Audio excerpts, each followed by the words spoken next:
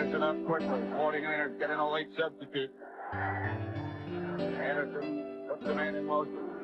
Again gets to Johnson and he gets down close. Looks like he's about a half yard short.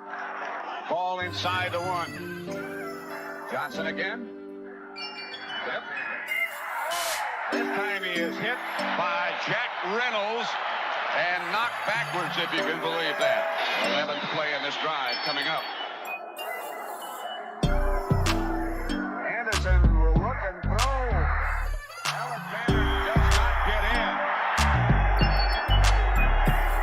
They give the shot there, I don't know.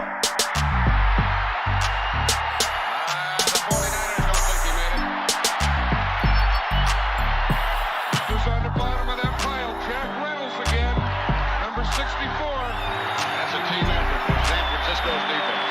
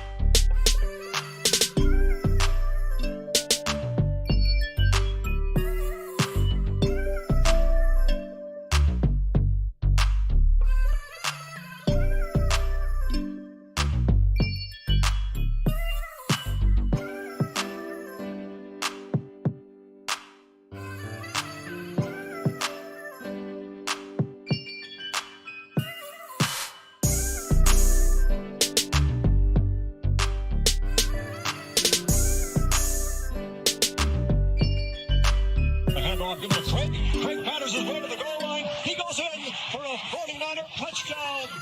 And the 49ers are leaving the Miami Dolphins far to the rear now.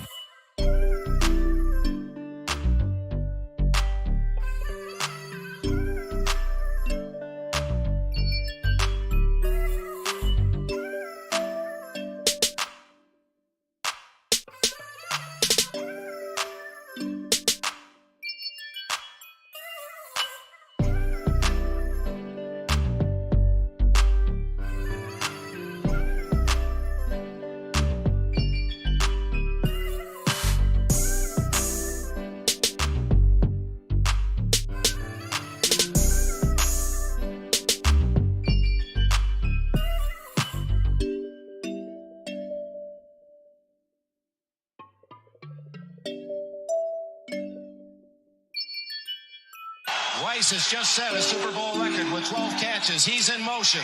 Montana, touchdown, John Taylor.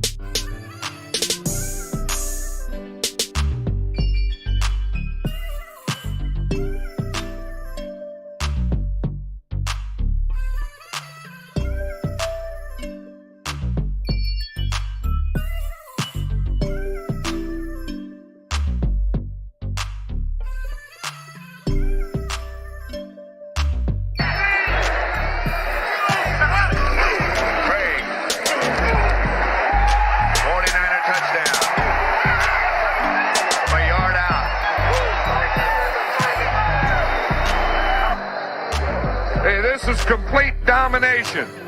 The 49er offense has beaten the Denver Bronco defense every way.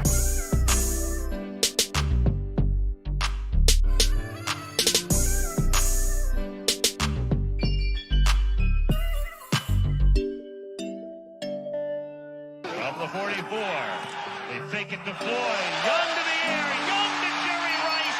Touchdown, San Francisco. Well, that's quite a statement their defense made. To handle the middle of the football field. And Frank, I have dumbfounded as to what they're doing. Good move to the outside on Carrington.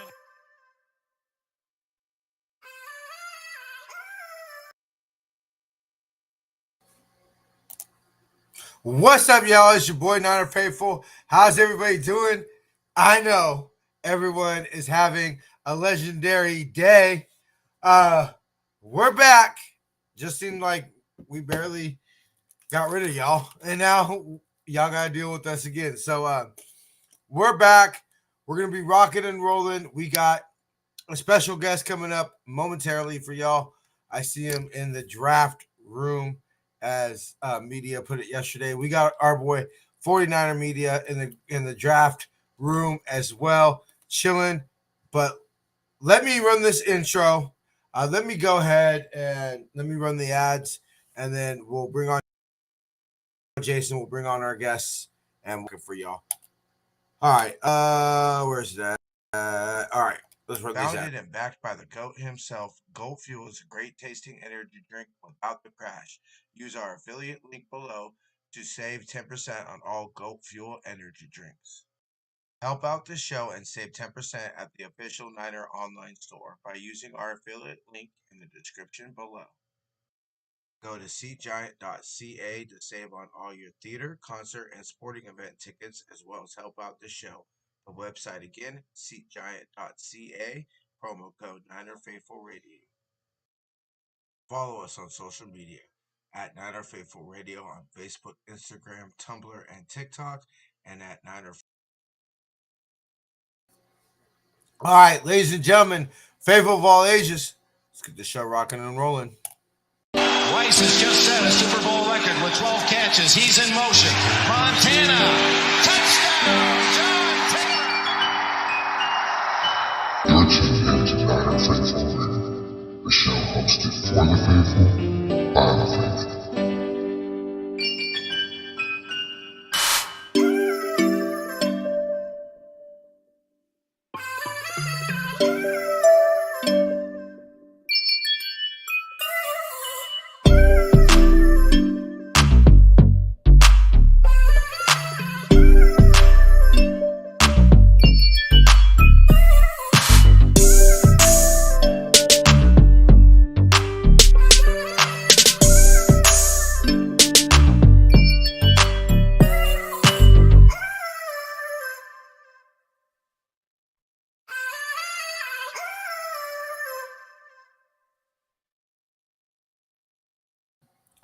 Of course, Jason's PC had to update right now. Why don't we just go ahead and we bring on our main guest? He was with us yesterday. We'll let him introduce himself and everything like that. Media was cracking, baby. What up, what up? I am so ready for day 2, man, in this draft.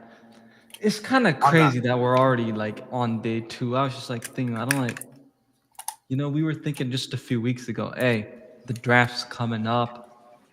Yo! But it's like, man, it's the second day already. It's kind of crazy. Jason just gonna go ahead and just bring himself into the show. Just like, fuck it. Like, I'm sorry. What day of the week is this motherfucker?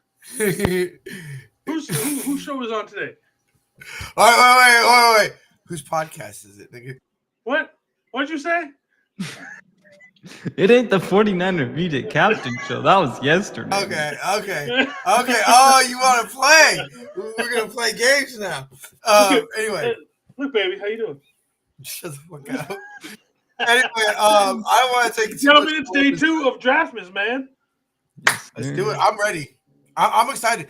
I'm almost more excited about today than yesterday. I agree. Because it's like, cool. We got our DN. We're excited. We got the sexy pick. I don't want to say faithful, but all the casuals, can disappear now. All the people, us real faithful, the ones who cover this team, and everything and live and breathe with everything about this team. Now it's time for us to shine. You know what I'm saying? Even the Niners themselves don't have a draft party after day 1. You know what I'm saying? So it's time for us real fans to shine, baby. I agree, man. Like I said, this is where this is where we're gonna start filling out the meat of this team for the next few years. Mm-hmm. They're already saying that there's probably going to be some movement at the top of this second round. I'm declaring this now. I would not be surprised if our best pick from this draft is not drafted yet. Fair. But you know what? There's only 3 of us here, and we got 4 of us here. We need to get the 4th guy in I here. was just about to say, bring him on, baby. All right, everybody. If you guys don't know Josh and his breakdowns, y'all about to meet Josh and some of the best breakdowns for. Nice. All right, great timing, Jason. All that kind of stuff. Oh, yeah, he's back. He's back. Go ahead, bro. What did I stutter?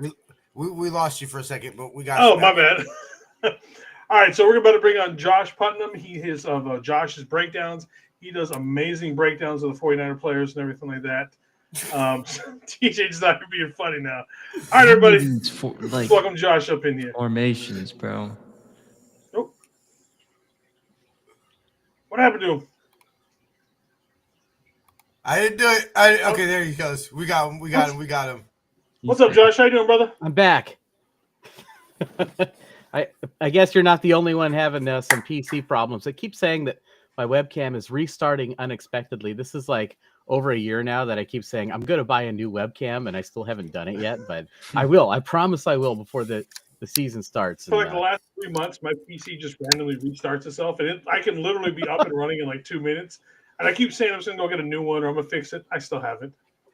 Well, the good news is that's a fast restart. It is it's really quick. I'm up and running pretty quickly. And even when I put I don't know if you've seen the Matrix version of me that I've been doing on a lot of these shows lately. Even I can get that up and running in less than 5 minutes with the whole avatar thing. Nice. What's up, Tommy? How you doing? What's up, Josh? Long time no see, brother. How's the off season treating you? Off season is treating me great. I took a nice long break after the Super Bowl. Did some off season analysis. I did the state of the franchise for all 4 NFC West teams. And now we'll just enjoy the draft for the next few days, and then I'll put out some draft analysis. So when we haven't had a guest on for a while, and it has, we obviously know where we've been at this point, and the exodus that has happened, so far in the off season. But it's so funny because Jason and I, mostly me, we always say all the time on the show to nauseum, fuck what they say, fuck what we say, look at what they do, right?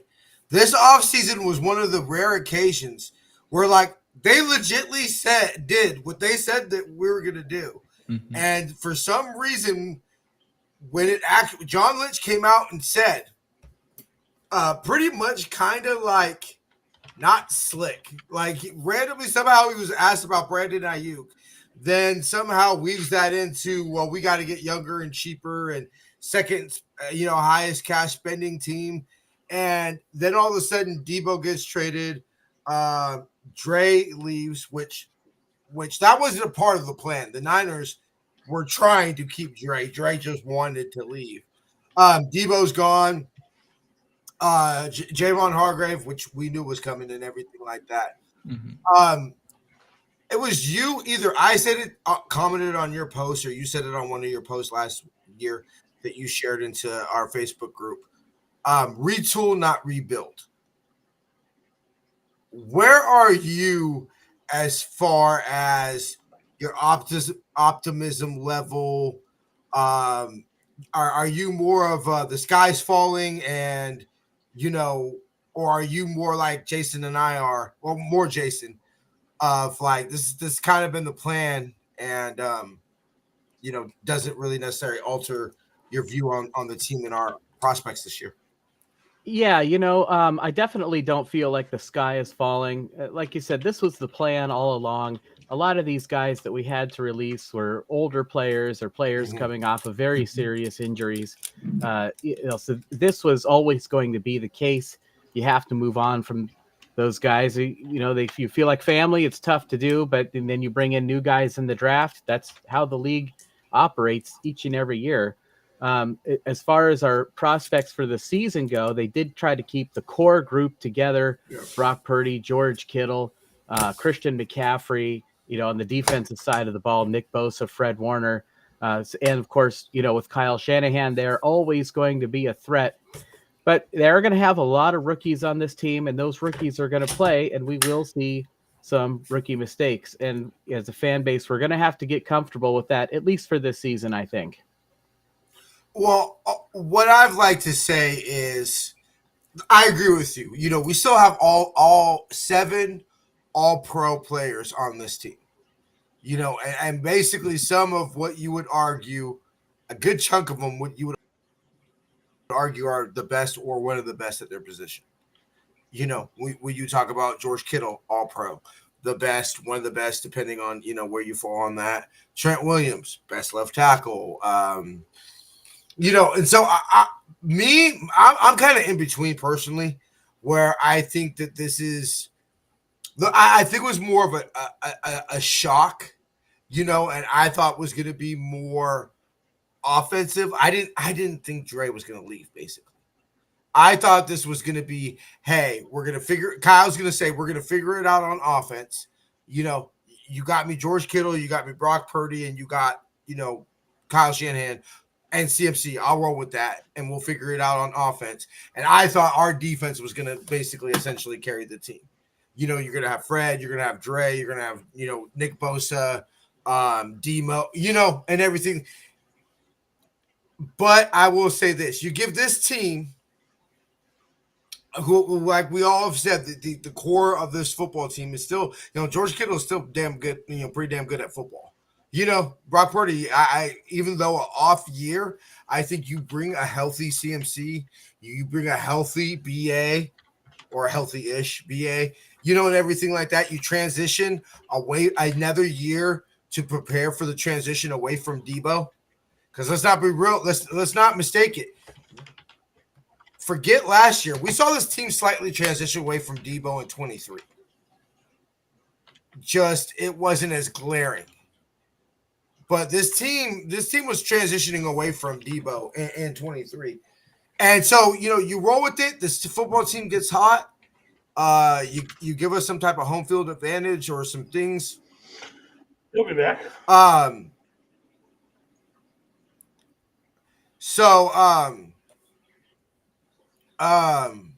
He's gonna.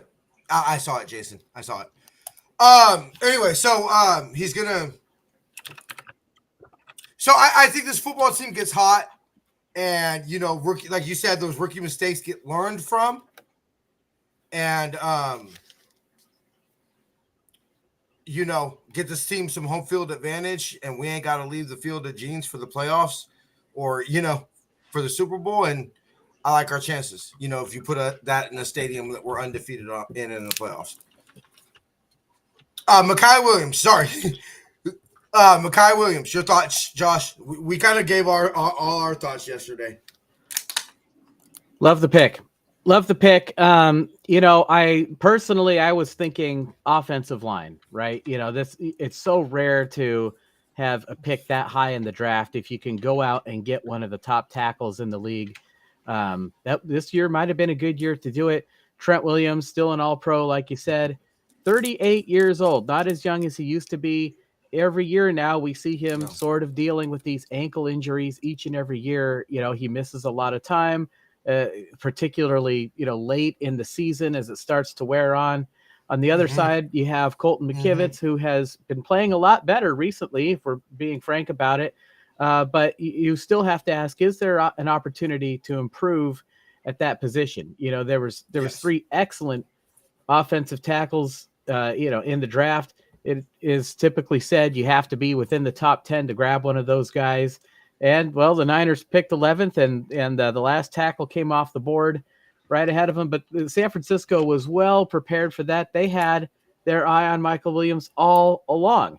As we found out later on in the press conference, only the second defensive end taken in the draft. But, according to some analysts, probably the best defensive end in the draft. Outstanding against the run, sets the edge, and has that ability to rush the passer. 5 sacks last season, dealing with that same high ankle sprain that Trent Williams has been dealing with. Michael Williams, obviously a younger man. Yeah, well, you said the thing. So as I've finally been, I'm excited, because if y'all can't tell, I'm excited because I finally You know, I tell people. I'm a Sharks fan, and Logan Couture, our captain, Go San Jose. You know, bang bang. He retired just a couple weeks ago or a couple days ago. Cooch retired and everything like that. So he had made a comment that somebody had said to him, and they said, people in San Jose aren't hockey fans; they're Sharks fans. You know, like they love the Sharks. And I tell people all the time, I'm not a football fan; I'm a Niner fan. You know, I don't care about football. I tell people the draft. Preparing for the draft is one of the most frustrating things for me because I tell people I've got to watch a lot of people that will never be Niners in their career. You know, so I will never give two shits about them. You know, if they're like not as people. I hope they're all wonderful people, and like I'm excited that people are living their dreams. There's there's people there that have been wanting to play football since they were little boys. I know, as somebody who knew what that was like when you asked me a kid, hey TJ, what are you gonna do when you grow up? I'm a wide receiver for the Niners and wear 80 like Jerry Rice. Age of like 5, until probably about high school. If you asked me what were you gonna be when you grew up, TJ, I was gonna play football. I was gonna play wide receiver like Jerry Rice and play for the Niners. So I'm excited. I'm happy that people are living their dreams today. We see dreams fulfilled. I'm happy about that. But most of these players, I don't care. So I'm excited because I finally get to dive into somebody who's a Niner. Like, I get to geek out and watch every highlight, watch every interview, and learn his third cousin's, auntie's, uncle's, best friend's name, and all these things that we like to geek out on. And so as I've done my research and everything, the thing that started to excite me the most is he's only 20 years old. So then, in theory, everything works out. The Niners are going to get this man's best football. And I wanted to show you all this real quick. I'll let you take it away, Jason, and kick it with your boy. And I know y'all want to talk and everything, but this is I get so fired up about this and everything, y'all, because this is just. Man, I geeked out on this. Let me show you all this. I don't know if you've seen this, Josh, but we were watching this yesterday. But look at this. They said that they ran a lot of games with them and everything like that. So this is one of the things that got me fired up about him being Georgia a Niner. Bulldogs is Georgia Bull is not this one right here, but this second play right here. This is him. And I saw this play and I was like, I could. I see him doing this as a Niner. Okay, starts off at one end, wraps all the way around, not only sacks the quarterback, strips the ball, picks it up, and runs with it. Like, I mean... 70 pounds, 65. I'm sorry, y'all. I know I geek out and I get a little too excited and everything like that, and I interrupt people and I won't shut up and everything like that, but y'all got to get... I mean... Like, shut up, baby. That was shut the fuck up, bro. I don't know about y'all, but that I was watching that on replay. The amount of times I rewatched that clip is unhealthy. You're not the only one. I think I've watched that clip about 1,000 times. So I want to read you guys some stats. Okay. All right. So this is from these guys' last year. Both of these guys are on the Niners right now. This is for an entire year. You had 16 solo tackles, 10 assists, tackles for loss 3 sacks. That's one of them. The other one, you had 15 tackles, 6 assists, 9 tackles for loss, 5 sacks. Who were the two people? Yeah. I feel like I know who the first one. I don't. Who's okay? So the first one is that's not Bosa, is it? No, it's not. Is it Drake Jackson?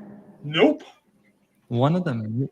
I was about to say Drake Jackson, but I was like, Drake Jackson registered some stats. I was going to say Drake Jackson, but I was like, wait, when did he register some stats? Josh? Just a total shot in the dark, maybe Sam Akaiwanu. I have no idea. Nope, not Okawano. Ooh, I like that pick. You said they're still on the team? Yurdos Gross Matos? Both of these gentlemen are on the team. One's Mikhail Williams. We all know that. Like that's pretty obvious. I'm going to be completely honest with you. I looked more into this. I'm not going to lie. I've kind of softened on this pick over the last 24 hours, 18 hours or so. Okay, so one of them is Williams. Mm-hmm. The other one, Robert Beal Jr. Yeah. So we're giving out all this praise to somebody who only had 15 total tackles. But we're talking about production. Well, I mean, I think saying. I think we can kind of feel a little bit better about it because we have Robert Saleh back, though, which I think that's what we're really banking on. Because otherwise, and if I'm it not wasn't looking Saleh at and it this. was still Sorensen or someone else, like it was just anyone else, like then I'd be like, okay, yeah, maybe a little bit concerned. But I think with Saleh, it kind of increases it to where I'm not as that and. Did they draft him to be Nick Bosa, to be an alpha, to be, or did they draft him saying this is going to be our solution, book it, down in, down out, 70 snaps a game. It's going to be Mikhail Williams and Nick Bosa as our bookends, or he's going to be a part of a rotation. So when you add Mikhail Williams to Yurdos Gross Matos, to Robert Beal Jr., to Nick Bosa, to Sammy O, whoever else do you have? And let's be real. One of the things that fires me up most, and y'all know I'm big Linehan fans, which is why I think I could be really harsh on them because I'm such big fans of them. And I really do believe we're going to succeed. Like in my hearts of hearts, I do. Like it's starting to weigh a little bit, but in my hearts of hearts, I really do believe we're going to win a championship with them. And I really do believe it'd be very, very difficult for us to upgrade. Very difficult to the fact where we probably won it. We're not going to get Andy Reid. We're not going to get Dan Campbell. We're like, who are we going to get to upgrade? So that's how I feel. They don't ignore the needs of this football team. We've seen it fuck last year. We've seen it 2 years ago. Yeah. I said it when we made the pick. I can't remember if y'all were on or y'all were doing y'all videos, but I said the number one mark of any defense is to stop the run. Right? Yeah. That just any defensive player you talk to, we're going to stop the run. That's where you're going to. John Lynch, Hall of Famer, John Lynch. Like people recognize and know who John Lynch is. Tommy John with the big prediction. Interesting. Out Montos. John Lynch, that was unacceptable. What we put out on film. Yeah. And the NFC Championship game and the second half of the Super Bowl and all last year was unacceptable. It wasn't even the NFC Championship, though. It was also the divisional game. The first half. Yeah, true. Okay, fair enough. The Whackers game. Okay, fair enough. Let's be real. I agree with you in the sense of I think Green Bay was a little inexperienced. I think we were lucky in the fact that we played two pretty inexperienced teams as far as playoffs are concerned in Green Bay and the Lions. Brown's pick is in. My bad, y'all. Not yet. So we were lucky because let's be real, we should have lost. Fuck the NFC Championship game. We should have lost that game against Green Bay. We got so lucky in both games. So yeah, we really legitimately got lucky in both games. Right. So John Lynch said Browns take Carson Swishen Singer, whatever how you pronounce out, the linebacker from UCLA. I don't like him. He was a kind of a 1 year wonder. Yeah. At least we're not getting him. I'm fine with it. Yeah, I didn't want Carson. Are we gonna get to who we want later? Josh. Okay. First, I gotta ask y'all. Joe Thomas or Trent Williams? Who would y'all rather have? I think it's an obvious answer on that one. Hey, As we much gotta as we go love Trent Joe Williams. T, I think Joe yeah, Thomas. as much as we all love Joe T, I don't think that's even a question. Like, I don't know, bro. Like, I think some of us might forget how good Joey T was. You know, and how much better Trent Williams is. Dude, Trent Williams just That's like true. even That's if true. in That's his true. worst That's year, true. like he's still You know what? good. I'll never forget this, bro. I'll never forget this. Is that Jason and probably media know this better than Josh, but I was probably find it very hard to find a bigger Joe Staley fan than your boy right here. I was like, I personally think Joe Staley's a lightweight Hall of Famer. I think if we got it done in 12 and or 19, we're probably talking about Joe Staley being in the Hall of Fame. Possibly. You know, if he got either one, if not both of those, the job done on both of them, we're probably talking about Joe Staley as a Hall of Famer. So I was there, got emotional when they announced his last contract, you know, and he was going to retire as a Niner and all that. Like Joe Staley. Oh, my bad. Not this one. That's Joe Staley's autograph. One of the autographs right there is Joe Staley's. It took one play. Because I was very like, look, I was fired up and I was excited because I was like, okay, if Joe Staley's going, let me know when they have it. It took one play for me to basically say the Niners upgraded from Joe Staley. And it was that first play against the Cardinals when Trent Williams basically, like, it was like, damn, Trent, man, that man has a family. Like, you know, and he basically decapitated that linebacker. And I was like, oh, wow. Like, people aren't supposed to be that big. And then pancaking guys. And move that fast. Like, you know, be that big, that strong, right? And then be able to move that fast. Anyway. So I'm good with that. Y'all know the linebacker I want.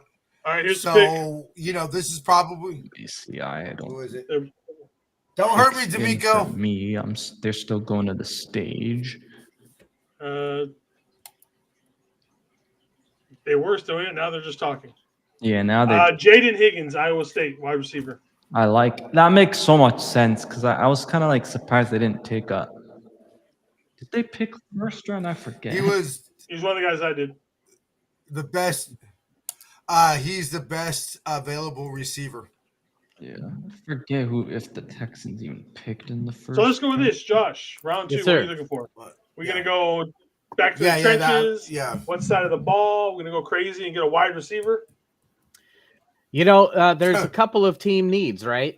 You know, the secondary is really standing out at me.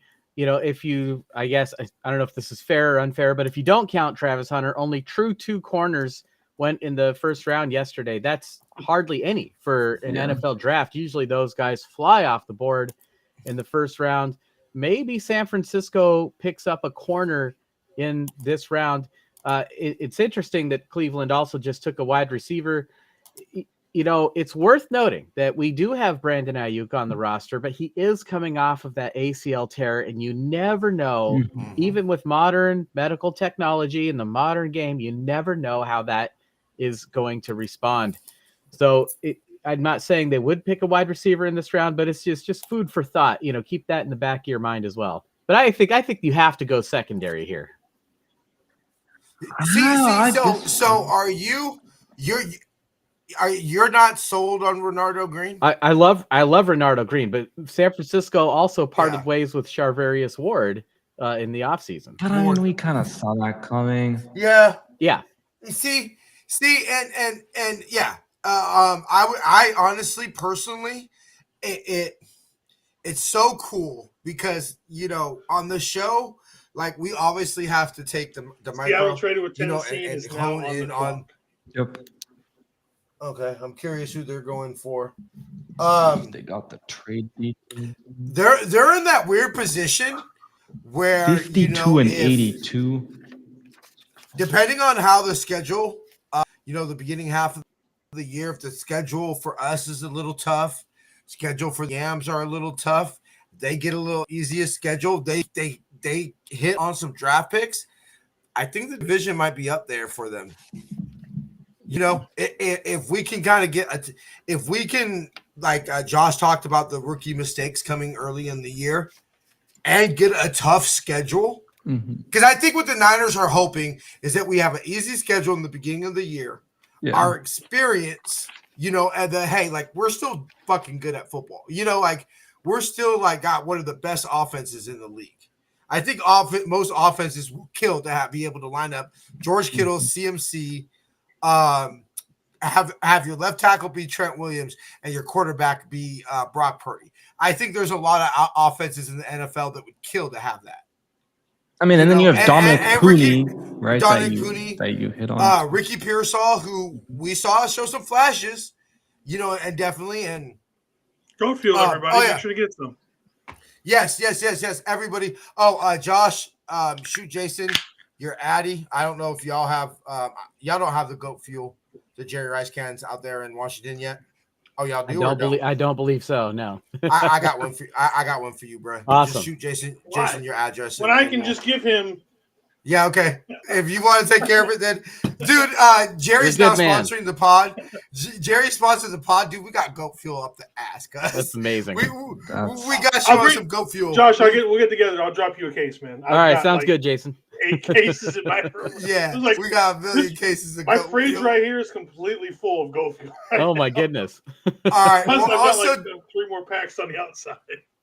We're also giving our contest where it's still open for the first round. If you name a player in Niner history that we taken with number 11, and then it looks like indeed it will be 43.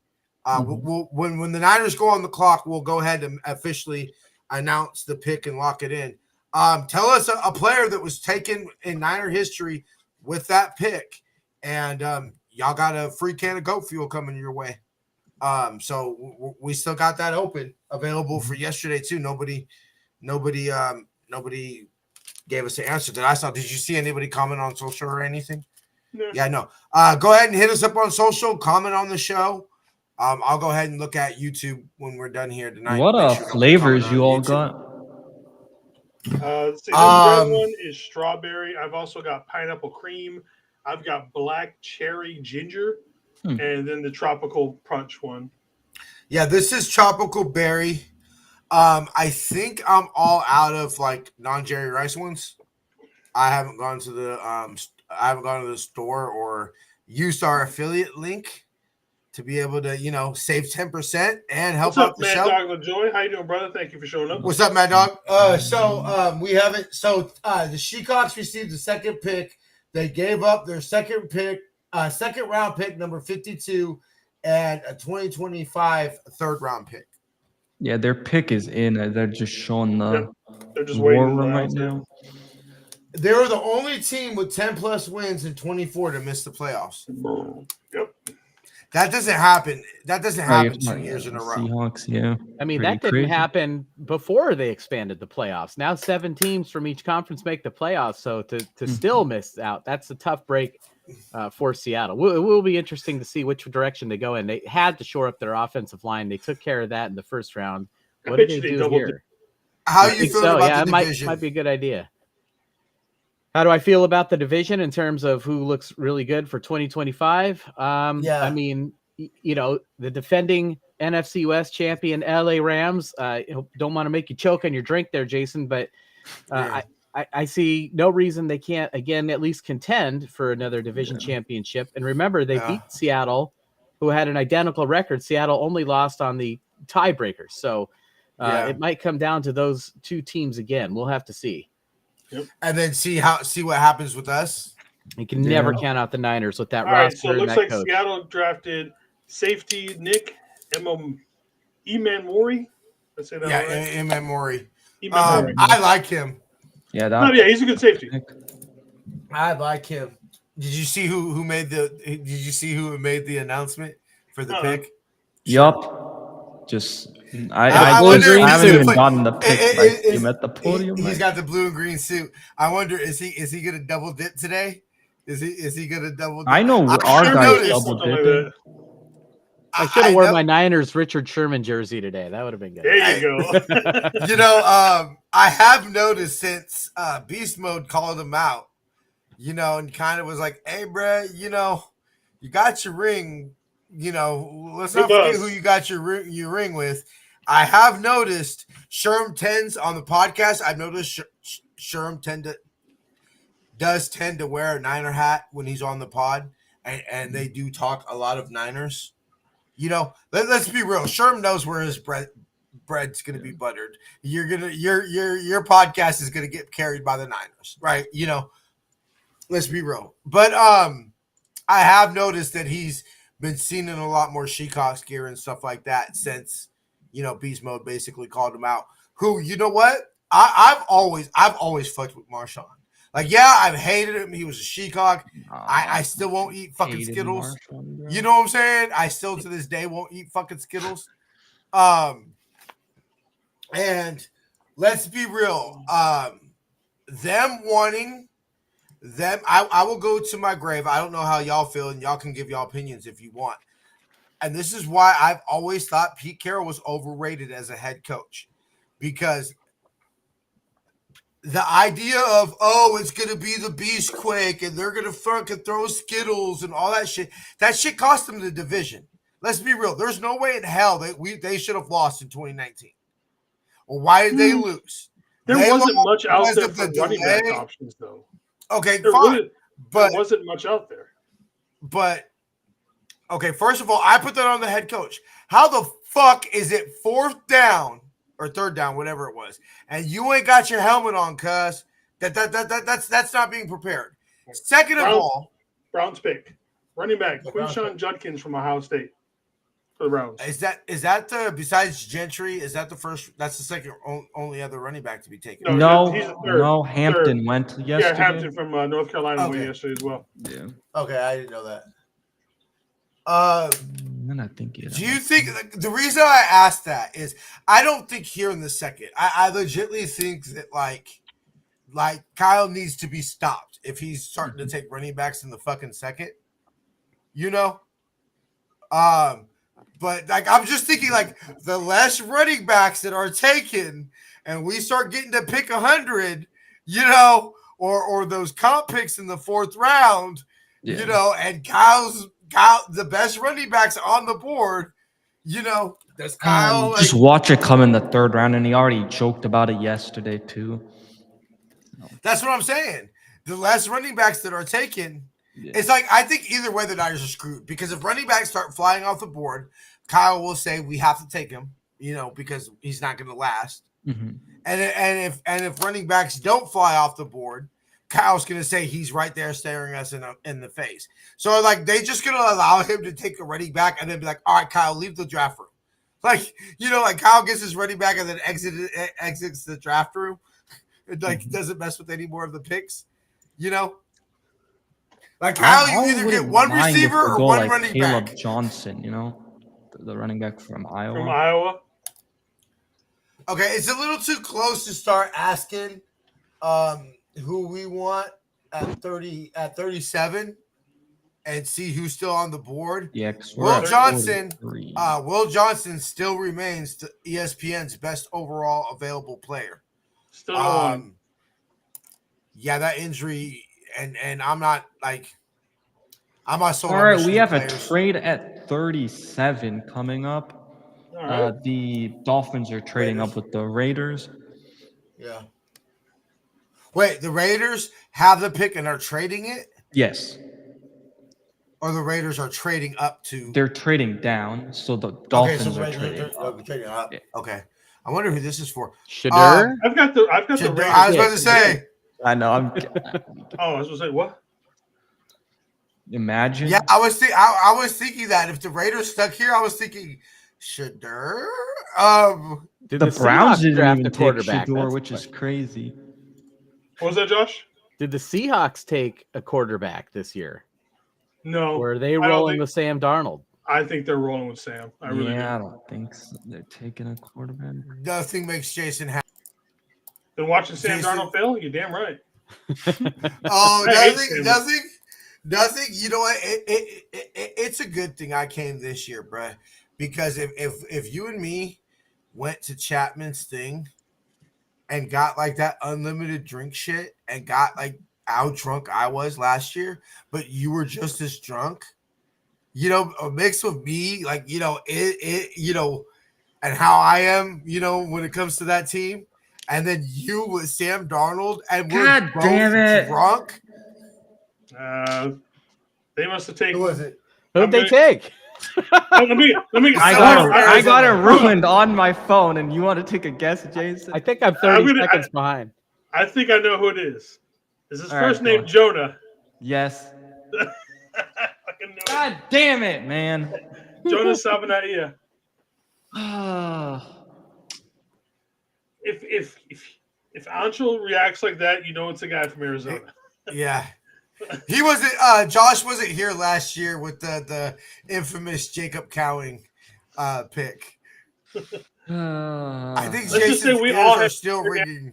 We still all have ear damage from him. Yeah, screaming. Jason's ears are still ringing from when we took Jacob Cowing.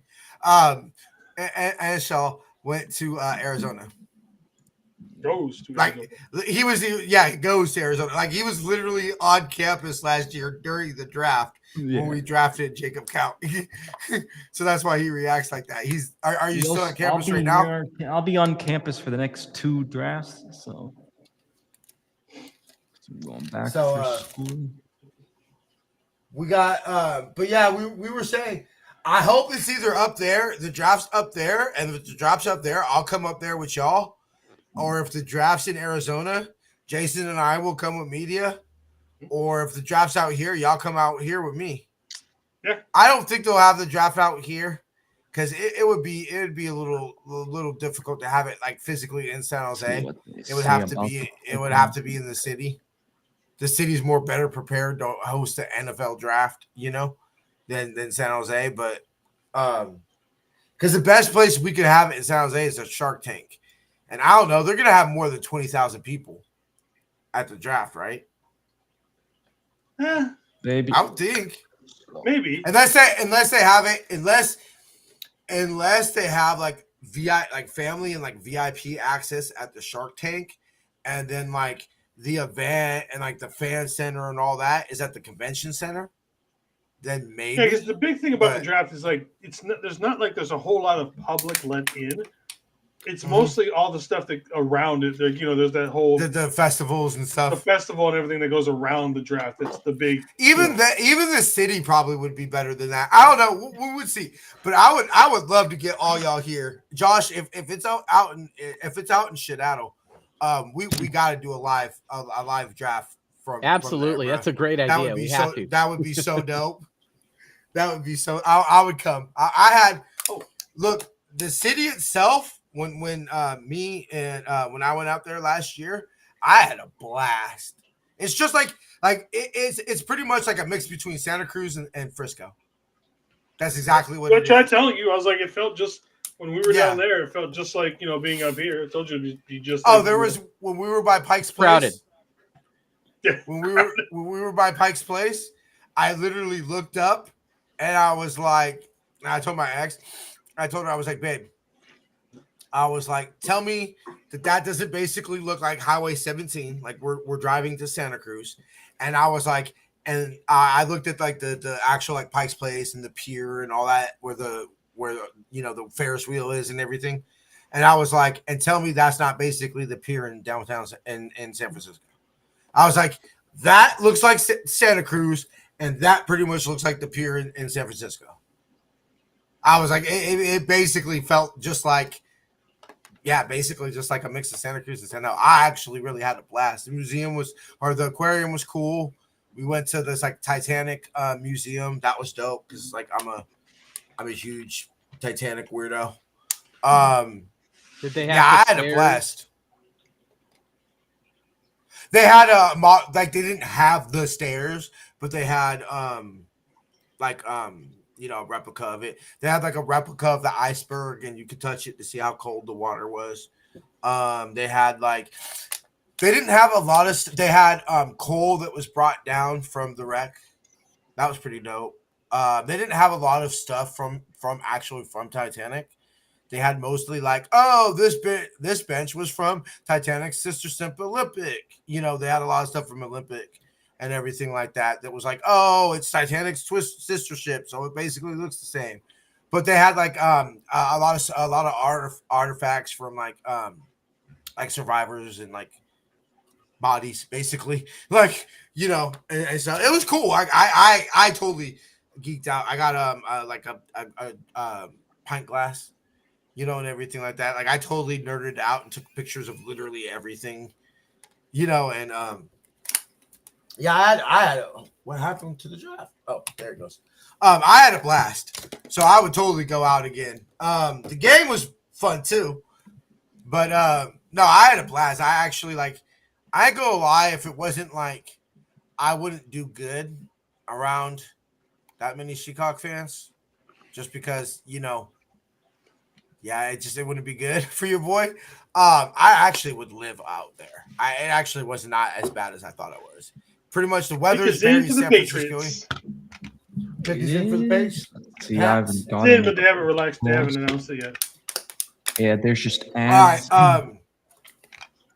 Should we start talking Niners once we get to like 40? I was just about to say. Okay, so what are y'all thinking? So, because we're gonna get one of these. What? So, what number pick are we at right now? We're at 38. So we got 1, 2, 3, 4, 5 more to go. So let's go 10 players, and we know we're gonna get one of these 10 players. Mm-hmm. Will Johnson. Mm-hmm. No. Y'all, yay, nay. No. Jason?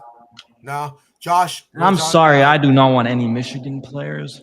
Will Johnson? Yay or nay? You said corner. Sure. Yeah. You're down for that. We're not going edge with Mike Green. Yeah. Nick Oromi just already went. Even take Donovan Izarike off. Yeah. We're not going to take an edge. Darius Alexander, the tackle from the D tackle Toledo. from Toledo. I wouldn't mind that. You're cool. Josh, we could use an inside guy on that defensive line. You know that clip you showed where Michael Williams was coming all the way around. That was one of the things that the analysts have really been talking about. Is he can start from the outside and move to the inside, and that does strike me as an area where the 49ers could use a little help. Yeah. Yeah, I'm not defensive tackle room right now. So, Jason, I don't know how you've been on your show, but on our shows, when we've done especially Fridays when we do our mock drafts, we've been very like trenches. You know, very, very. The draft almost fell the way we wanted it to, where you attack edge in the first round, you know, or early, just because the depth at edge it's not as deep as it is at D tackle, and I'm willing to wait till like even the third to get my D tackle. Who? I'm thinking Demetrius Knight. That's who I want right now. Demetrius Knight is a linebacker. Yeah, he's a linebacker. Yeah, that's what I'm saying. I'm willing to wait D tackle and go linebacker is what I'm saying. Oh. And go see out who the best available because to me it just makes sense. I like Chris Paul Jr. though a lot. Cool. Patriots have selected Trayvon Henderson, running back from Ohio State. Are we taking a running back here? Are we gonna just be like not taking a running back? Calm down there, Kyle. I will protest the rest of the today. But bro, I need my damn running back. Did you not I'm see? telling you, like, Christian McCaffrey was hurt, and we ended up trading Jordan Mason, man. If we he would say that running back, it better be Bichelle Tootin. Sorry, what? Kyle would say that. Kyle would. Yeah, that's Jason's running back. Kyle would say that too. Look, we traded JP. Tootin from Virginia Tech. Bro, oh, that dude. Nah, bro. Caleb Johnson. Jesus Christ. Or Cam Scattaboo. No, Cam Scattaboo. Everybody just wants Cam Scattaboo because he's a Niner fan. I will say I'm against more of not going Cam Scattaboo because I just don't think he'll fit the scheme well. So why would you want to draft him? I'm just naming the running backs. Like, oh, I thought you were saying that that's who no, you no. would pick. I'm like, well, you just said you didn't think he fit the system, but then you drafted him. Shavon Reveal Jr. Chevron. No, Chevron. It's S. Oh, I was looking at Havon. Trayvon Real, cornerback from East Carolina. Shadur Sanders. Aurora, the tight end from my. No. Bro, as soon as you said Shador, now I'm like thinking, imagine a quarterback room of Brock Purdy, Shador Sanders, and Mac. Don't say that. It's not gonna happen. The offseason would be insufferable. You know, we like think about it. Like we're legitly like y'all. Think about this as four people who are content creators for the San Francisco 49ers. Yeah. We have the opportunity to have an offseason with no Niner quarterback controversy. Like nothing. Yes, no Trey Lance. Please. Like we legitimately said this before. I was just kidding. I know. Wait, wait, hold on. You just said no quarterback controversy, bro? That's exactly why I didn't want Mac Jones, because I feel like there's gonna be a stupid QB controversy from the media. No, like that's just people being retarded.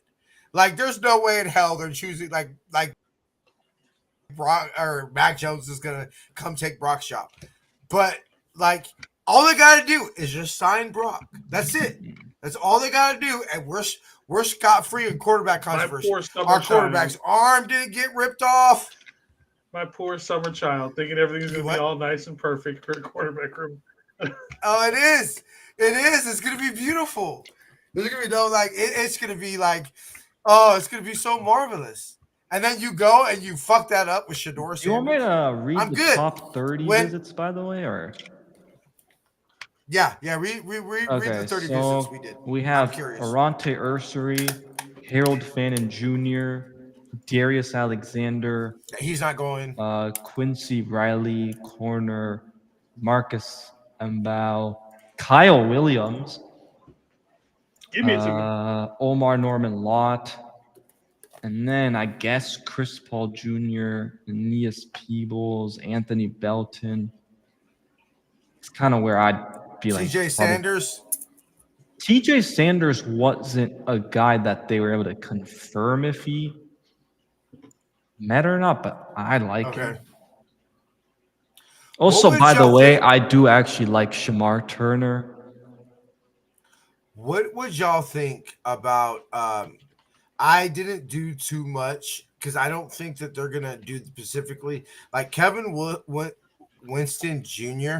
I know because of his torn we got you, Josh. Thanks. Just let us know and we'll make sure to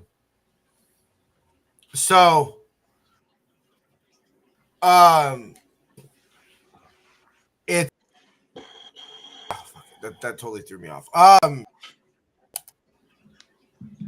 Kevin Wilson Jr., the safety. I know injury is concerning and everything like that, but how do you feel, Josh? Jason and I pretty much said our safety room's nothing but box safeties. I don't feel like we have a free safety in the thing. Could they possibly go free safety? Yeah, they could. I secondary in general, I think, is open. Corner, safety. I will say we were talking about the defensive tackles earlier. Lynch's whole strategy is to, beef up that defensive line and then have the secondary kind of feast, from there. So they could go interior line and then pick up corners or safeties in the later rounds. It's tough to say. I would do it sooner rather than later, but that's just me. So, because Josh, you're going to be leaving soon-ish, what are you like? What kind of spread of positions are you looking for throughout the entirety of the draft? Like, do you want to come away with 6 defensive tackles, 2 corners, or something along those lines? Like, what are you looking at for what we've got for the remaining picks? Well, it's an interesting question because we were talking earlier about the offensive line. And the 49ers seem to like to grab sort of these late offensive line prospects. I don't know necessarily that they need to do that this year. If they weren't going to grab one of the top tackles, I think they'll be pretty comfortable just rolling with Trent Williams and Colton McKivitz. Maybe they pick up a swing tackle, but Dominic Cooney played real well last year on the inside, as well as Ben Barch. The center position, if you're going to grab one, kind of the same thing. You want to get one in the first round. I don't know. I think only one center has come off the board so far. So maybe they could grab a center. But, we all know how much Kyle Shanahan loves Jake Brendel. He said so in his press conference. But by using our own metrics, he was a top center. I was like, that's right. Yeah. There was some whole explanation there. But I think at least one corner I'd like to see. Maybe a wide receiver. In anything else, probably just best player available, to be honest. I think we address our needs and then kind of go from there. Anyone in particular you like at those positions? Well, do we need a kicker? Has that been established yet? Okay. No one in particular. No one in particular. Okay. These guys know way more about evaluating the players than I do. So, they kind of make the picks, and I just trust them. The Bears picked up wide receiver Luther. That is a great pick. To me, I think that's like a Williams, Jameson Williams. He's going to be good wherever he plays, honestly. He should have gone in the first round. He should have. He should have been the first wide. Well, depending on how you think of Hunter, he should have been the first wide receiver off the board. By the way, this is like my 5th year in a row saying this, but I swear the Bears are going to be good this year. Just watch. They actually might be good this year. Look, it might happen. I semi-root for them simply because, one, my little brother's a Bears fan, but that's not the reason why. 2, my homie that passed away that lived with me for the longest time was a Bears fan. And it's just like, I've got some of his Bears stuff here just because. I'm like, you know what? I wouldn't be so mad just for him. There you go. Like, you know what? The only time I ever was not mad, I should say this. One time that I was very, very numb to the Niners losing is I remember when my homie Green Eyes died. It was the game that we got mollywopped by the Falcons. I know that he was a Raider fan, and the Raiders got mollywopped that day, and then the Niners lost a game. And I remember just sitting against the Falcons, we got mollywopped. I remember just sitting at the TV like this, just the whole time, just not even tripping. And then when my brother died, we got beat by the Chargers, and he was a Charger fan. And the only time in my life, and it was so weird because normally me and my brother would go at it. And let's be real, the only game that's ever really mattered in our history, we mopped the floor with them. So at the end of the day, even if they destroyed it, they'd be like, calm down, little brother. Go check out that Super Bowl trophy from Super Bowl 29. Looks really nice. Let's be. It's the same thing I was telling everybody. If we beat the Chiefs last year, all the Chiefs fans would have had to been doing is going, look at the 2 rings. You know what I'm saying? So, but I just remember I wasn't even mad. I was just like, all right, bruh, go Chargers. Kind of thing and everything. It was. Are the Saints going quarterback here? You think? They're going to pick up Jalen. Eventually, they're going to. I think they will quarterback for sure. Because that draft I could see Shedeur here. I could. Yeah. I mean, they have to take a quarterback. Look, they did the smart thing. They took the offensive line in the first round. They did the best thing for the football team. But you have to get a quarterback because beyond the injury, who's their answer? Derek Carr is their answer. And then they have the other guy that they drafted. South Carolina.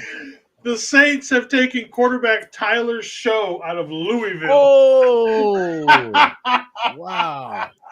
Yeah, that's all bad. Yeah. Wait, by the way, what's the timing on everyone's streams?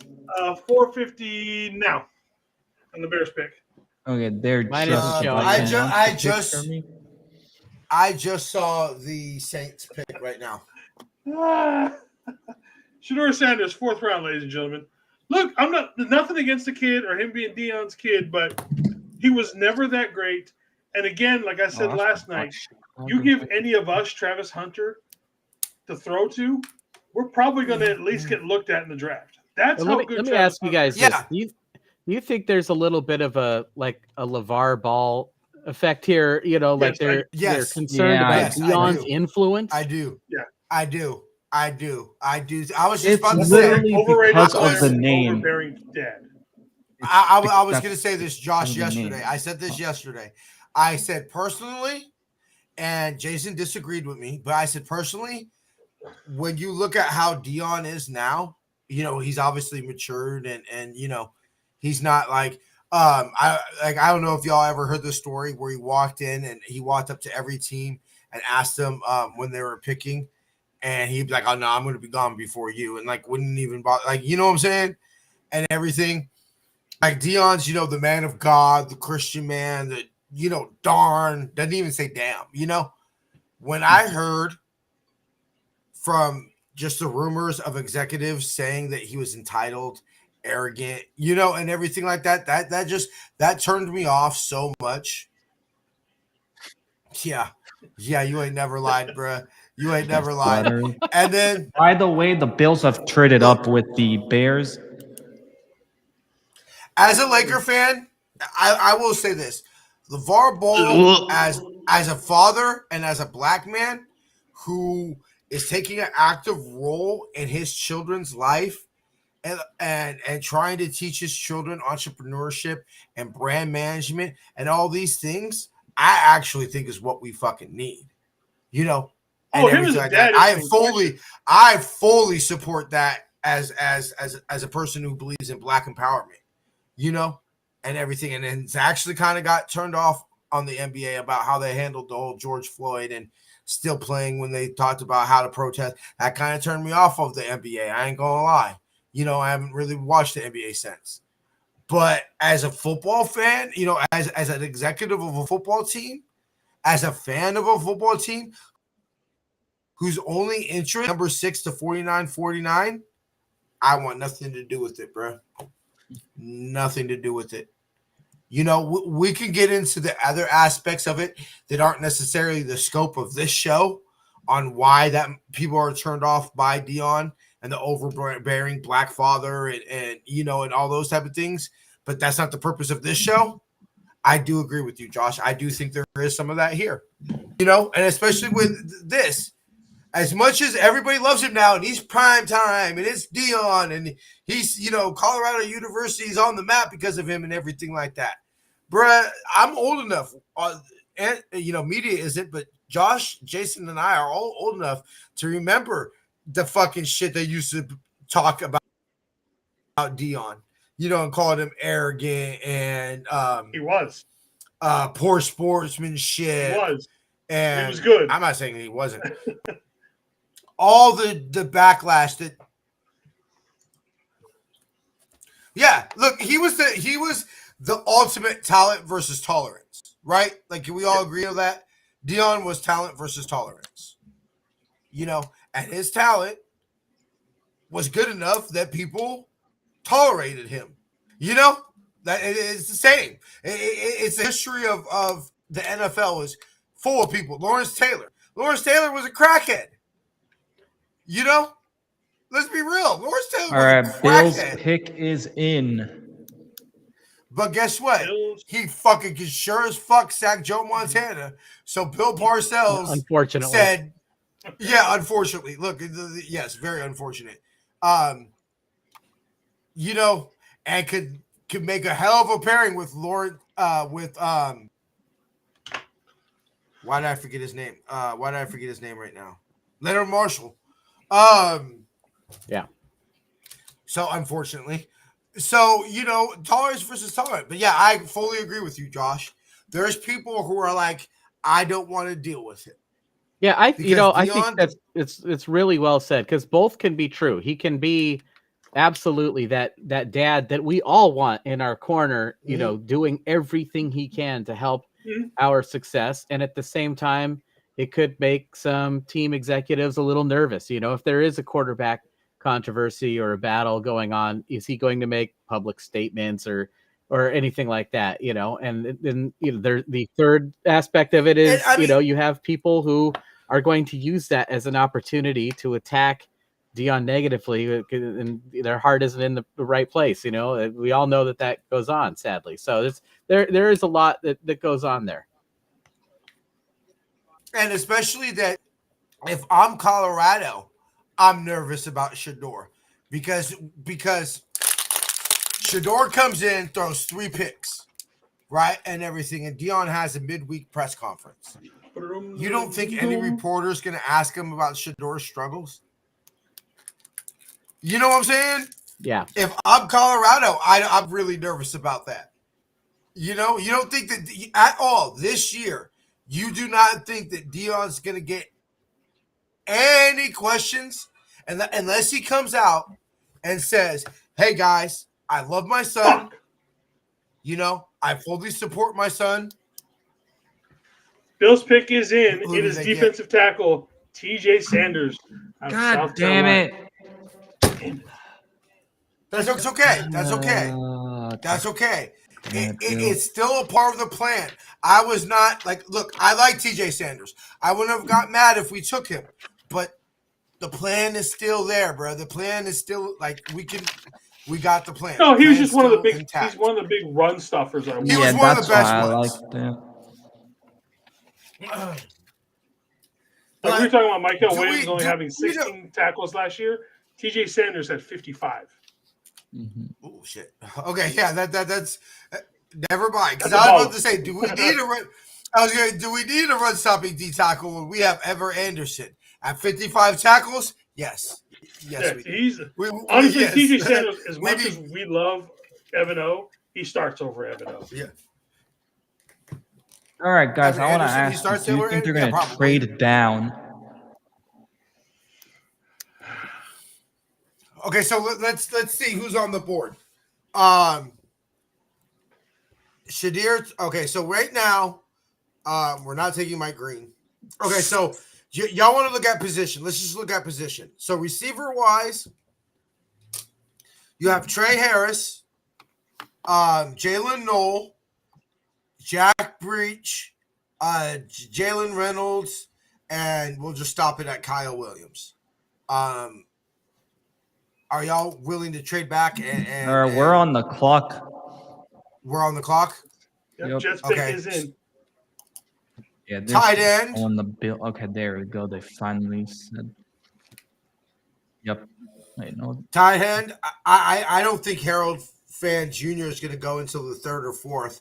So I don't think we're going to take a tight end here. No, you're probably right on that. There's no listed fullbacks. Tackle. We got the one from Minnesota. How do you say his name? Ariana Ertze? Yeah, the one from Minnesota. The one we were talking about yesterday, Jason, the one from Boston College. Tarapilio or Ozzy Tarapilo or whatever. Just call him Ozzy. Charles, yeah, Ozzy. Charles Grant from Will and Mary. Obviously, we have the ones that we picked later in the draft, as far as tackles are concerned. Guard Tate Radledge, the guard / center from Georgia, still there. Marcus Membow, I know that media liked him. Yeah. He's versatile. Jason, we cannot hear you. Okay, so we have actually Jared Wilson. I know I'm also doing lives on TikTok. Oh, okay. Multitasking. That is impressive. Okay. Jared Wilson. Hey, I ain't gonna lie. Would y'all be down for Jared Wilson? Yeah. Sure. Get ourselves to center. See, not this early. Okay, Josh. Okay, Josh, tell me if I'm crazy. I don't want us to draft a center right here. And the reason I don't want us to draft a center right here, or I hate to say at all, because let's be real, we can't keep on getting we complain about the interior line, but we keep on getting our interior line later in the draft and free agency. Like, it's like you're shopping in the clearance section and complaining that your clothes are cheap. Isn't that great? I would go now. Okay. But do you not draft guard? Do you not draft center, tackle, whatever, right? Because they're not going to play. That's an interesting point. The second round not center going to start.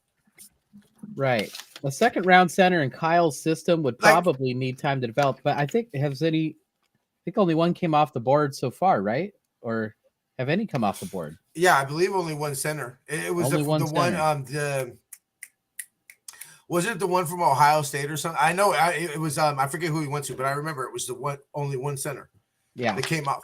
Yes, I love that. Like, okay, so you say, yeah, I agree with you. They need time to develop, and I'm okay with it in the sense of like, sure, if you told me, hey TJ, you could have next year.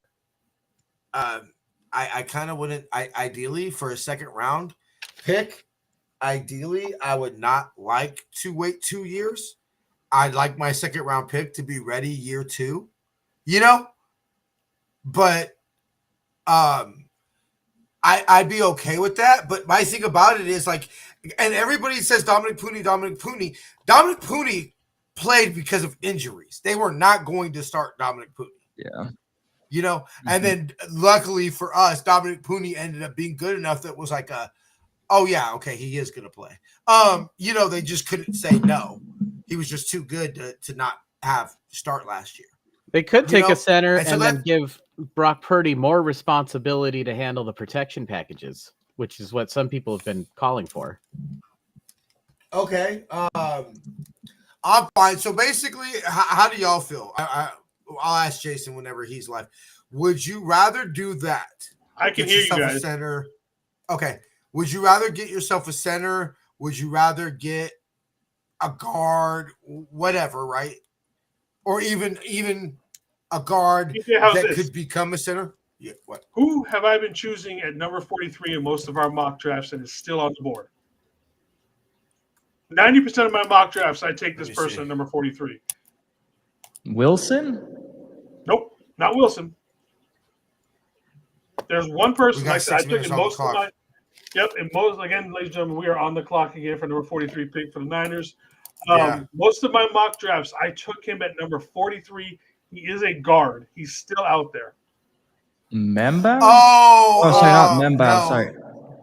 The one from Ohio State. The one from Donovan Ohio Jackson, State. ladies and gentlemen. Donovan Didn't he Jackson. get picked? Huh? Didn't the Vikings take him? Did he? I just completely whiffed and missed on that one. Yeah, he's gone. Oh, is he? Fuck. I completely missed that pick then. Never mind. Shit. Yeah, the Vikings took him. I don't remember him being picked last night. Because, I love the idea of just taking a center that you're going to redshirt. Yeah, that's excellent for the 2026 49ers. It does nothing for us in 2025, especially when we have other options who can play center now and are ready, like Matt Hennessy. But are we trying to do what's best for the 2026 49ers? Or are we trying to do what's best for the 2025? The pick is in. We'll see who it is in just a hot second. Okay. Yeah, okay. Everybody raise your hand when you see it, and then I'll go ahead and I'll make the announcement. I don't want to spoil it for anybody. Oh, hey, Julian! Hey! Big Julian. So me and Julian Peterson, I actually met him a couple times. We used to get our hair braided by the same person and everything like that.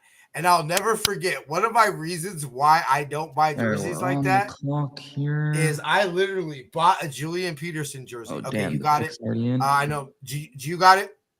Not yet. I'm listening to it. Okay. So will be last. Don't spoil it. I'll go ahead and I'll make the announcement. But okay, I saw who it is. I'm gonna go ahead and pull it up.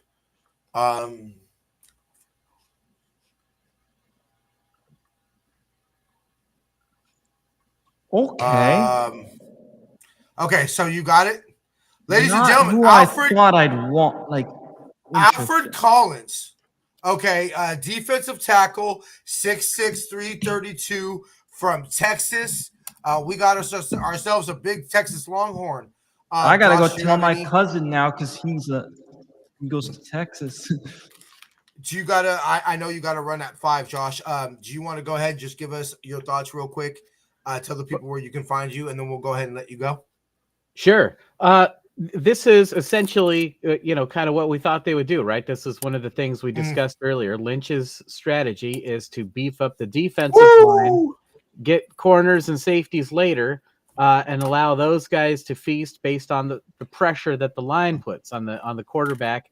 We see another example of that here. One of the team needs was on the interior of the defensive line.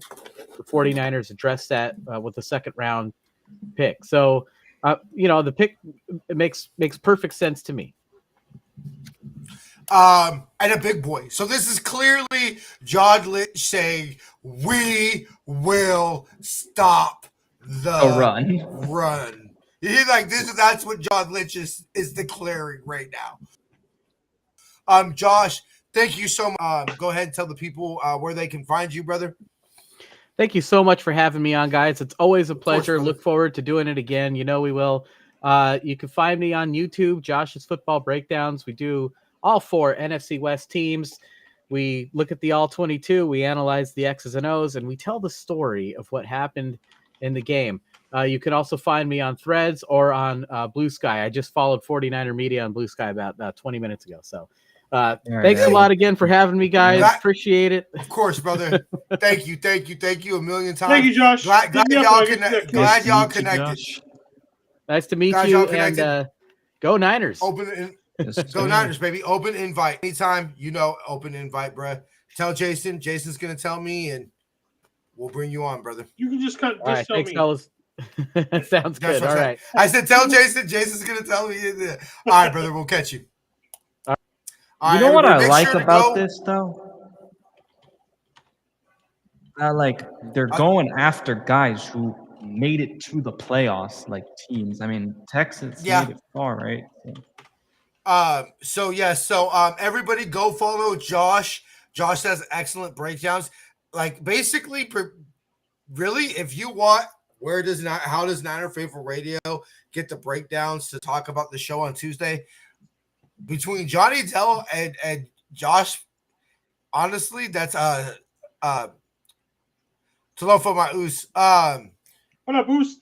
How's it so late? Between Josh and Johnny Dell, that's really the only recap you really need for games, bro. Honestly, yeah. You need recaps, man. Those are guys to go to. That's who I watch. All right, I'll go ahead and why don't we go ahead? We run the ads real quick. I know that people are going to be watching. We're going to get a lot of range. And then we'll go ahead and Jason, I know he's probably got some highlights and stuff to go for y'all. I have to go run to the restroom real fast. In here, hopefully second. So all right, cool. So we'll go ahead and play the ads, and then Jason will play the ads. Wait till I get play the ads. Wait till I get back to play the highlights. Yep. We'll play the highlights, and yeah. All right. Founded and backed by the GOAT himself, Goat Fuel is a great tasting energy drink without the crash. Use our affiliate link below to save 10% on all Goat Fuel energy drinks. Help out the show and save 10% at the official Niner online store by using our affiliate link in the description below.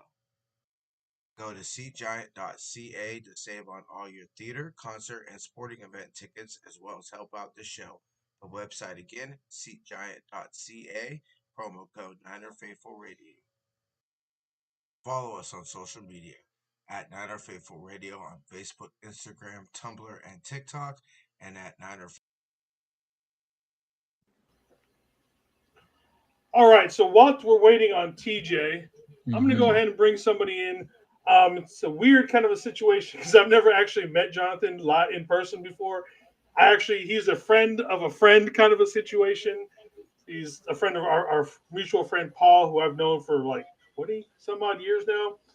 And then they're friends in real life because me and Paul are only friends online. We've just played games together. But Jonathan is a faithful, and so that's how we became friends through Facebook and all the other stuff, and we talk all the time about Niner stuff. So he's never been live on anything apparently, from what I understand. So y'all be nice. How's it going, Jonathan? Good to Hey, finally what's meet you, going brother. on? Happy to be here, fellas. Good to finally meet you, Jason. I feel like I already know you. My bad. TJ, you're good, TJ. Yeah, it's good to finally actually, never met you per se, kind of thing. Yeah, what are y'all thinking about this pick? I'm really liking what they're doing here. Yes.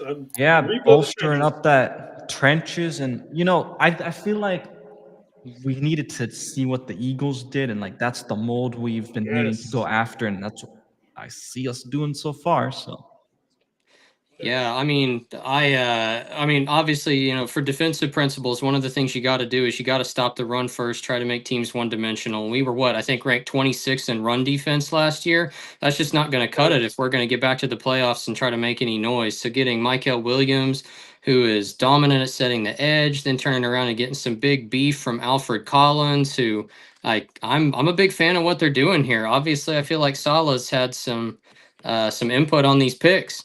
For sure. Yeah, I mean, like I said, if you want a solid back, I wonder how much of him coming back was like, hey, I want picks. You know what I mean? I want the first 2 or 3 picks, and we can see someone peeking in the background. That's my son, Braden. What's up, Braden? How you doing, man? But I wonder how much of that was him saying, you know what, you want me back, fine. But I mean, because we've heard Jed say that Salah has more power now than he ever did before, which shouldn't come as a surprise simply because he's been the head coach of another team. He has that kind of that knowledge now of how to run a full team and what it's known. So I'm not surprised that that the first 2 picks went defense. I'm not surprised. I figured of the first 3 picks, we're going to at least be 2 linemen, and 2 of those 3 are going to be defensive. So maybe now is when we start looking at something towards, maybe we get that cornerback and later on or something like that, a safety. Yeah, I think there's definitely a possibility there. Also, depending on who's there, I think our next pick's at 75, right? Like, it would not bother me at all if we started bolstering IOL a little bit. I know a lot of national guys think we're losing a lot more with Banks than I personally do. Not that I have anything against him, honestly, but man, he was not worth 20 million a year. But I would still, if we're about to pay Brock 50 plus million, I would like to see either with 75 or 100, somebody on the interior offensive line to help protect that investment. But I tell you, another guy I'd like to see if we do go corner. I don't know about you guys, but I'm really big on Jacob Parrish out of K-State. I like what I see from him. He is aggressive at the point of attack. I think he can hold up in man. Hopefully he didn't get sniped. Yeah, him, Dorian out of Virginia Tech. I like both corners out of Kansas, Mello and Kobe. I guess it works for basketball. Kobe. Everybody loves Kobe because Kobe just reminds me so much of like Renardo Green. See, he reminds me of Demo personally. Really? Yeah, I can see the Renardo with him. I'm with you. So obviously you weren't on with us last night. So what are your overall, 18-hour later thoughts on Michael Williams?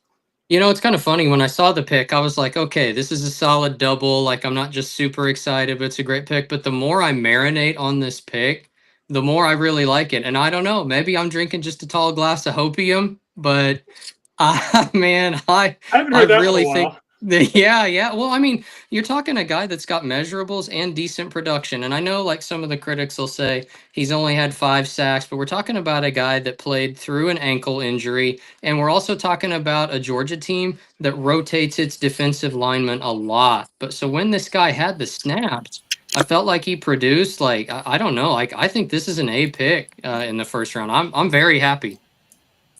See, now I'm almost to the point where I soured a little bit. TJ, I want you to meet Jonathan, friend of a friend, my friend over here, Faithful. What's up? Over there in Kansas. Bang, bang, brother. Bang, bang. It's tough being living in Chiefs country, let me tell you. Yeah, dude, it's got to be rough for you. I have been a bitter a-hole at work. Hey, bro, Godspeed. Look, doing this and meeting Faithful, because I literally live like, I don't know. We might not be tall. We might not be tall enough that if we stand on our roof that we could see Levi's. Our building might not be tall enough, but like distance wise, it's not that far, bro. Like we're Oh wow. like we're a stone's throw away from the stadium. Yeah, you're like so 15 minutes I away grew from up it. here in the not even like like so like it takes longer like backing out of our driveway sometimes, like so I've grown up here in the Bay Area, so naturally growing up in the Bay, I've had the stuff that you obviously, being a Niner fan, you get from being from Raider fans. Majority of my friends are Raider fans. Jason knows one of my boys, Raul. You'll see him talking smack in the comments all the time and everything like that. My mom's side of the family are all Lions fans, so it ain't like there's really ever been anything. But doing this and meeting Jason, my co-host, who lives up in Washington, now meeting you, who lives in Kansas City, for however long you lived in Kansas City, and seeing like how in Arizona, like, it must be pretty rough for y'all. No, I'm just specifically talking like I think about Jason. And what it must have been like after the NFC Championship game in 2013. Oh, it was rough. I think about I think about you. Now I'm going to think about you. That was in that stadium, man. Yeah, man. He's in that stadium. Like, I think about you and literally being there the last, 2 Super Bowls, and the heartbreak of that, and everything like that. So trust me, from a faithful that literally, like I said, lives in Soto down from the stadium, I tip my cap to y'all. I definitely do. So you guys want to watch some defensive tackle Alfred Collins highlights? Yeah, let's get hyped. I'm excited about this. Right, this ain't the sexy pick. This isn't the hot blonde, picks or anything like that. But this is definitely. Well, this is sexy socks and man underwear. right here. It seems to be this is the sock and underwear draft. Hey, that's okay. All right, here we go. Play action. Green, and he makes up against an athletic front seven at Texas. Green on 2nd and 9 on 1st down. See right there, that's a flash run. Mute it. Going the wrong direction. And then God damn. Yeah, that was a little bit of pass rush. Ranked versus ranked on SEC. There's some power right there, pushing it back and still making the tackle. Yeah. Green on 2nd down. I like that. Oh, I like it. Forced fumble. The other thing I like about this is we're seeing him do this against SEC competition. Right? Yeah, there you go. Yeah, this is big boys competition. This nice is Georgia, no? It's picked up. Yep, it's Georgia. We got to see Williams. What I liked about seeing Williams is we got to go watch him go up against Kevin Mason. Like Look at Nathan outside on that one. Yeah, these are against Georgia too, and we're talking Ratledge and their center, both draftable O linemen too. Pause it, Jason. Pause it.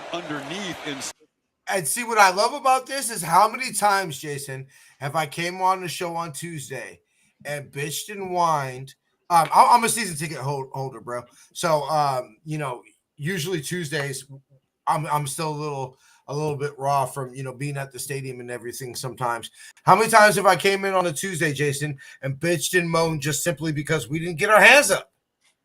Like I'm not necessarily mad about like not getting the sack. I'm not even mad. I mean, how many times did we see it last year with Brock? Wasn't necessarily like Brock isn't enough of an athlete. The teams are going to struggle to sack Brock. Right? Like I don't think Brock's going to be a high sack number QB, but especially with his lack of height, which is an issue. We've seen it in Cleveland. We saw it in the playoff games, in the rain. How many times have we just simply seen a team just not even pressuring Brock anymore, just sitting there, simply standing there and putting their hands up? Yeah. Right. I mean, wasn't there a pick off of a play like that? Somebody just stopped, put their hands up, the ball tipped, and Didn't it get picked or something last year? You know, and plays like that simply because teams are putting their hands up.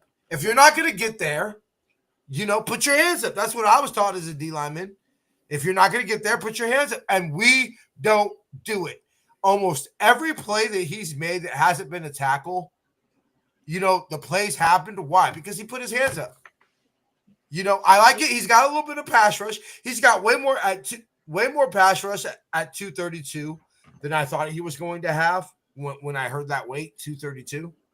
He's got way more pass rush than I thought he would. But I'm not mad at this pick. Like, sure, I wanted Demetrius Knight and all that. Like, fine. But I'm not mad at this pick. Like, this is the socks and underwear. You know, round 1 was the underwear. This is the socks. You're not happy about it. You know, that's not what you wanted. That's not the top thing that you put on your Christmas list. You know, but it's something that you need. Speak for yourself. And next year, I like it underwear. And next year, you guys wear underwear? I know. Oh yeah, real quick, the Cardinals just drafted Will Johnson. Ooh. His medicals must have been bad for him to fall this far. He does. He has a bad knee. So far, bro, like just forever on ESPN, he was their best remaining player. Knee, and he can't tackle for shit. So, Sneaky, Jason, you know what I'd like to do? Maybe in a couple weeks, you know, when we're suffering, because the next 2 weeks we're gonna be pretty okay for the show, considering Tuesday we're gonna, you know, draft recap. We got one Tuesday, and then literally after that is schedule release.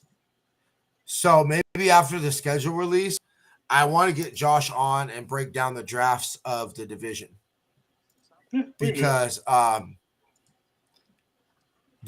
agree with Josh. The Yams are going to be the Yams, you know, as long as they have Matthew Stafford and Sean McVay. I think they're gonna be annoying. I don't think that they're a threat. You know, this is why I hate getting swept by them last year. It's because they act like we haven't dominated them. Pretty much any time that we've had our team, we fucking swept them. Yeah. Sorry, bro. I know you got a kid there. My bad. No, it's okay. It's okay. We've swept them. You know what I'm saying? No, I saw the little kid. I felt bad. No. Fucking swept him. So, I mean, I remember McVay dancing in the end zone thinking he was finally going to get one over on us. Yep. Mm-hmm. Yeah. Yep. Now, let's be real. He has the ultimate one. Yeah, he's got the Super Bowl. Truth. He's got the ring. Yeah, and beat us to get it. You know. Oh, so man. Yeah. Anyway, look, I don't know how you are, Jonathan, but it actually kind of sucked for me this week because so I don't know if y'all are. I don't know if you're big on Facebook or anything, but there was a post that was going around Facebook that was like, most people's first heartbreak was a girl. Mine was this, and it was the picture of Patrick Willis walking off the field at Super Bowl 47.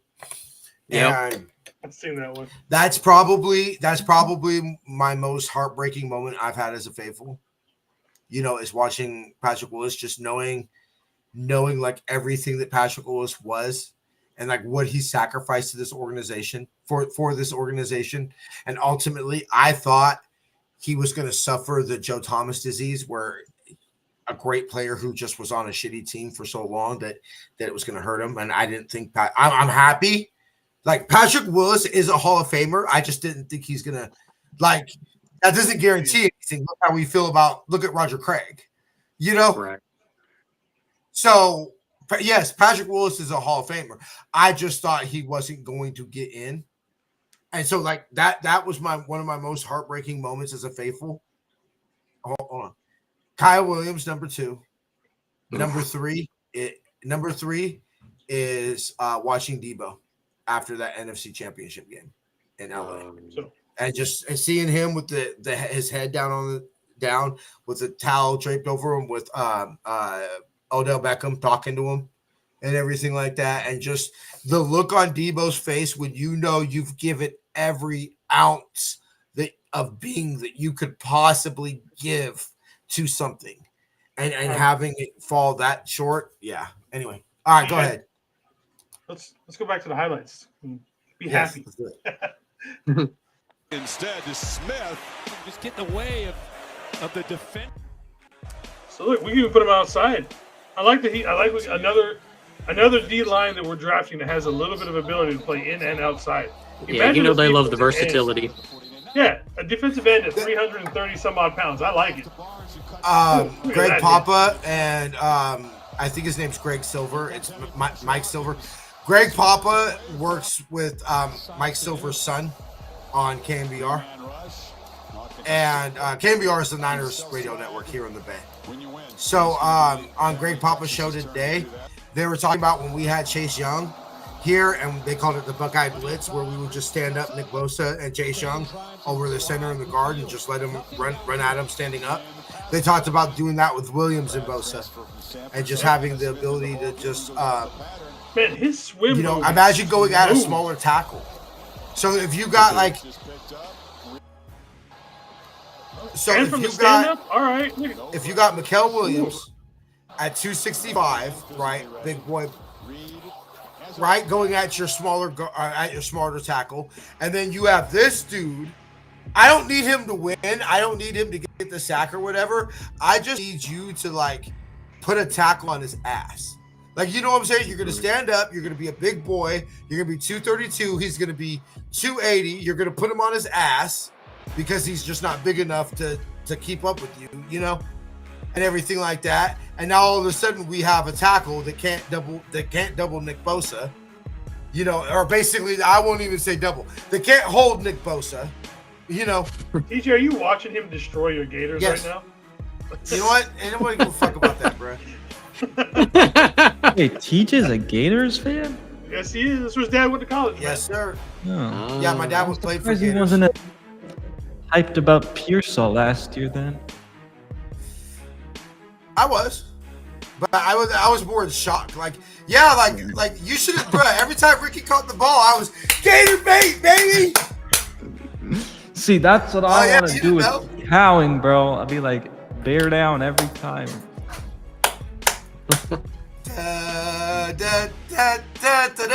Gator bait. Look at that. And he's got the ability to just stand there and read defenses like that or offenses like that. I'm loving this. Yeah, he looks very strong in the run game in particular. How old is he? Hold on. So after this, I'll read his PFF profile. All right. How old? I'm curious to see how old he is. No, we could do it. I can watch this shit all day, bro. What you mean? This is what I've been waiting for. This is what I want out of the draft, is to be able to watch. I just want to give you shit because he was beating up on the Gators. He's 23. 23. 23. 23 years old. Mm-hmm. Man, imagine if because Jonathan, you know what I like most about Mikael Williams? That he's I already see this coming. 20 years old, the potential. Yeah. Yeah. We are going to get his best football. Whatever it is. I'm not saying it's going to be Hall of Famer. I'm not going to say it's going to be all pro or whatever. But whatever the best version of Malik Williams is, the Niners are going to get that. Yes, and odds are we're probably going to, best case scenario, you're talking about a second contract when this guy's 24, 25 years old. So you could potentially, I mean, that's not bad. Get a short contract again after that, and you'll be pushing 30 kind of a situation. Mm-hmm. You know, sign him to another 5 year after like a 2-year cut kind of a thing. I like these it. picks I think have been slowing down because I feel like we've been on the. I've been thinking like this. Okay, so now that we're in last year, or it was either last year or the year before, was the last year of the original 6-year contract that Lynch Hand signed in 2017. So now, like, we know who they are. Right, like they've been our coach and GM long enough. Like, we know what's up. Okay, and we can start to truly judge them. I feel, you know, as far as where they're at in Niner history, because I think that they're going to land somewhere in Niner history. I mean, shit, they're going to be Kyle's either going to be second or in Niner history. You know, behind, but it's just simply, is he going to pass Bill Walsh? I'm going to say they're coming up on Walsh already. That's what I'm saying. Next year would be 10 years. So, you know, I don't know as far as GM who our longest tenured is, if it indeed is McVay. You know, I actually have to look that up. But yeah, coaching wise, it's What? I'm so sorry for you. Yeah. What? For the Bengals pick. Oh, I hadn't come across my. Oh, yep, there it is. I haven't really been paying attention, so I don't mind if you guys ruin the picks. Like, unless we're picking. I just know this is a personal one for TJ. Yeah. I gather somebody wanted this What one do you guys bad. think of Jeffrey Bossa, though? As I like the linebacker too? out of I like him a lot. No, don't say anything. Don't Out of say Oregon? anything. I like Don't say Yeah, I like Jeffrey Bossa. him or Chris Paul Jr. Are you fucking serious, bro? I knew it. Bro, This is like the Jaden Hicks of last year. This is every year TJ falls head over heels for one player in particular, and this is his reaction every year. Dude, my reaction's not even that Nah, bad. bro. Just like Right there. What did I say? You go replace Dre. Go replace Dre. Go replace Dre. I mean, for what it's worth, though, for what it's worth, they've had a lot of luck getting guys third round and later when it comes to linebacker. I mean, Warner was a third round guy. Dre was a fifth round guy. Have we? Have we? Because we've been look. Ask Jason. Jason's been my co-host for many years. You're gonna find no bigger D Winter fan than me. I was sending pictures from camp. Like, you know what I'm saying? Y'all ain't gonna find a bigger D Winter fan and Jalen Graham fan than me. I believed in them. I've asked Holland what he thought about them. You know, I've seen him at camp, and I've just been like, "Hey, coach," you know, and everything like that. Real cool dude. Like, the coaches will come, and if you ask them, they'll come talk to you. You know, if they're not busy or whatever. That's so, awesome.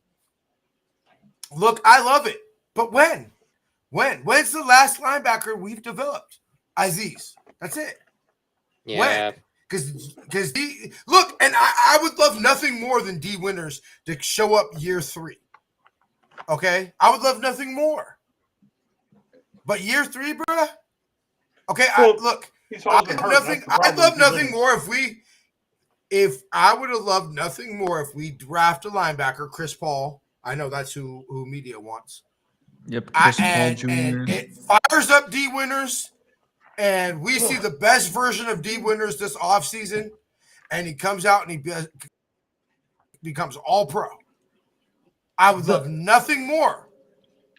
But come on, bro. I think the concern I have with D Winters is, can he stay healthy? Because it seems like injury. I think he was going to be healthy good this last year, but just the injury. I thought his coverage was iffy, but okay, fine. Not everybody could be Fred Warner.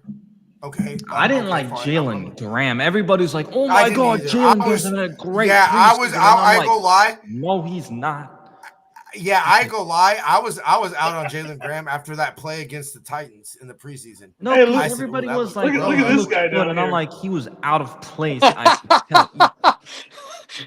didn't even know Paul knew anything about this stuff. I texted him that you were on the show with us. So for guys that don't know, I've known Paul for he's the one I've known for 20 years, and I've played gaming with, with, and he's the one who introduced me to Jonathan. So.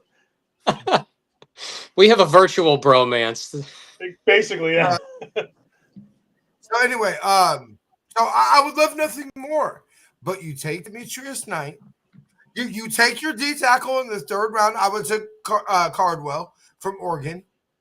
You know, I'd have been down with that. You take your linebacker, right?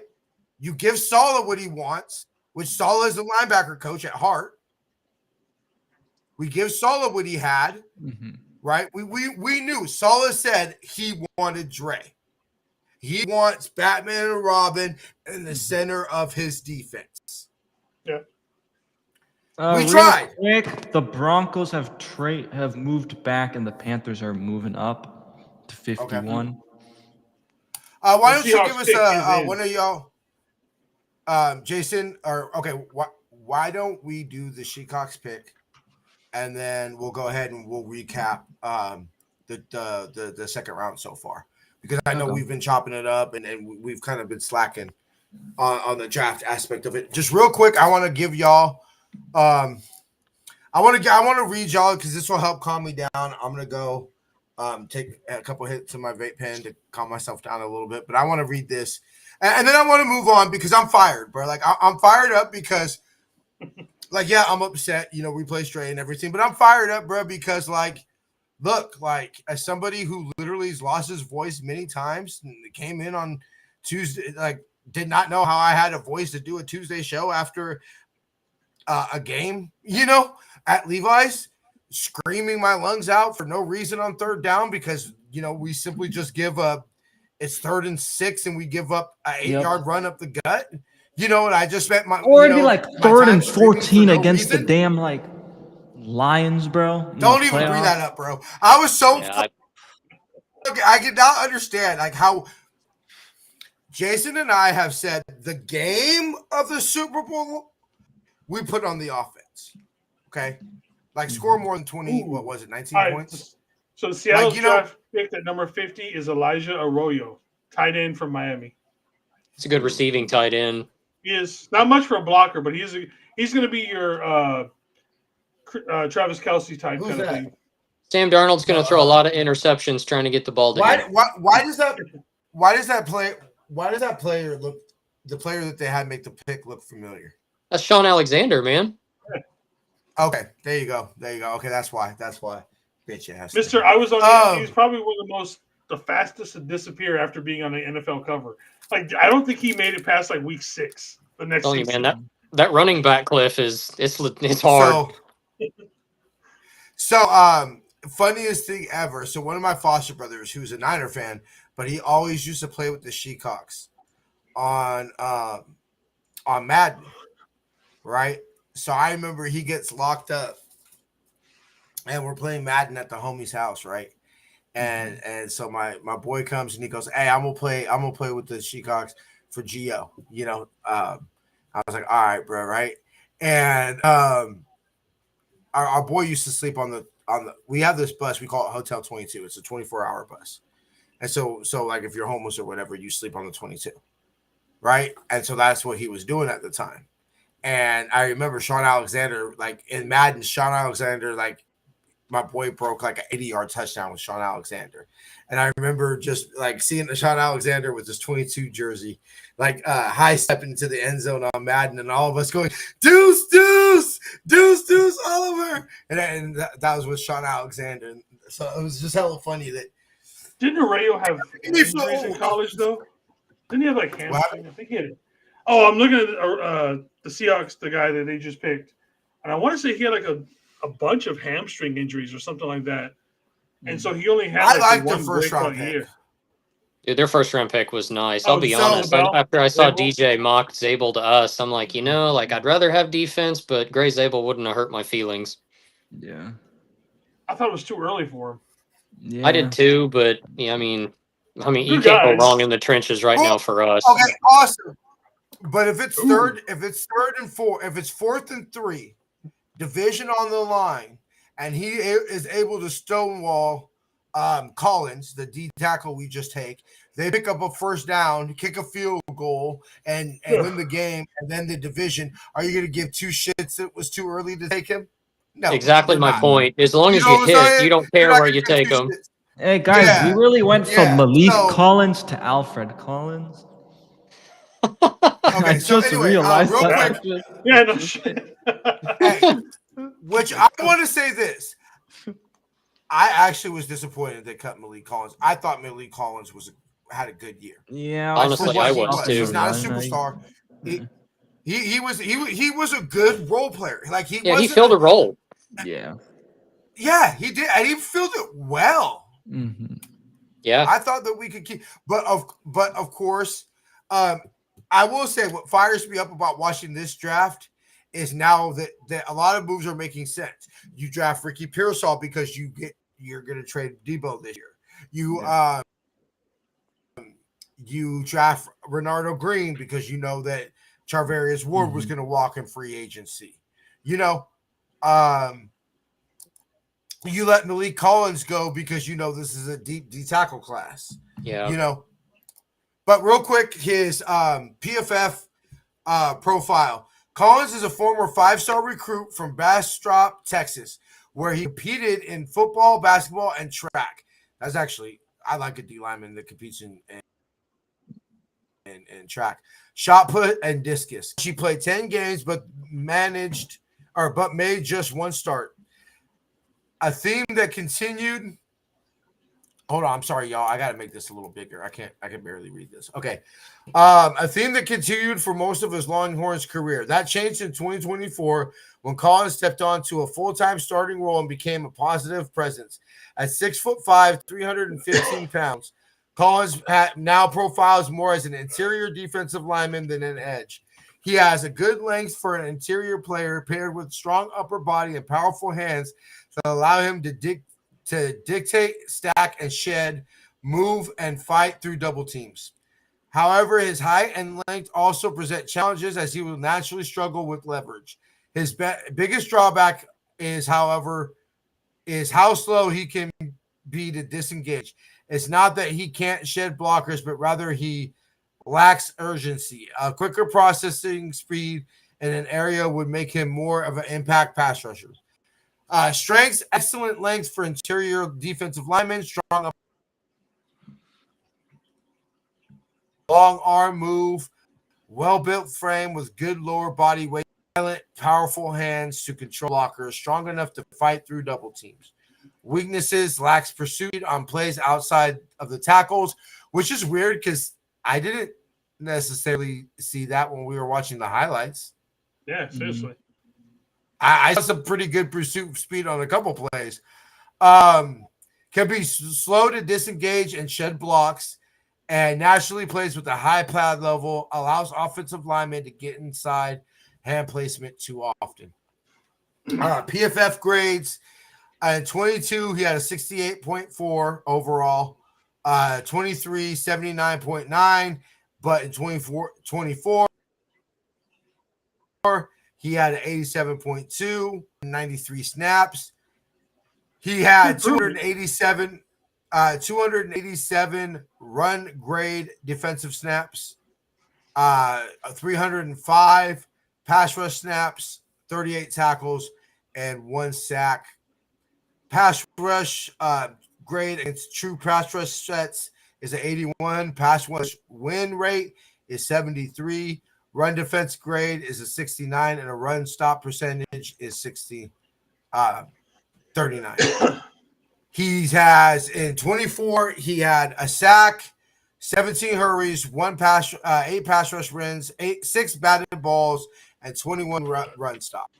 I do like those batted balls. You know what? Like that's 6 if you of tell them. me. If you tell me he comes in probably a role player, not necessarily a starter, yeah, but he's not necessarily somebody where we play 3 down.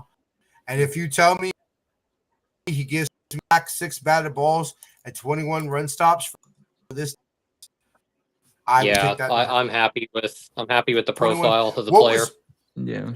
I mean, I'm glad that they're literally just assessing what they needed to, which was like we've not been able to stop the run these last 2 years. So. Yeah, this is fine with the first. Jonathan, I was saying earlier today. This is John Lynch, who we media and Jason are going to get sick of me saying this because I've said this in the show. But you talk to any defensive players, we want to stop the run. John Lynch, Hall of Famer, he's been embarrassed by our run defense the last 2 years. Let's be real. Yep. John Lynch has been embarrassed by this. And this is him simply saying, stop the fucking run. Like, I'll be damned. I'm not allowing not to stop the run this year. And we all know John Lynch gets fired up in emotion, in the booth and everything when he's – I love that, by the way. I love that. I love my – yeah. I love that. I love that my GM gets fired up, and I love that. Look, I hate him as a player because I'll never get over that 2002 playoff game. When we got whooped by the Bucks. But I like the 7 is my GM because I'm gonna be honest. I did not like it at the time, but when I found out in the morning, but when I heard him, I saw them bring in Adam Peters and the people that he brought, I was like, I'm down for this. I stepped back and I said, okay, John Lynch probably not football, had the connections to Bill Walsh, honestly the reason he became a safety. Checks out that Bill Walsh is one of Bill Walsh's last moves for the Niners. Kind of a little hookup for the Niners was the Churn, who turned him into a Hall of Famer that kind of turned him into our GM. Yeah, that's Bill Walsh kind of. Thanks, Bill. Well, and the thing I like too is that, you're talking about a guy that left a broadcast deal that's probably making him a hell of a lot more money, had way better hours. So the passion and the commitment is there. He admitted it. Yeah. And I love that. He admitted it. He goes, I missed caring about the scoreboard. Yeah, the competitive aspect of it. Yeah, and sure, this isn't like, let's be real. He has no emotional attachment to the Niners as far before this. This ain't like it's the Bucs, or even the Broncos. Like he would have necessarily not had I forgot her name. Why did I forget her name right now? Aurora. Yeah. Hi, Aurora, baby. Hi, Aurora, girl. She's my princesses. So cute. I remember we stayed at your house for like a week, bro. Like I knew your dog quite well. Hello. You ready to go back to Mama? She's funny. Oh yeah. How old is she? I want off TV. Jason was like, it got to the point where like, Jason's one of my best friends, bro. But like Jason was like, all right, bro, I need my room. I feel like I came out there. We came out there for the Niners Seahawks game this year. So stayed at Jason's crib for like a week. Came Monday, left Friday. Anyway, so I look, am I emotional? Yes. I'm gonna take a minute in a little bit to go hit my pen a couple times and calm down because I wanted to meet you right. I'm mad now. I'm actually we've got good. There's still a few good linebackers. So look, and let's be real. Like I was mad about Jaden Hicks, and it took Jason to send one picture with him with the shirt off to be like Jaden Hicks when we got Malik Mustafa. You feel me? And everything like that. Dude, it's so funny though because when I've gotten mad that one of the Arizona guys gets off the board, I do not act anywhere close to like how TJ. One of my worst draft busts is I was mad that we drafted Patrick Willis. Yeah? Yeah. I was like, we already have two linebackers. I literally went to training camp the next year. That same year, I went to my first training camp rookie year. Oh man. And who the fuck was this 52? I remember walking around at training camp. Right, me and my foster brother. Big shout out to my foster brother Gio. We Niners shit. I took him to the first. People don't realize it was actually an Earthquakes game.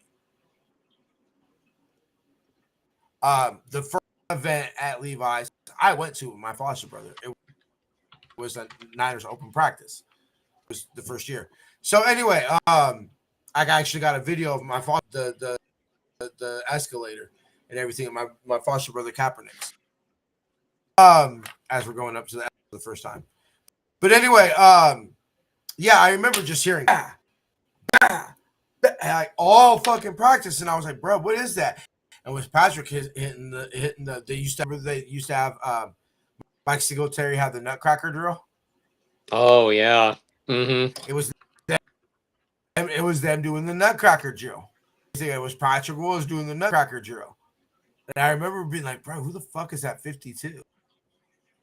And like finding out, oh shit, that's our, because I really wasn't in the draft like that. You feel me? Yeah. Like when I started kind of getting into the draft was the Alex Smith draft. That's kind of what was because Niners had the first pick. Yep. So yeah, I was like, oh, that's our first pick. Like that's why still to this day, I'm still kind of like pick and then I'll geek out. Peak male performance. There you go, baby. Let's go. God damn it, Packers. Oh, there went Belton. I liked him, like especially if we could have just. Belton would have been nice, yeah. Look at Huggy Burden Love, baby. I know they had a top 30 visit with them, I believe. Style Road. What the fuck? Yeah. Yeah, I'm not sure what Tommy's going for. Our friend, hey, you know what? Solely just said this. I ain't gonna lie, this kind of gave me chills. William Anderson Collins Bosa. TJ, sounds like you put that up pretty... I put that up like 20 minutes ago, brother. I don't like I'm that. I'm just saying, I saw that. Yep. I still don't like that. I need another DT. Yeah, same. We need one more. Yeah, okay. But at least one more DT. I've said it that I think we need 3 DTs in this draft. Yes. That would not hurt my feelings at all. We just that room is so depleted. Yeah, exactly. Hey, bro, talk. Would you say that shit against me, cuz? Those are fighting words, my nigga. Fuck the Dodgers. No, I'm Dodgers, bro. Ain't nobody give a fuck about the Dodgers. Who is your MLB I team? fucking stab somebody over that shit, nigga. Oh, let's go, baby. Let's go, John. Yeah. Come on. Oh, in my other room, bro. Hold on for a second. Hold on. Anyways, y'all talking about some boring ball here. Hockey's much better. I'm glad TJ's away because I kind of started getting tired because he was yapping so much. I know. Ooh, the Chargers took Trey Harris from Ole Miss. That's a good pick. Is that the corner? That's the wide receiver. Wide receiver. Melvin Gordon. Also had him in. Yeah, Trey Harris that's a solid pick right there. If we had a more dire receiver need, yeah. Yeah. I still wanted Kyle Williams, and I wanted him to wear number 10. You just want to give the middle finger to the bad juju, don't you? That's what I'm saying. It's like the only way to break the curse is you have to go head first into it. Is lean into the curse? Yeah. Like I don't know what I'm afraid of fire, so I'm going to go be a firefighter. Exactly. See, that's the right. If you're going to go into it, you got. I got this. Like I legit like Kyle Williams. Like I don't know if you guys have watched any of his tape, but that route running and like he looks good. Quick. He's got great yes. Lions are trading up Travis with the Hunter Broncos. His worst game. I don't know if you saw that, but he gave him some fits. Yeah. You know what? I'm a better Niner fan than an analyst right now. It's like when you just said that, like I actually like Kyle Williams. Hell, was just like what the fuck you say, bro? Like, you know, like just like you get off a real deal, like because like you know what I'm saying. I was like, what the fuck? Like, No. This nigga off the show right now. Like, I low key want about to give me the punt. I'm never welcome back. Yeah. No, seriously. Okay, so first I want to say this, bro. This is how big of a Giants fan I got. I got this T-shirt at the Giants Dugout store when we won the World Series in 2014. I worked at Old Navy, which was right across the store at Valley Fair. I got off of work and I literally caught the last out of the top of the ninth inning of the World Series. Watched us win the World Series, and then they busted open the boxes, and I got this T-shirt. Like in 2014. Like, so this ain't like something I bought like, you know, this year or whatever. That's how long I've been a fucking Giants fan. 20 picks but until our pick. I remember doing that with the Warriors though, like because it was like I think it was either the 2015 championship or the championship after that. But I remember like going right. To the I'll never forget, bro. I still get a little emotional and teary-eyed thinking about it, bro. Because I'll never forget going into sports fever at Oak Ridge Mall and in 2000 looking at the dude and saying when we were up 3 runs we go in 2002 against the Angels, and I walked up to them and said, when are y'all gonna have the Giants World T-shirt, World Series champion T-shirts? Like I'll never forget doing that, bro. And we fucking lost. Like holding my daughter when Brian Wilson struck out Nelson Cruz to actually finally win a world. Like, see, bro, I'm getting choked up just, bro. Like, I love my Chicantes, bro. Like, secretly, look about me. Like, I love watching football more, but playing, I'd rather all day, every day than football. I'd hella rather play. But my dad grew up on Beach, Florida. So my dad grew up going to spring training every year. So, my dad telling me, like, teaching me baseball. Very few people actually know. know that about your boy because I'm Mr. Niner faithful. But yeah, playing wise, baseball is my favorite. It's a heck of a lot easier on the body. Oh yeah. No. Seriously, real spit. All joking aside, Jason knows. Like, y'all don't get me started on the Kyle fucking Williams shred. I have actually took it away, like softer stance after what bitch ass nigga shall not be named, who formerly wore number 59, did, this year and literally quit on the team. Man. I came out and I said, fuck Kyle Williams, that nigga in his neck. Okay, like I swear to God, fuck that nigga. Okay, like it's not even the second because that happens, bro. You got the ball punched out. Roger Craig had that shit happen. You know what I'm saying? That's just football. Like that happens. Ball security, all that, but like that's a football play, bro. That first one, you felt that shit hit your fucking leg.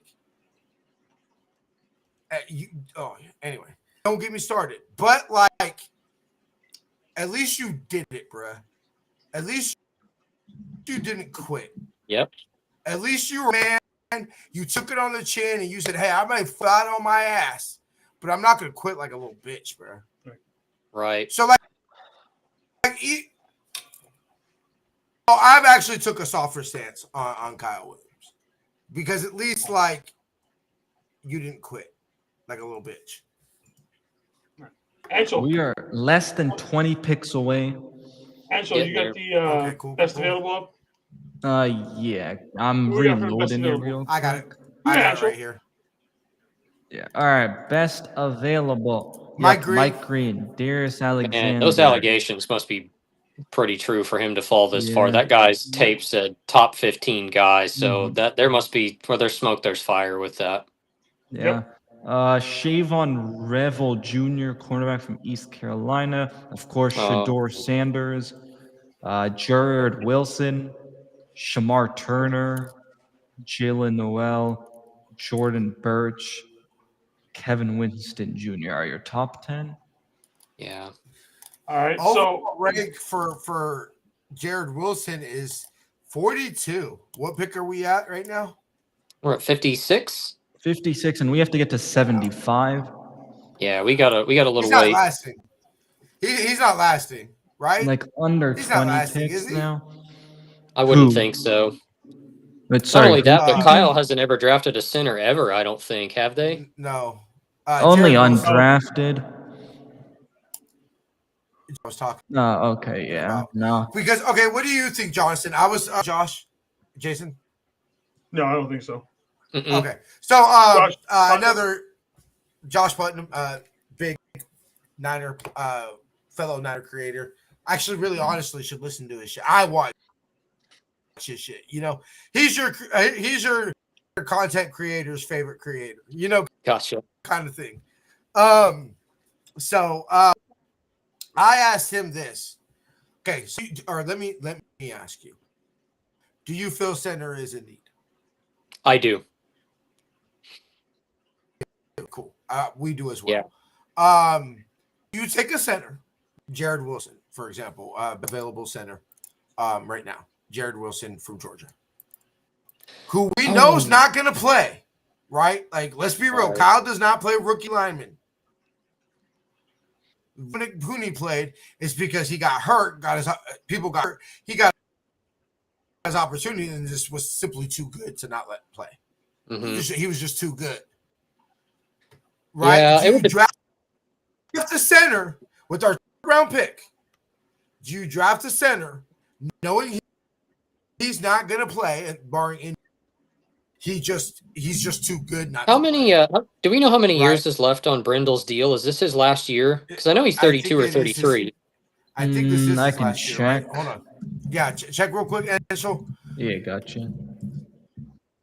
Okay, so do you draft him? And okay, fine, please, Lord, let him replace Brendel next year. He's a free agent in 2027. So he's got 2 more years. 2 years. So we got 2 more years next year. Yeah. But can we cut him? That's the question. Can we cut him? Let me see. Yeah, how it's much like money is up? It's How much? $1.3 million dead cap. Bye. After this year, so bye. they could have cut him Ain't this this year the too. year? They've clearly made it. This is the year we want all the dead money, bruh. Like we want Yeah, all I that was gonna smoke say we're this already year. eating so much. No, I like swear to honestly, it would God. depend who's on the board. Like I mean, if we can get an impact linebacker with the next pick, that's obviously going to walk on and start day one, or if we can get Chris Paul a George. outside corner. Again, I'm a big Jacob Parrish guy. If we could get somebody like that, then I would say pass on center in the third round. But if you can't get like an impact guy that's going to step on the field, then I would have no problem taking a center and just because again, you're talking Brindle's getting older. And you can't tell me after like, 4 or 5 weeks of watching him get walked back into Brock's lap that they wouldn't at least kind of think about like, hey, maybe we can make this switch or maybe we can come up with, we're going to put Brindle on the injury report. He's got back tightness. We're going to go ahead and slide him on in there. Like, it really wouldn't bother me. This is a show saying I'm huge on center and quarterback. Like, yeah, there's two positions on the football field that touch the ball every play. The only two and positions honestly, that touch the ball every play are center and quarterback. And we know it's a priority because we watched him doing it at the beginning of the regime. Like they tried to get Weston Richburg in, and they tried to get Alex Mack in. Like it's important. Yeah. Let me ask you this: what happened to Weston Richburg? Right, the patellar tendon. Because let's be real, that after we gave him all that money and everything like that, or what? What was like? I ever remember, but it was never making top dollar. Joe Staley. Joe Staley was never making top tackle money like Trent. Trent makes top tackle money. Yeah. That's the tackle market. I don't think Joe ever set the tackle market. Do they say we can't because our big expenditure on the offensive line is number 71? And is that why? Because to me, you can't because this is the reason my team MVP last year, and I thought I was right when I guessed this, is the Tuesday before the season every year. We do our season preview show. So that's when we guess our record, guess who's going to be team MVP, rookie of the year, et cetera, et cetera. Dominic Clooney was going to be my rookie of the year. Damn it. That's a Lions. The Lions just picked him up? God, Tate Ratledge. Damn. Yeah, that is such a Lions pick. Let me even It's a good pick too. Yeah, it is. That's a solid pick. Keep a strength to Are they strength. going to have the best? Are they going to have the best offensive line in the league? They are this year or next year? For it. Them and Philly are trying, and Chicago's on the way up too. And Chicago's right behind them. You saw they just took Trapilo to boost tackle, and that's after didn't they sign 2 guards and then Dahlman at center? Yeah, so they signed Dahlman, and then they signed I forget which guard, but they traded for the Chiefs guy. Trey Smith? No. He used to be with the Patriots, I'm pretty sure. Tooney? Yeah. Tooney, yeah. I don't remember. Who was the other guard that they signed? But yeah, they're really trying to do it, and I got to be honest, I don't want to hear any of the talk about if we pay Brock, we can't get other people, because I'm watching the Eagles sign damn near everybody. Their quarterback's making 50 plus, so I don't want to hear that as an excuse. Let me see who the other guy is.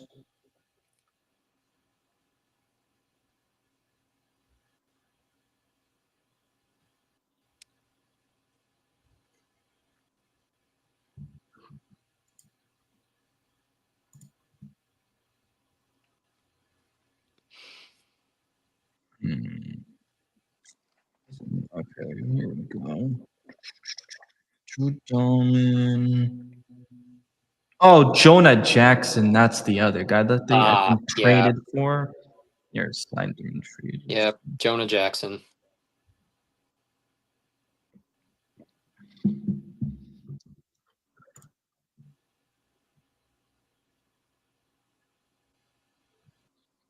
Man, they're taking so long with announcing these picks. I know they always get those celebrity guys come up and they rattle I'm off their little fine with that, but they monologue. just yap so much, even when they like show the stage. I can come back from restarting my computer faster than these guys can announce picks. Yeah, I'm feeling like Tyrone Bigham's. Like, can we get some more of them picks? What? Wait, what? Does it go down to 3 minutes in the third round per pick? Here, let me find it. I think it's 7. Well, I thought they were at 7 now. Okay, so let me find it. I retweeted it because one of the Niners guys had tweeted it earlier. Okay, so first round 10 minutes, second round 7 minutes, third round 5 to 6th round 5 minutes. Okay, that's not so bad. Yeah, that's not too bad. And then 4 minutes for round 7. Man, I'd hate to be a GM and try to be have 5 minutes to make a deal. Of course, I guess they're not gonna clutch their pearls with 4ths and 5ths or anything, but still. Yeah, but you got deals going. Is that really him? Yes. They've already days before been so's here. That's why you saw me maybe laughing earlier because I saw that clip and I'm like, what? Or they've made the call picks before the pick that they're thinking about trading up to. Hey, Yeah, if our guy's there, what do you think about, they're not making it on the clock. This is apparently the new Saints quarterback. Oh, Schaff? Yeah, I saw that. Yeah. It showed up on my feed and then I had to send it to Jason. Man, Shadur has got to be deep in his feelings right now. Like, really? They picked this guy? I mean, I'll say this. He'll be motivated. You know what? Wow. I was about to say that. You know what? This is to me so. I know somebody that like Jerry shops at their work, right? Hey, if I actually ever I was talking to Brandon last year, and I said, I'd be curious about that, and what was Jerry's, attitude, how did all that type of stuff, right? And I would say this is like if he had the attitude of like Tom Brady going up to Robert Kraft and saying, "I pick you this organization's ever made." Did you know who the Ravens just got? Who? Another DB? No, they went Mike Green. Oh, man.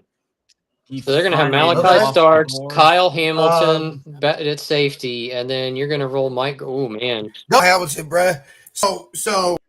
And they also got Jaden Hicks. Night of that draft was Kyle Hamilton.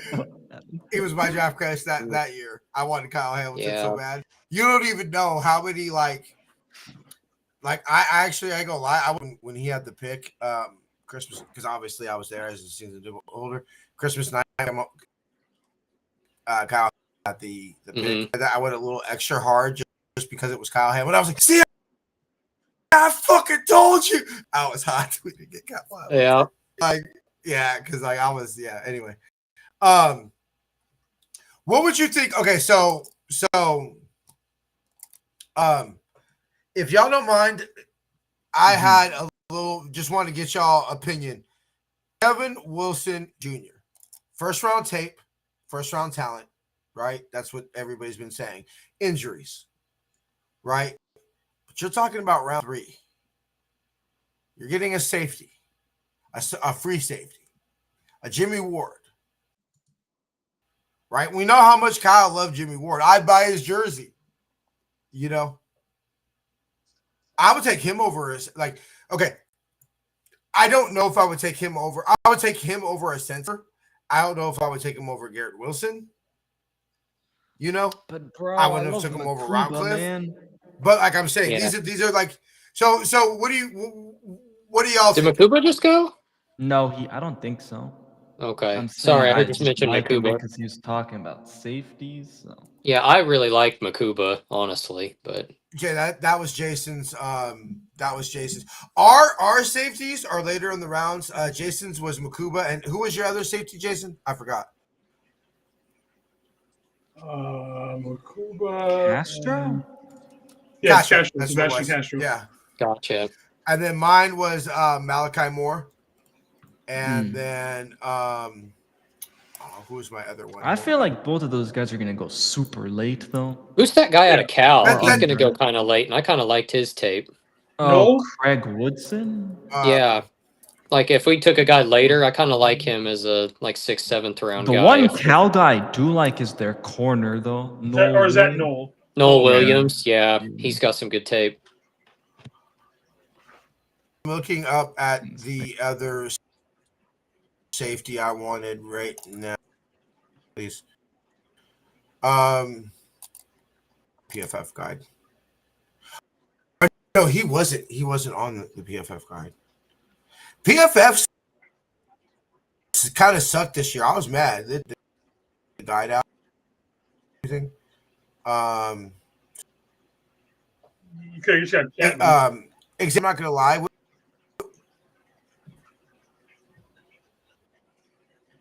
Yeah, you have to. DJ, restart. Where is he? Yeah. Yours is good. All right.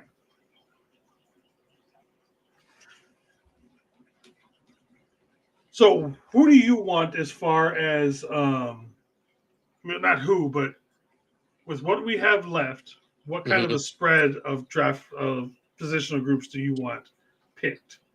You know, honestly, like I said, off-ball linebacker is a priority. Corner's a priority. Building D line depth is a priority. And for me, I would like to either see a developmental tackle or possibly a interior O-line guy. I mean, that's kind of where my head's at. But I'll be honest, you could talk me into a guy like a Harold Fannin, possibly, I if would he's love still Harold there. Fannin. At either 75 or 100, even though I know you're talking like a tight end 2 guy and they already got Luke Farrell. But man, I feel like that. I mean, you could talk me into that, but like I said, I'm pretty dead set on trenches, off ball linebacker, corner. Like it wouldn't hurt my feelings if now I say that too. If a guy like Kyle Williams is there at 100, that'd be awful hard to walk away from because we don't know what's going to happen with Ayuk. Like, is he going to be the same player when he comes back? I'm not so sure because it wasn't just a simple ACL. So like having that depth, plus you're talking Debo's gone. Ayuk's not even going to be there probably to start the season. So you're looking right now at Pearsall and Jennings as wide receiver 1 and 2, and a guy they just signed, wasn't it? Robinson. I think he's going to probably get the suspension. So a wideout's kind of a low key need. 3 games. Look, I've said this. Jason's giving me backlash about this. But close your eyes and say, does this sound right to you? You're Super Bowl 60 for the San Francisco 49ers. Ricky Pearsall and Jawan Jennings. Can you guys hear me right now? Does that sound right to you? Okay, yeah, so I don't know what's going on with this video part. Yeah, your screen's all weird. But does that sound right to you? Mean, like just does it sound right? No, but I'll be honest. If Ricky takes a step forward and Jawan plays like he did, I think it's enough. If you're making Kittle target 1. Look, what's up, Brandon? How you doing, brother? Good. How are you? Look, what's up, Brandon? We'll get to you. 1 second, bro. Give you a second. Look, I agree. Like, look, I want Ricky to take a step forward. Just off of most gangsters thing ever. Second most gangsters thing in Niner history. Most gangsters thing ever in Niner history is Ronnie Lott chopping off the tip of his pinky and not missing a play. Right? This is the most singlest gangsters thing ever. Second most gangsters athletic achievement is Kobe rupturing his Achilles, walking off the court, walking back onto the court, making 2 free throws, and then walking off the court. Third most gangsters thing ever is Ricky Pearsall getting shot in the chest and then literally walking himself to the gurney and putting himself on the gurney. Most cases thing ever. Third most athletes ever done. Fourth is Olin Nolan's called shot. But in the All-Star game. But anyway, so I love it. You're not gonna find a bigger Juwan Jennings fan to me. Look, I'll show you right now. In my room right now, I have the Kendrick Bourne hat. Okay, okay. I loved me some Kendrick Bourne. Me and my old co-host Adam built and operated and drove the Kendrick Bourne hype train. Okay.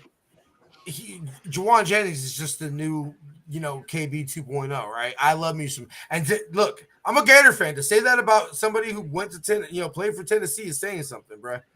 I'm a Gator fan. I fucking hate Tennessee. Okay. There we go. And just because everybody always tried to get me to like Tennessee and everything, because my name's TJ and the T and all that, and I hated Tennessee.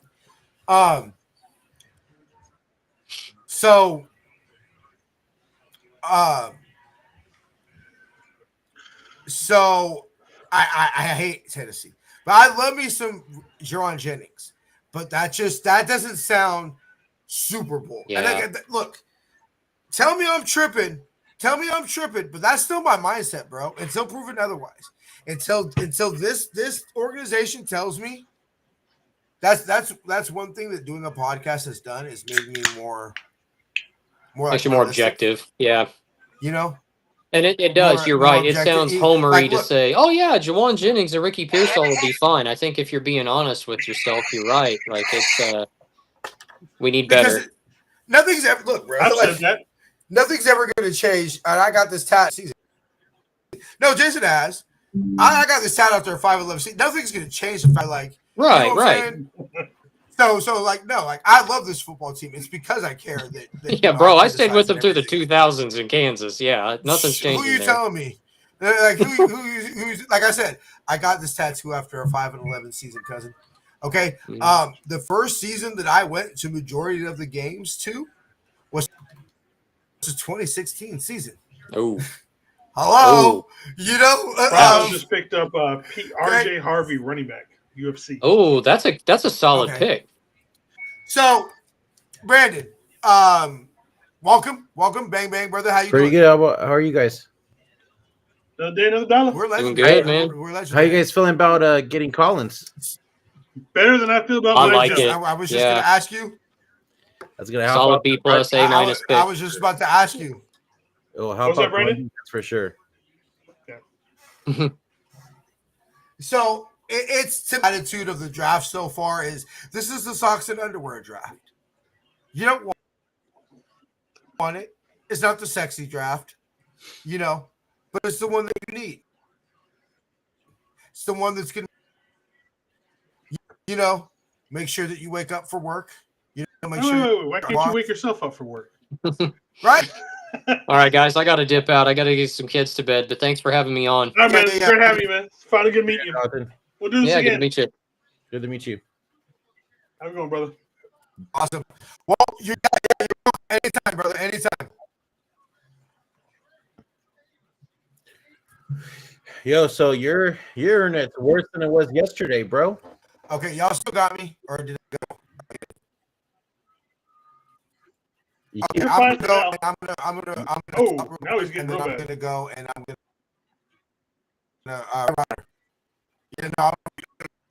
Restart your modem. All right, sounds good. Yep.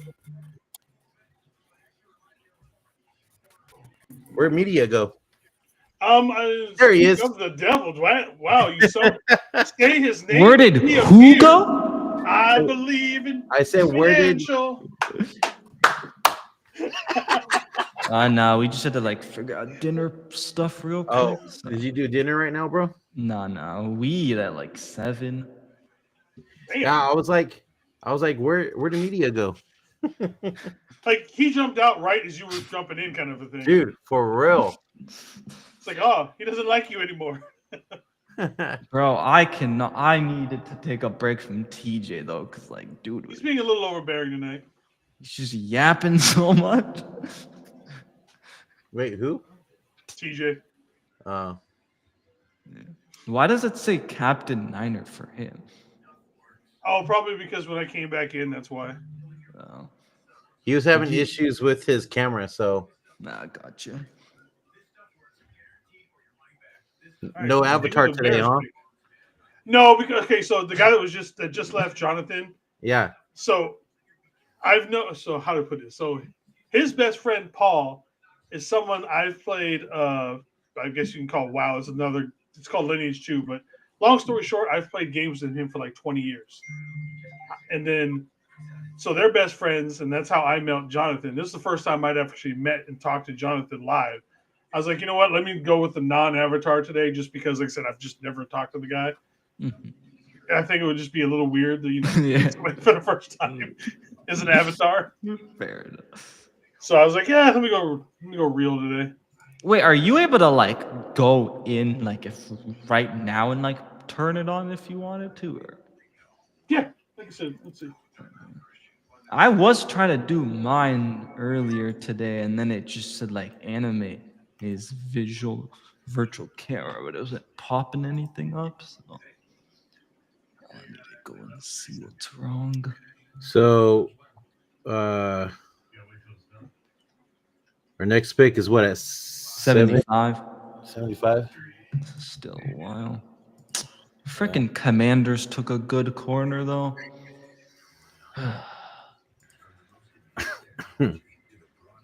Media, how you feel about getting Alfred Collins? I like that we're going after, trying to stop the run. Mm-hmm. I think the pass rush will get there with Solin, because oh gosh, and he's back. But anyways, yeah, I think that's a good pick. Yeah, definitely. I kind of had a feeling that we were gonna go still on defense. Yeah, I wouldn't be shocked if our next pick is also defense. I think it's time. I think it's time for offense now, dude. Bro, we need another DT though. When we still have Darius Alexander. So many good ones out there.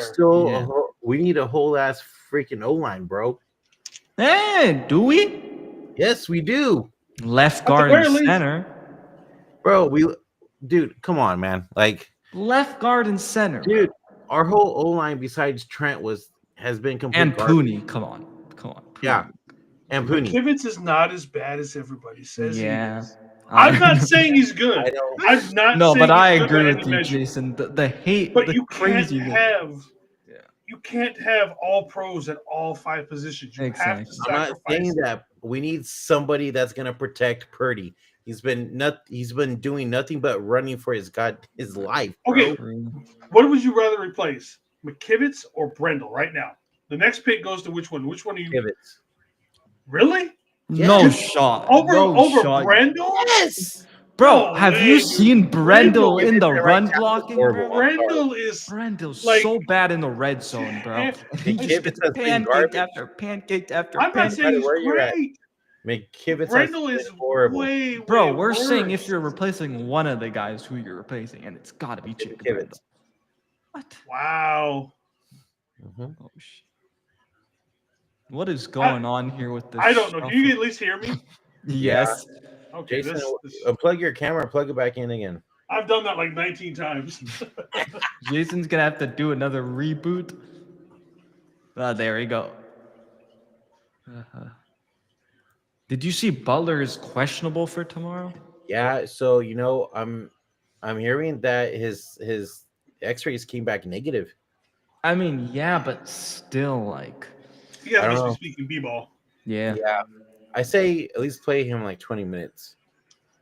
I say play him if he's looking in clear pain. Yeah. Take him out.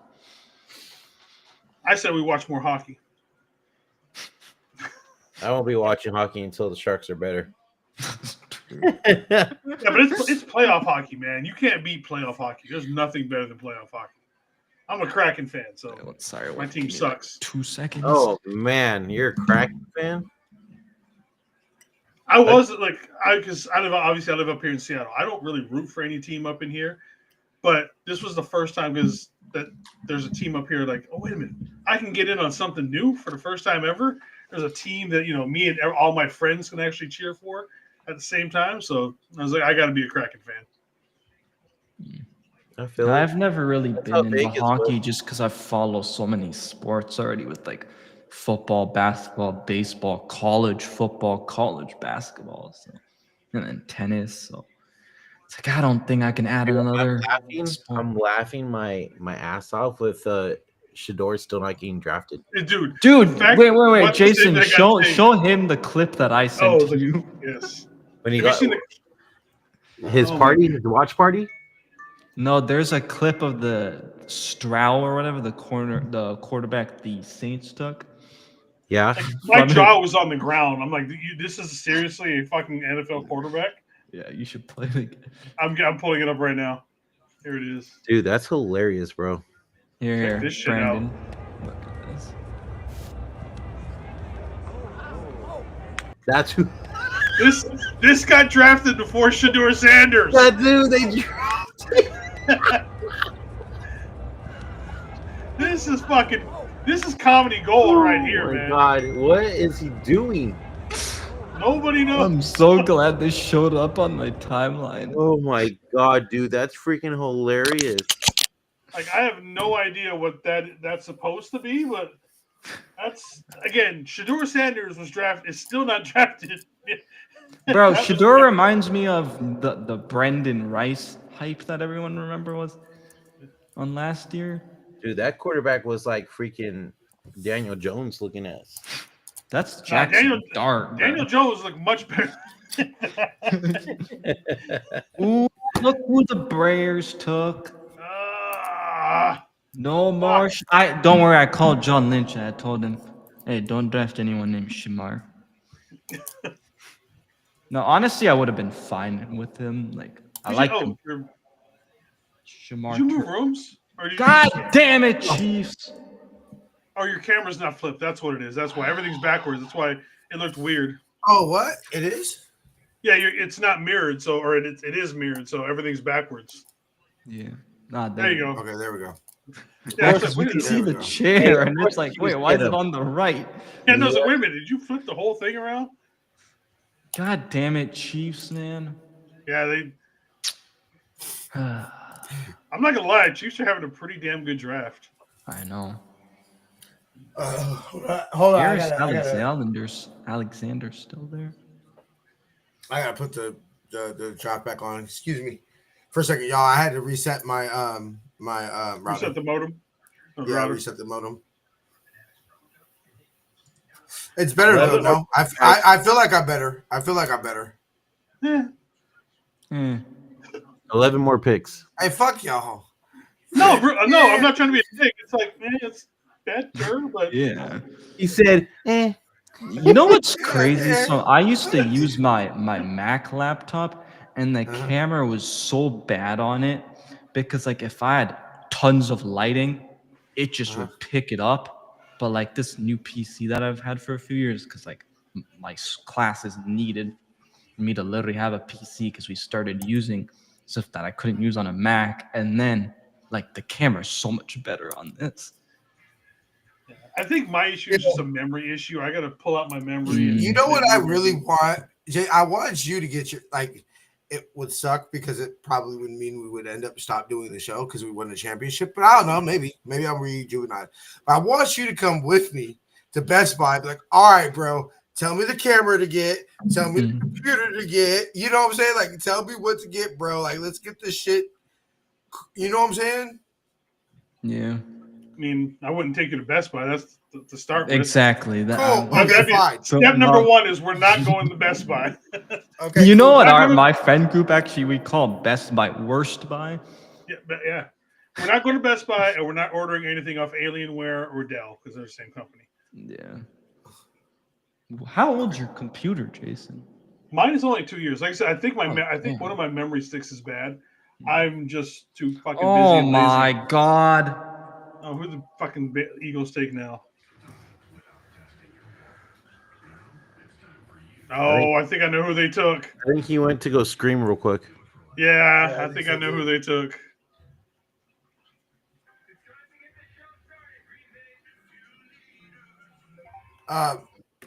Whose TV is on? It's probably mine. Oh, okay. Sorry, my dad heard me and he's like, "What?" Because I yelled it. They freaking took Andrew Makuba, bro. Okay, it's not who I thought it was. That sucks. I ain't gonna lie, that was one of the I like this all defensive though. Yeah. You know, let's get back. Give Solid Wait, his are we toys. already in the third round now? Yeah. For some reason, No, this is the last pick of the second. We're This is about the last one. Yeah. Got it. Okay, so TJ, you missed the important conversation we were having before you left. Yes. Jake Brendel, Colton McKivitz. Who are you replacing right now? You can replace one only. Jake Brendel. Thank you. Yeah, Jake Brendel. It's 3-1. I actually was fine with Colt McKivitz. When you look look, they're not going to replace him this year, right? Like Colton McKivitz is our starting right tackle. They're not replacing him in the draft, right? Like that came and went when Amon Limbu went off the board. Yeah. You know, so they're There not. might be a few other guys out there. You guys think we're gonna be picking in the next half an hour? And why did I say? What did I say? I said, why did I say that he was going to be rookie of the year last year? I said that Dominic Puni was going to be rookie of the year last year because he was going to turn our biggest weakness into a strength, or at least not weakness. I think he did that. I think Colt McKivitz got a little bit better. Mm-hmm. You know, oh wow, somebody got better after their first year of starting. You know, sometimes we forget. Yeah, because we were in the Super Bowl, high stakes, all that. But it was a man's first year of starting. You know? And I think the problem was Colt McKivitz's worst games came in the biggest stages. But newsflash, they also came against some of the league's best defensive players. TJ Watt, Aiden Hutchinson. Like, oh, wow, your right tackle, who's not a superstar, your right tackle had a rough game against TJ Watt and Aiden Hutchinson. Newsflash, a lot of people do. But I think that, like, Jake Brendel, like, it's scary, bruh. Because it's just going to take the right time at the wrong place or the right place at the wrong time. And our season's fucking over. Maybe this rendition of the Niners is over. You know? The Giants are up again. Who are they going to pick? I'm not going to take Shedeur Sanders. Imagine. Did I not say Shedeur Sanders was a third-round talent? I'm pretty sure I remember you saying that. You called it, Jason. You called it. The amount of things I was calling because, I didn't think he was that good.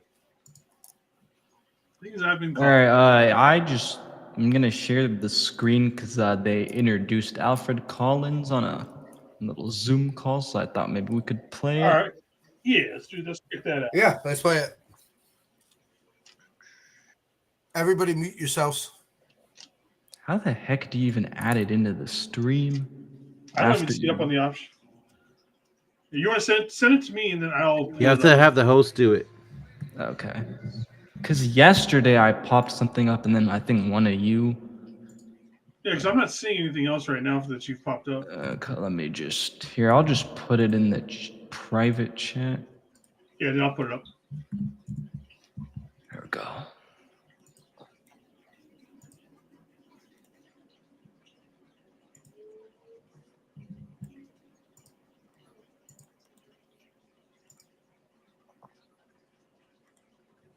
All right, everybody mute. Was called. What was that moment like for you? We have a video of Peter. It's good. Yeah, man, it was I don't know.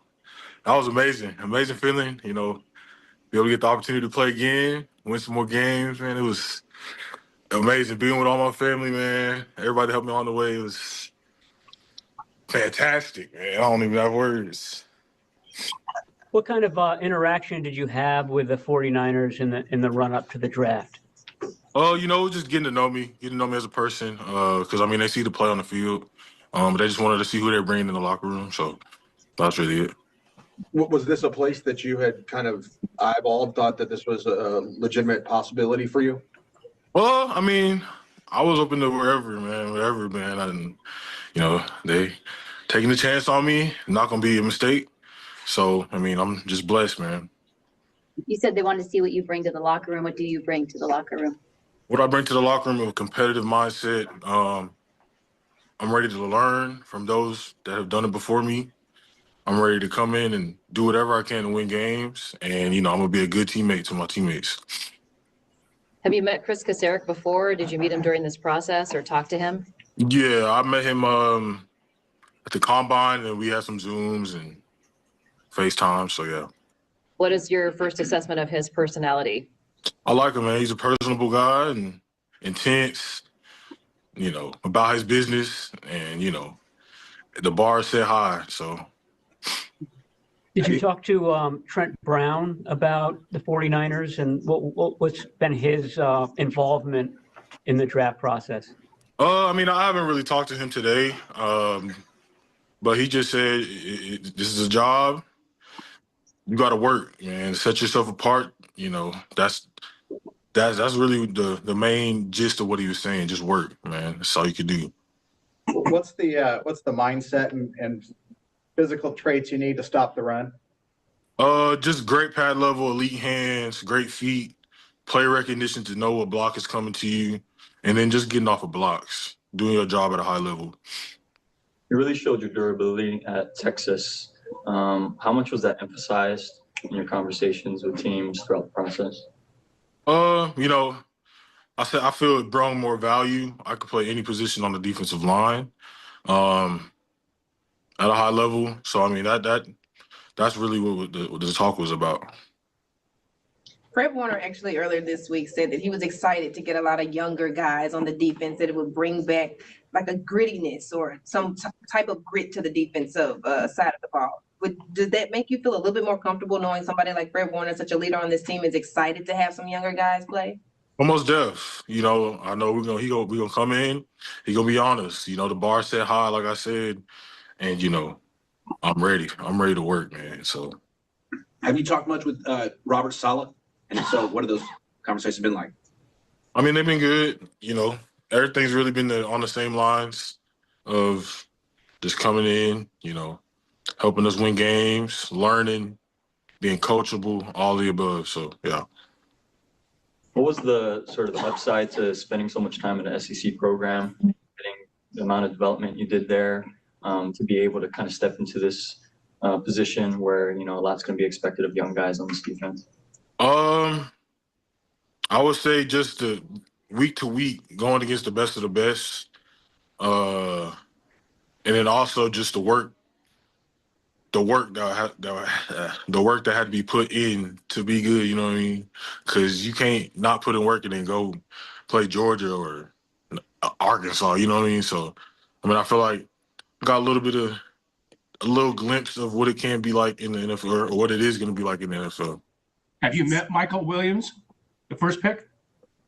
No, sir. You're familiar with him from the SEC, though?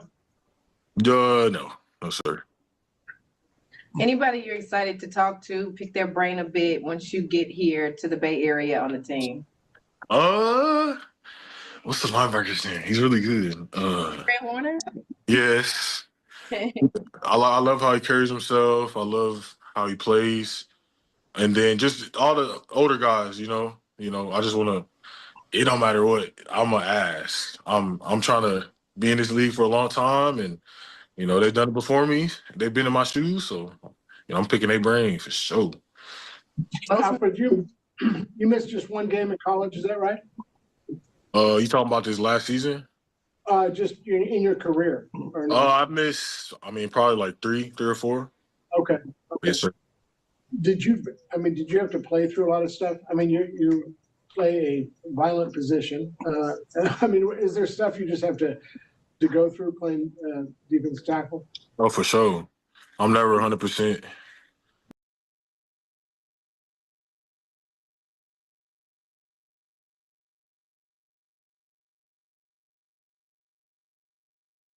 That it? I don't know. Either Jason froze or that's it. I think Jason probably froze. His computer. All right, probably we'll watch it restarted. eventually. Yeah. It always stays. How did he not know who Fred Warner was? Well, but bro, he's excited and he's like his mind's probably going a million miles an hour. Fair. Hey, that I ain't gonna lie. Like I'm not talking shit, but that nigga got some big ass nostrils. Huh? I said, damn, that nigga got some big ass nostrils. I don't know. I just noticed that, bro. I felt Yep, there we go. Anyway, yep, there he goes. You got some big ass nostrils. Well, anyway, that's what's up. I'm glad. Humble. Mm-hmm.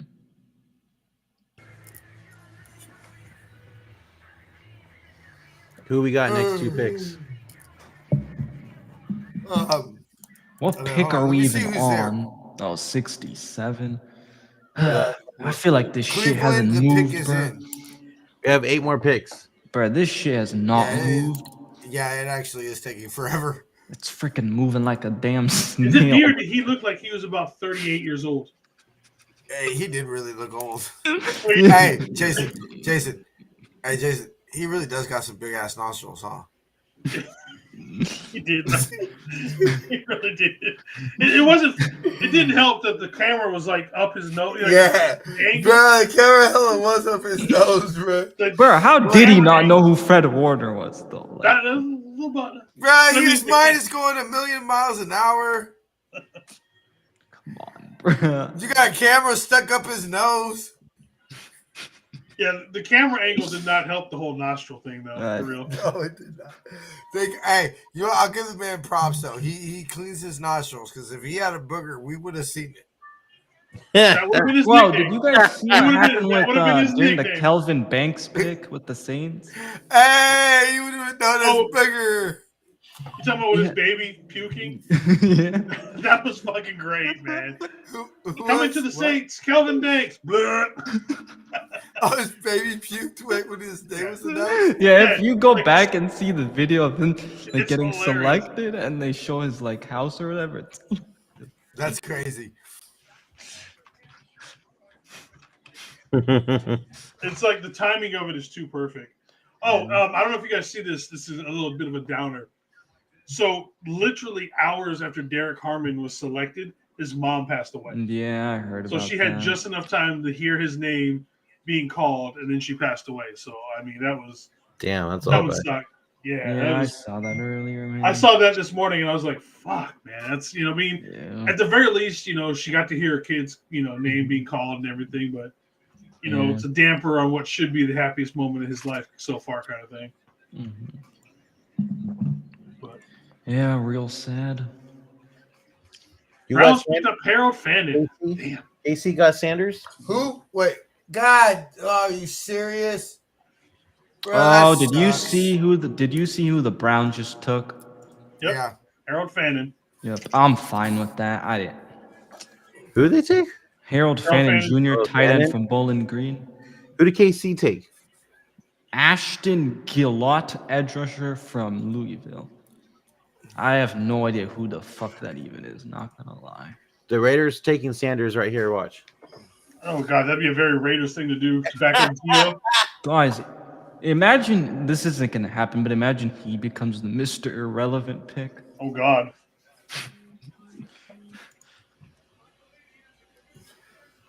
Man, I wish we got Mr. Irrelevant pick again. Yeah, it's actually kind of cool what they do for Mr. Irrelevant. He gets Yeah. a check, he gets a little parade and everything. It's pretty fucking cool what they do for those guys. And then you have someone. Raiders It got turns out. Raiders fuck. got a corner. Who? Yeah, Darian Porter. He's one of my favorites. Lions are on the clock at 70 after making a trade with the Jags. That means we are almost on the clock, but we're far away in this draft still. All right, Anshul. Show 60. Just Yes. available. We got 6 picks All left. right, let me reload the page once more. All right, you've got Chevin Rivel Jr., cornerback from East Carolina. Not gonna lie, who? Then you got Shador Sanders, Jared Wilson, Jalen Noel, Jordan Birch, Kevin Winston the ones Jr. available? Yeah. Okay. Caleb Johnson, Jalen Royals, Landon Jackson, and Azaria Thomas are your top 10. And then you got Kyle Williams, number 11.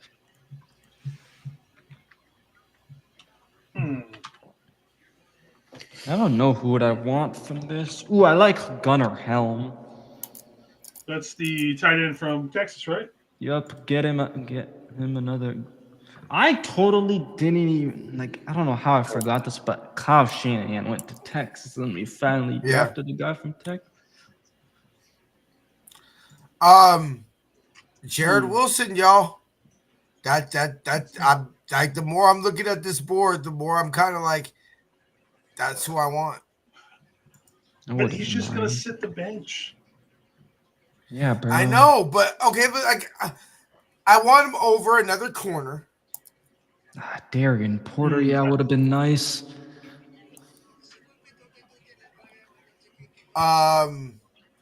Over Jalen Noel. Like who? You taking No, he's the corner. He's the corner. Isaiah Thomas, Jacob Parrish is still out there. Come on, man. Kevin, I would. Kevin Wilson, Winston. I would be okay with if we took. I ain't gonna lie. I do Xavier love me Watts. Gunnar Helm, man.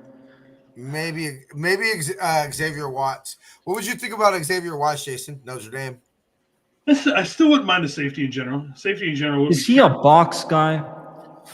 I ain't gonna lie. If we're not gonna go safety, or at least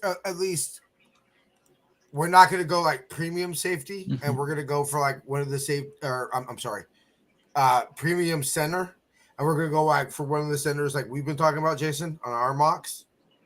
You know, like later. You know, fifth, like tomorrow. All right, Patriots pick is in. You know, tomorrow's when we're gonna go. Like late tomorrow, kind of mid tomorrow. Yeah. Xavier Watts or Kevin Wilson Jr. Wait, is Watts a box guy or what? I think he can do both. He can do either. I'm so tired of us getting these same type of safety guys. But he had a ton of picks in college. I want to say he had like 13. Kyle Williams to New England. Ooh. Oh, now we can't break the curse. Yeah, god damn it. We're gonna break the curse. I mean, they do need receiver badly. They do. I think the only receiver they've got in their team right now is Kendrick Bourne. Well, then they got some guys. That's from the like only last receiver year or you ever something. need. They got some receiver from like last year or something. Okay, right now, Watch us Xavier Watts.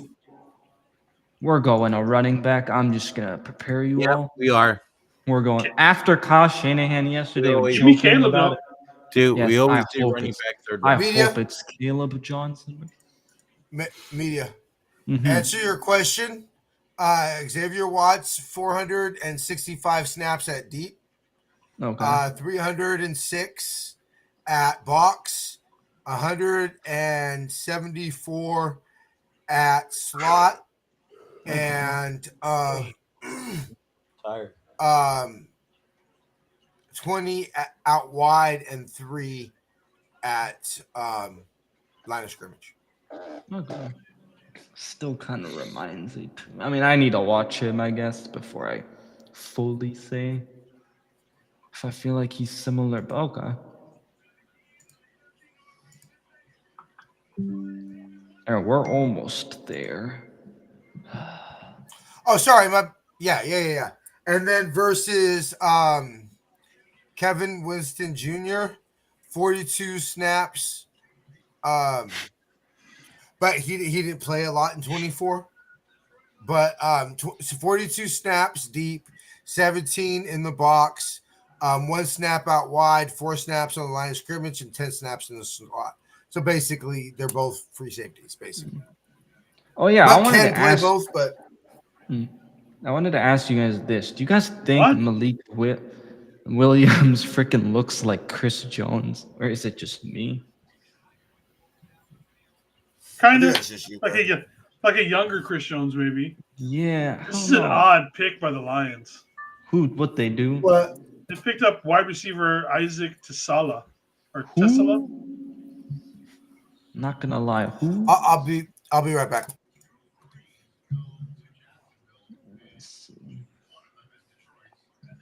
Okay. I haven't even seen it.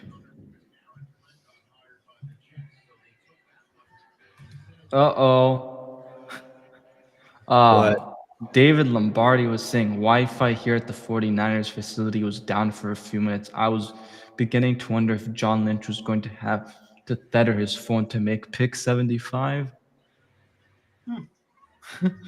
Again.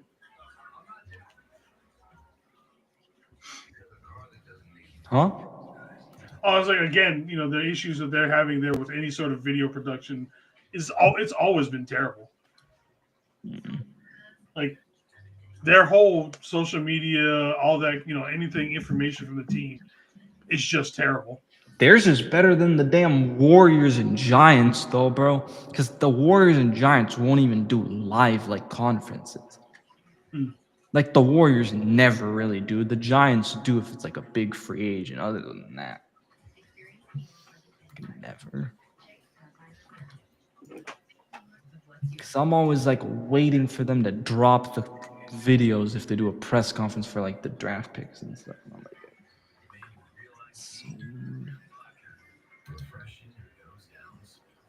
I'm like, I wonder if we're gonna do any trades in this draft.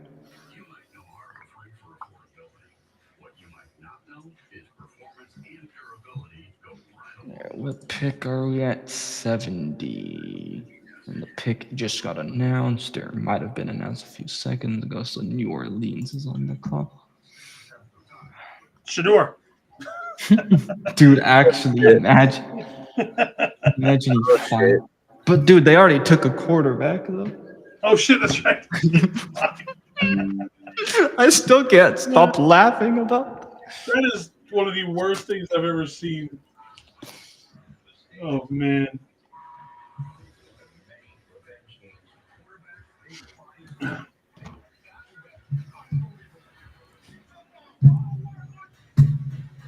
I'm starting to feel bad for him, low key though. To an extent, yeah, I get it. Shout out to John Mad Dog LaJoy. He's got the draft up, and he's got us above the draft watching us. Thank you very much, sir. That's what I'm talking about, John. Thank you very much. You go, my man. He's got my nice bald head showing over there. Might be a little bit of a glare. You got my beautiful. Brandon, what were you saying? Nothing. Oh, okay. Why? Because I heard you were saying something, but I did not catch what you said.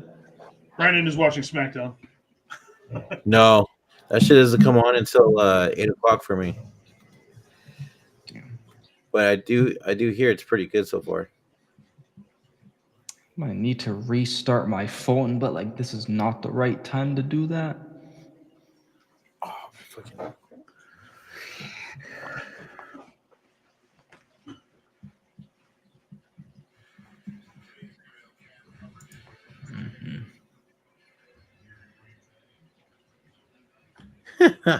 Dude.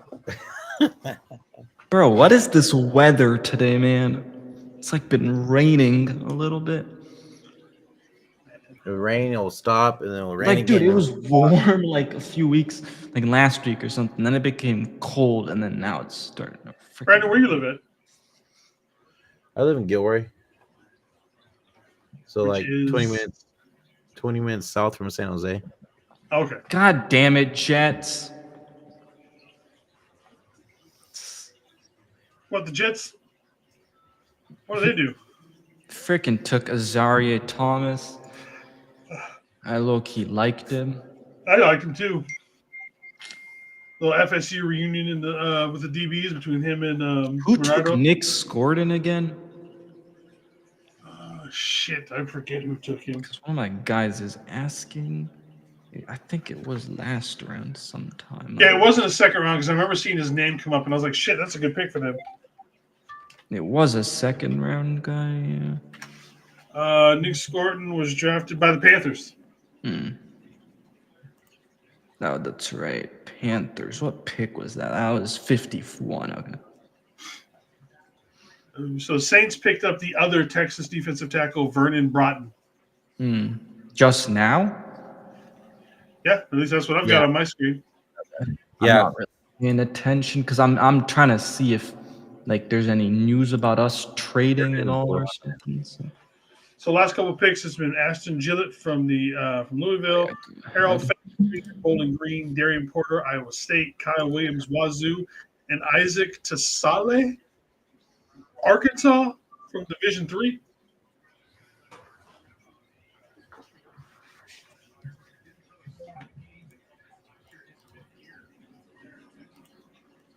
There we go. Whoever doesn't get drafted tonight, the memes overnight are going to be insanity. Yeah, actually. And then Dion's gonna go on a fucking riot. Yes, he will. He will. All right, we got 3 more picks, guys.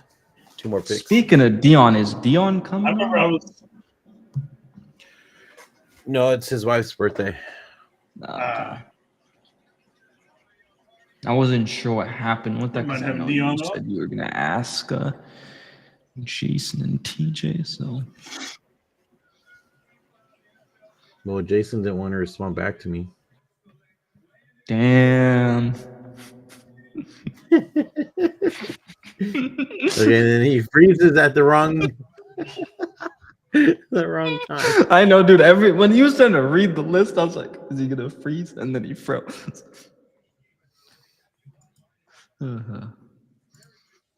What's your thoughts on our first 2 picks? I like it. We needed it. Agree. Stopping the run. Our run defense is gonna step up for sure. Yeah, I think we also just needed this kind of retool because the thing is, teams knew what our defense was gonna do. Yeah. It's like, all right, Bill's pick is in, and I think they're just breaking the selection on the screen. Landon Jackson. Okay. That's a good pick. Low-key, Bills have been kind of taking some of the players I liked.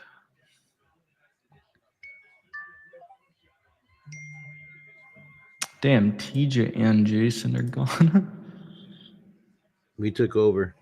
Yep. Guys, we've hacked the stream. Let's see.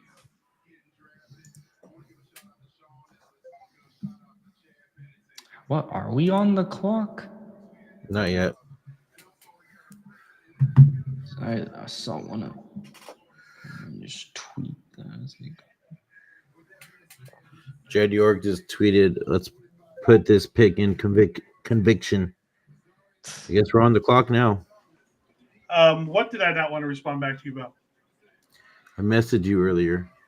Oh, did you? Yeah. On Insta. Oh, I hardly ever check Instagram. That's the last place I will answer you. of all the socials, that's the worst one to text me on.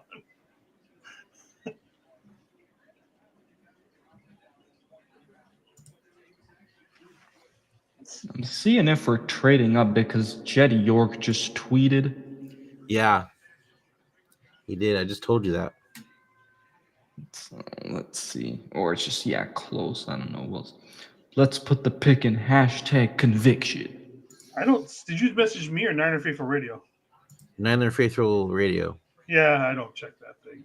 You don't? Me? No, I haven't logged into that thing in forever.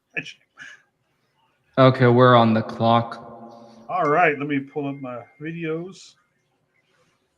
That's what the Niners. Okay, now I look away from my phone and wait for like 15 minutes since it's. They're behind. That's what I hate about later in the draft because they get so behind on these picks. Like, remember the 7th round picks? They're like so behind where it's like you still have 7 teams.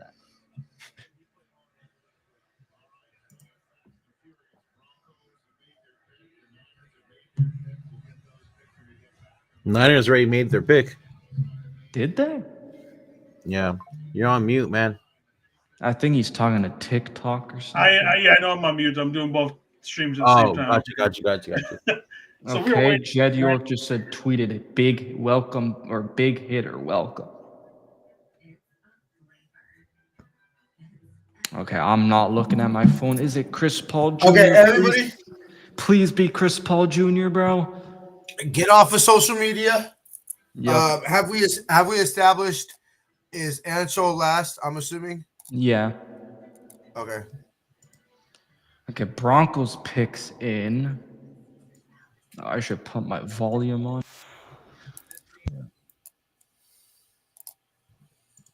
Who could the player be?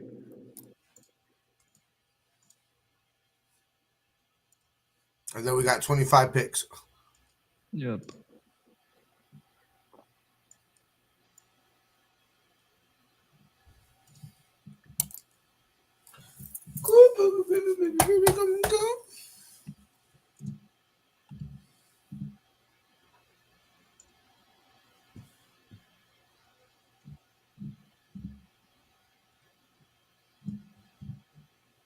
Last time that I checked.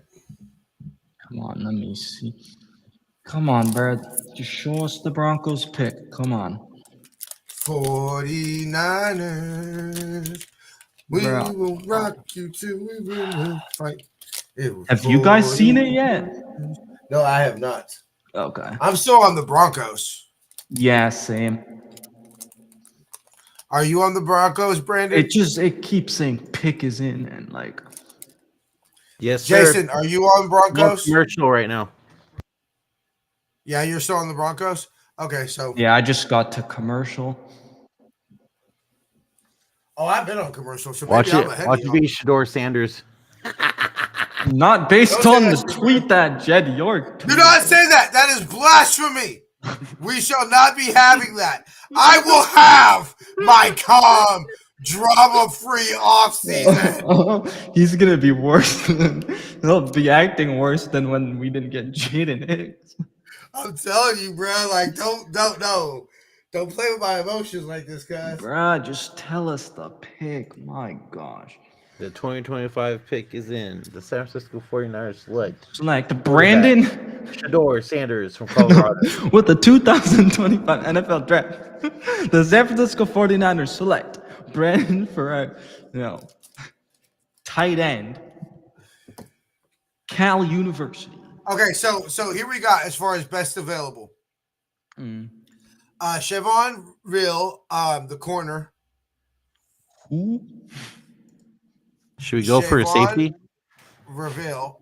That's what I want if we don't go. Yeah. If we don't go center.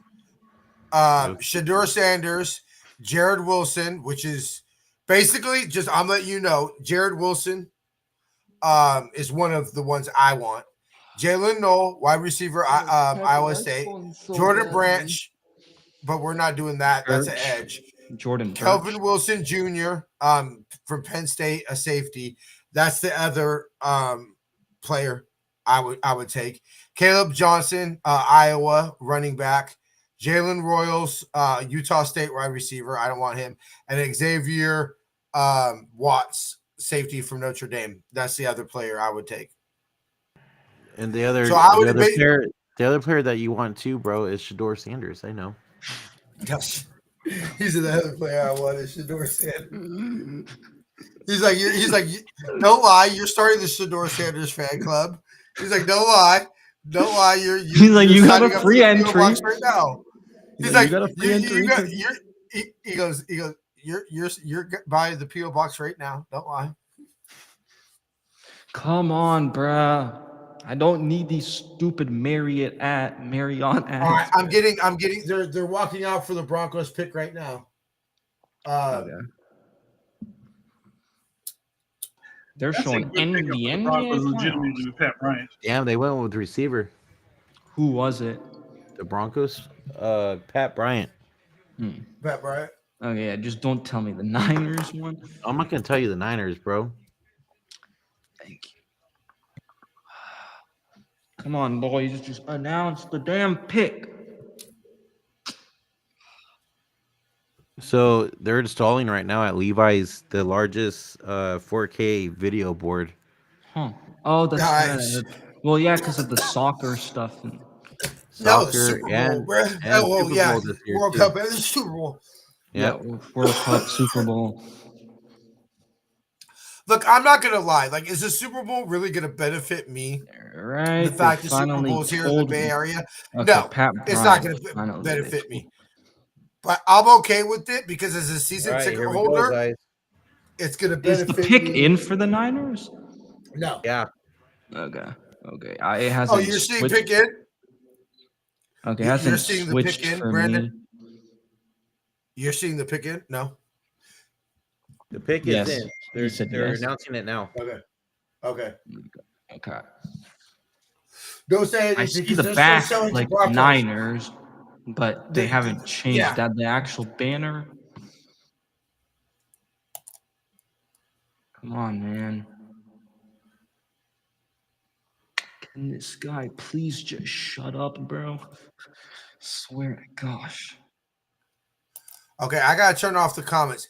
Please, y'all. Nobody in the comments spoil it, please. Okay, we're on the clock. That's what it says for me. Okay, picks in. Julian Peterson doing it again. So I'm seeing Julian announce it. What's up, JP? So the reason I don't buy jerseys like that is I bought a Julian Peterson jersey, and literally I wore it week 1, and he tore his Achilles, and never played another game for the Niners. Nick Martin, linebacker. Wait, I haven't seen it yet. Oh, my bad, bro. My bad. Damn it! You've got to be kidding me. Well, fuck. Okay, God damn it, man. That's not who I wanted. It's not who I wanted either. That's the first bad that we that I'm like, got a linebacker. Yeah, I'm not mad about it either. We needed one. But I'm just not I'm a little bit about like, that seems too early. Now it's offense time. Next pick. Yeah, it's got to be offensive. Next. Dude, we need another DP. Okay, so okay, it didn't show. It didn't show Oklahoma his ranking for me. I saw it too late, so I don't know where he was as far as best available. By the time I looked at ESPN, they'd already removed him. on NFL Network, bro. Jason, do you have any highlights for him? Give me just a second. Cool. I'll pull up his PFF right now. There's a good amount of O-line left too. Bro, I literally cannot find a good photo for the post of him. It's freaking impossible. Excuse me.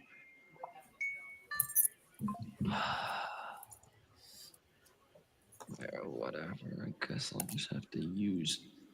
And then we still got one more. 75 picks or 24 picks. Yep, 900. Probably a little bit faster than the rest.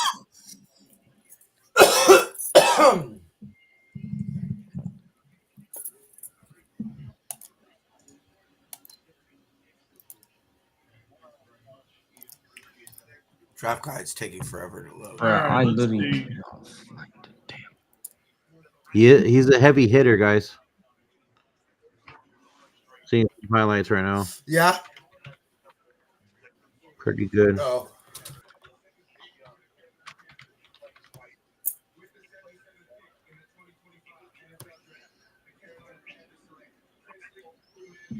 Whatever. I'm gonna just have to. Here we go. All right, let's see it.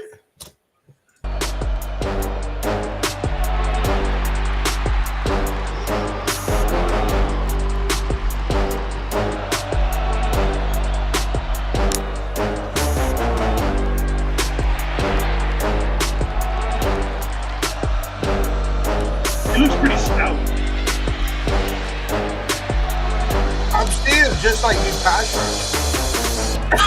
So I wonder if they're just going to play him as a DN. Okay, there he is. Nope.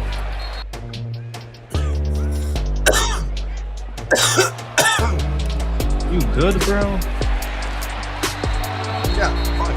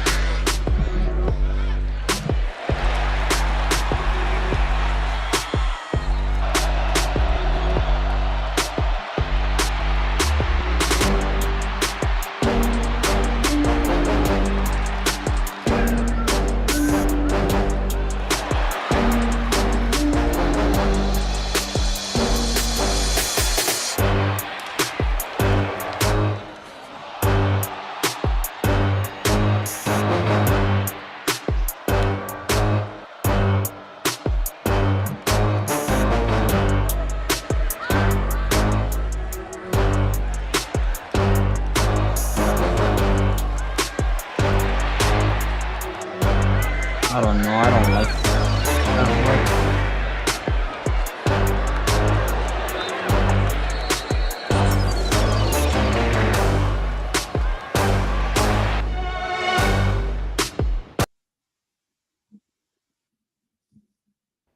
Well, that's our new linebacker, Nick Martin, number 75 draft pick. I will say this: one thing I did like that I saw with him is that he wraps up when he tackles. He doesn't do any of that, shoulder BS or anything like that. So at the very least, I appreciate the fact that he is wrapping up as he tackles. I don't know. I would have gone with Chris Paul Jr. Agreed. I thought Chris Paul would have been a bigger pick, but like I said,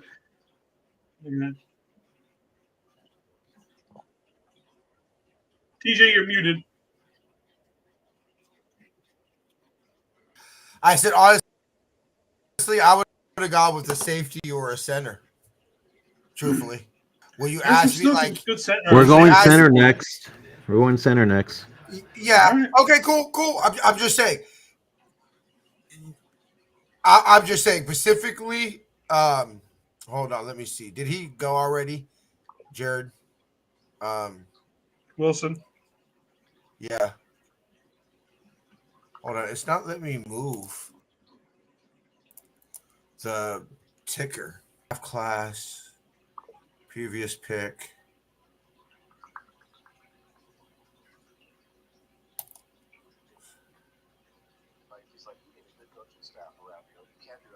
Okay.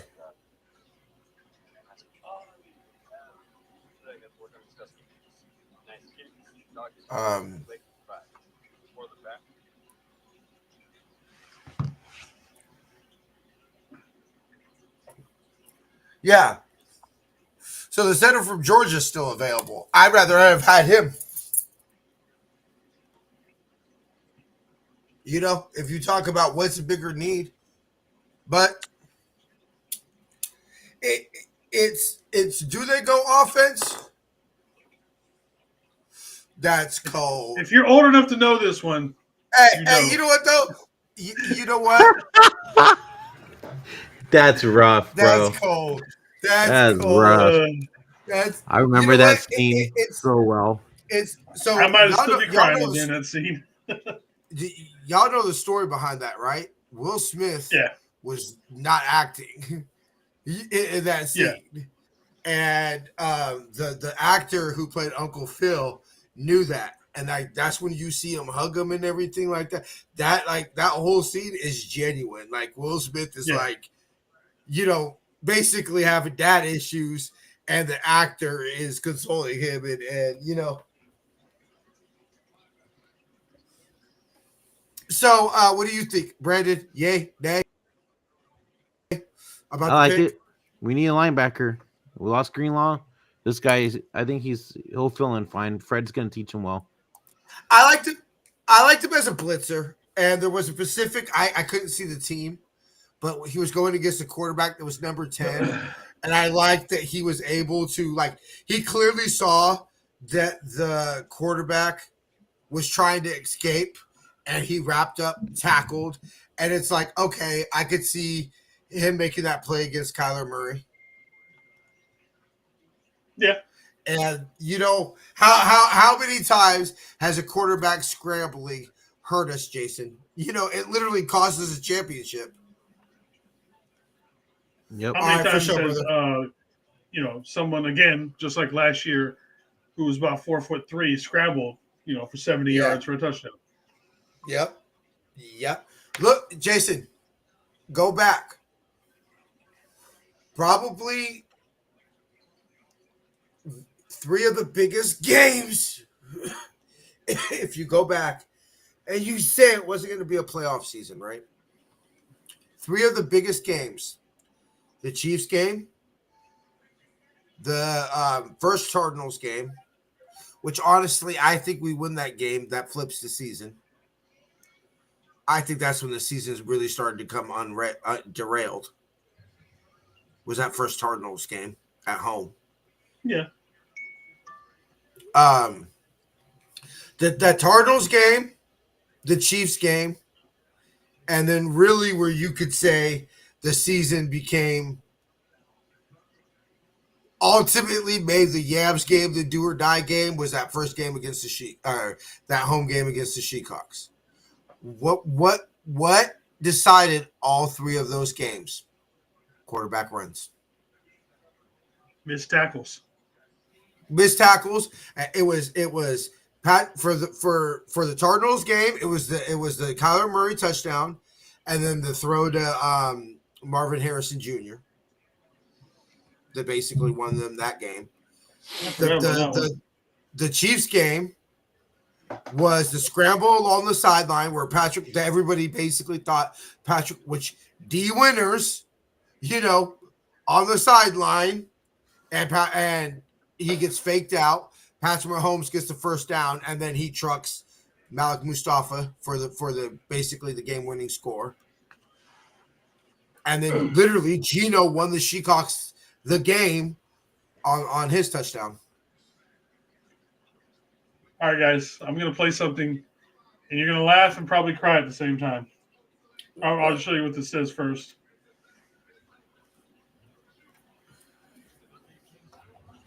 Hold on, I'm keeping an eye on the. I don't know if you saw the title. Damn. Oh. Damn. That's rough. This shit's getting out of hand already. Yeah, that is cold. Colts pick up Justin Whaley, quarterback out of Minnesota. Again, I thought there was quite a few. The Falcons, like, above him. Hold on, I got a question for y'all, and this is better for the 3 of us because you know we're old enough. Where do you think Dion's most beloved? I don't know. I would think probably Cry Girls, right? That's where he won the most championships. Dion, I don't ever feel that Dion was hated here. It was never fuck you, Dion. You left us, went to the Cry Girls, and won two championships.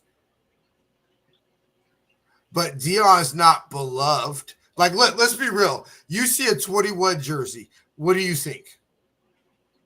Dion, but I mean. No, I'm saying you see a 21 Niner jersey. Who do you think? Dion. Really? You don't think Frank? I still think Dion first just because he was more than likely it's going to be a Dion jersey. Over a Frank? I don't live down there. That's the difference. Yeah, okay. Touche. If I was down there, yeah, probably Frank. But up here, it's probably a Dion jersey. I'm telling you, bro, it is.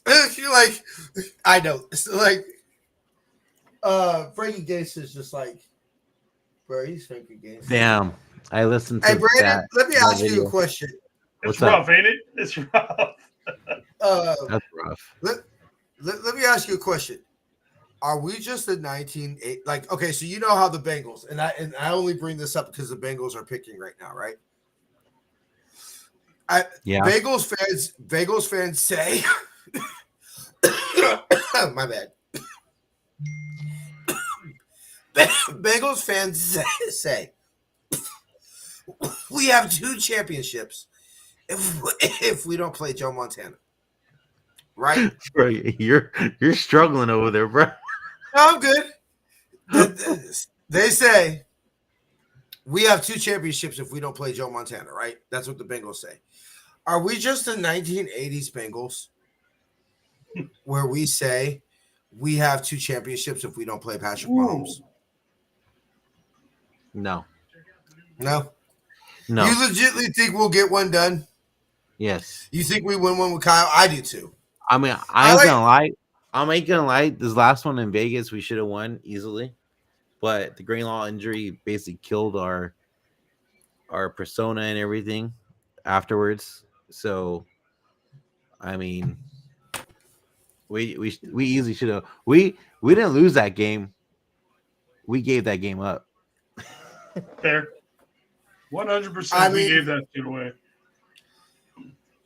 This is like I said earlier. You weren't here. I said I put the overall game. I put it on the offense. You needed to. We were dominating. You need to be up multiple scores. With the way the defense played the first half, the Niners should have easily been up by 14 to 17 points. I put it on the defense. You put it on the defense. What you say? Get off the field on 4th and 1. That last series Patrick had in the overtime, we should have stopped it, but they read that shit so wrong, man. Patrick fucking fooled them. But I will say, okay, because see, this is so. Let me tell you my philosophy about the two losses with Kyle. The loss with Harbaugh is very simple. He had the ball to Frank up 4 times, 3 yards out. Yeah, we should have ran it, or even have Kaepernick run it.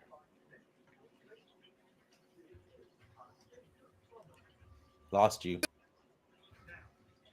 Yep, he's gone. Time to reset the internet again. At least I know with mine, I'll be back in 2 minutes. He's on that McDonald's Wi-Fi.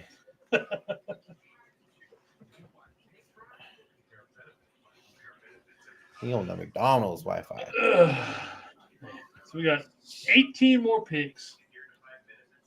That's rough. So you said offense. You think we're going offensive line, wide receiver? I hope back? so. I think we go O-line, bro. O-line? I agree. We do need help on the O-line. Before we hit running back or anything like that, we need to go O-line. Yeah. You say that, but it's 3rd round. I mean, we know still what have happens in one 3rd more round. pick. We do.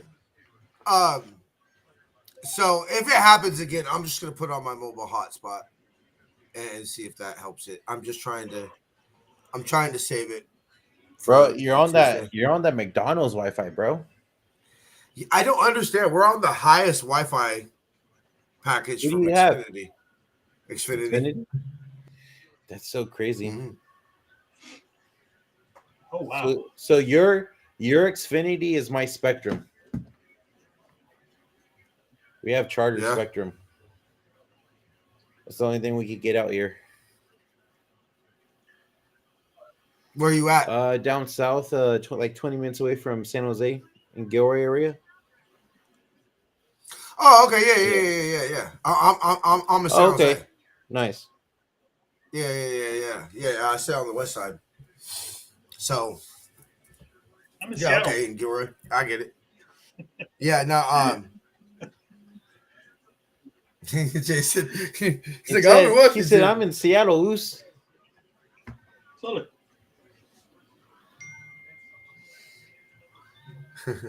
Oh, fuck. Come on, guys. 18 more picks to go. Oh my God, Jason, I ain't gonna lie. That when you see that, when you said that, that's just like I just felt like I got punched in my stomach. You're like 18 picks to go. I was like, oh my god. Like, so, oh damn it! Who they get? The Titans just took Kevin Wilson Jr.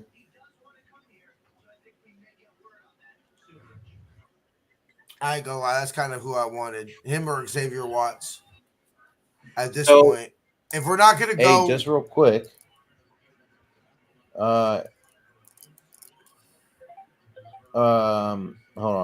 I'm looking for it right now. So according so Nick Martin's actually coming off of an injury.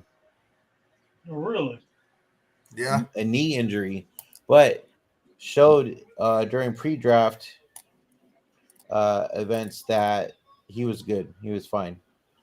So maybe that's why they only showed 2020. That's hogwash. That's obviously why they only showed 2023 stuff. Probably. Yeah, obviously. Let's see, what is that injury? Running back. Probably didn't play much. Caleb Johnson. Damn it. Huh. Let's see. That's cool. Actually, you know what? That's not cool because if we see a couple more running backs go, you know what Kyle's gonna do, Jason. What's Kyle gonna do if like one more running back goes off the board? He's going for a running back. He's gonna trade up for a running back.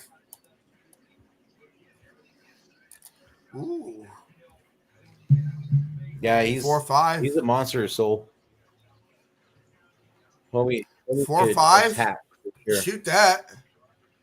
Let's see. He missed. I'll take 4-5 speed at the linebacker position. I can't see what the knee injury was, so I don't know how serious it was. Bro, the fact Steelers didn't even go for Shador. They still don't have a quarterback. Does that mean they go after Aaron Rodgers? Well, I'm trying to figure out how do they. Can you imagine? Hey, how did they let go of Justin Fields and Russell Wilson, bro? And not have a backup plan? And not have a backup plan. Like, honestly. Well, their backup plan was they re-signed Mason Rudolph. Yeah. He beats his ass, bro. My brother-in-law is freaking the Steelers fan, and so is my cousin. So I've been talking to them right now. Imagine the crash out possibility. Like, Steelers games almost become must-watch TV because you've got the crash out kings. You've got Rodgers, Pickens, and Metcalf. I would watch to see who flips out in every game just so I can laugh my ass off. Dude. Could you imagine the sideline tantrums? That's the thing. Like, it would be great to watch. You guys already see that what's his face already is having a temper tantrum all last season. Yeah, Pickens. Yeah, Pickens. So, and then adding DK to that all that madness. Oh, dude, they have two freaking little kids, bro. Yep. And then you add in, Rodgers, who's the biggest prima donna in the history of prima donnas in the NFL. And like I said, that just makes the Steelers, to me, must watch. I don't give a damn if they win or lose. I just want to watch to see how much bullshit goes on.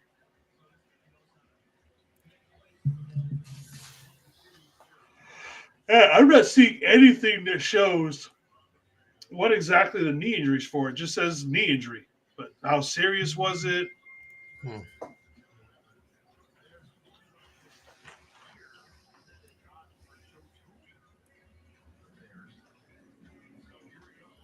So we have a pick every round tomorrow except the 6th round so far.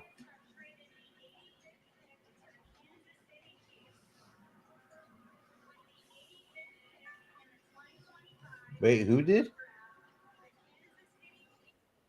I said the Niners have a pick in every round tomorrow except the 6th round so far. Like, we could change that, obviously, with the trade. But so I'll be with you tomorrow, bruh. I'll start it and everything like that. I'll set it up. It's already set up. We just gotta enter it and go live, So I'm probably gonna pop on as well, but it'll probably be like a little bit later than like 8 o'clock or whatever. We'll be here, man. That's cool. That's cool. I'm thinking I'll let you know for sure, like tomorrow or tonight or whatever. But I have to dip. I'll let you know like as soon as I know what time. But I will be on tomorrow morning. I'm gonna set my alarm. Yeah. I'll probably be up before 8:45, but I'll set my alarm. I'll be up. I gotta take the dog to the groomer real quick. So here is his RAS record right here. Okay. Height is poor apparently. Weight is poor apparently. Bench is through the roof. Elite though. Vertical. Hey, so he's basically his height and weight. So he could work on his weight for poor. sure. I mean, that's no big deal. Okay, cool. Yeah, get bigger. But like he's an elite athlete. Yep. Everything else is so the great Niners size. basically the Niners are saying put him in the weight room for a year, and we'll have a bigger, stronger, elite athlete.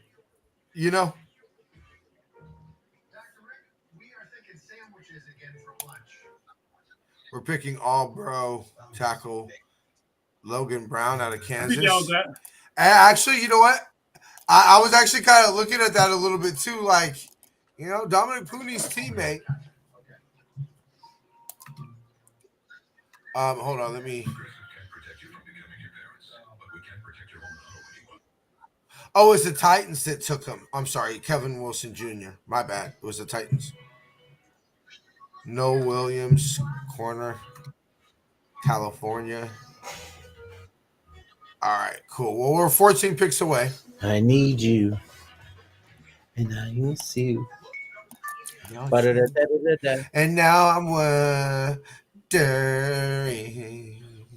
if I could fly into my.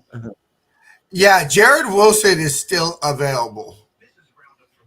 He's not going to go high. Even though he's a damn good center, he's not going to go high. I mean, so at what point do you take him? I wouldn't. You wouldn't? It's not that I don't think that he's a good player. I just think we have bigger needs than a center. And I know I'm saying that because of Brendel. It's just I don't think we're going to get rid of Brendel. I think, we're stuck with Brendel no matter what. So if we have to... He's got 2 more years. I mean, if we're not going to get rid of Brendel, we need to build up everything around him. You know what I mean? So that's the reason why I don't think we take someone like Jared Wilson, simply because Kyle, for whatever reason, loves the guy.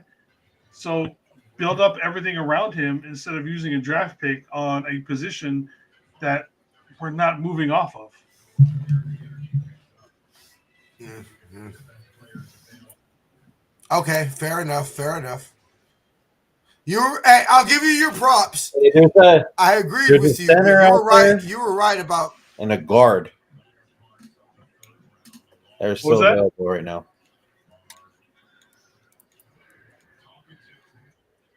The highest rated guard is Marcus Mimbo. Oh, Mbo? He's the 18th best rated player. Yeah, Mimbo, sorry.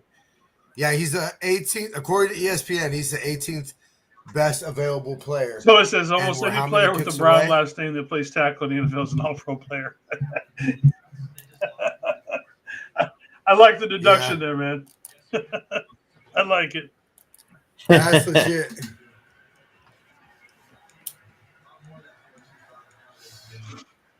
And Williams, too. Yeah, Williams is up there, too, with good tackles. Thomas? Just good NFL players in general. Mario Williams, Trent Williams.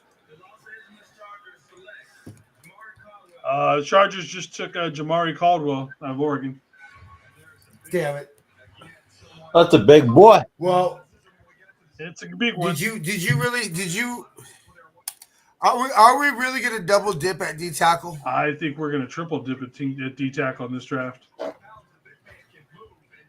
And there's still guys out there, right now in the 6th round that are going to be pretty good.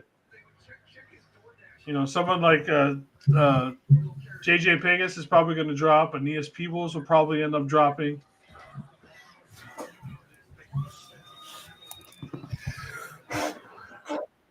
You know what's going to happen is because this draft's so deep late, a lot of players that are pushed back. Yeah. Like, is somebody going to take when does Shador become too good of a value to ignore?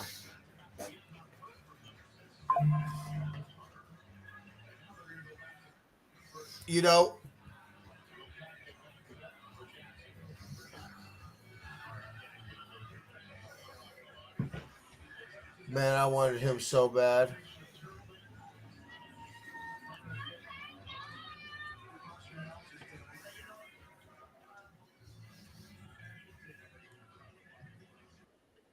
Oh, I wanted him so bad. Take a chance with Deion Walker. Yeah. I'll say this. So that I was when I first started doing looking at some of the players, Deion Walker was high on my list. But then as I checked out other players, he just kept falling lower and lower and lower on the guys that I like personally with the draft. The biggest thing is this Deion Walker. Let's see. Let me pull him up real quick. He's what?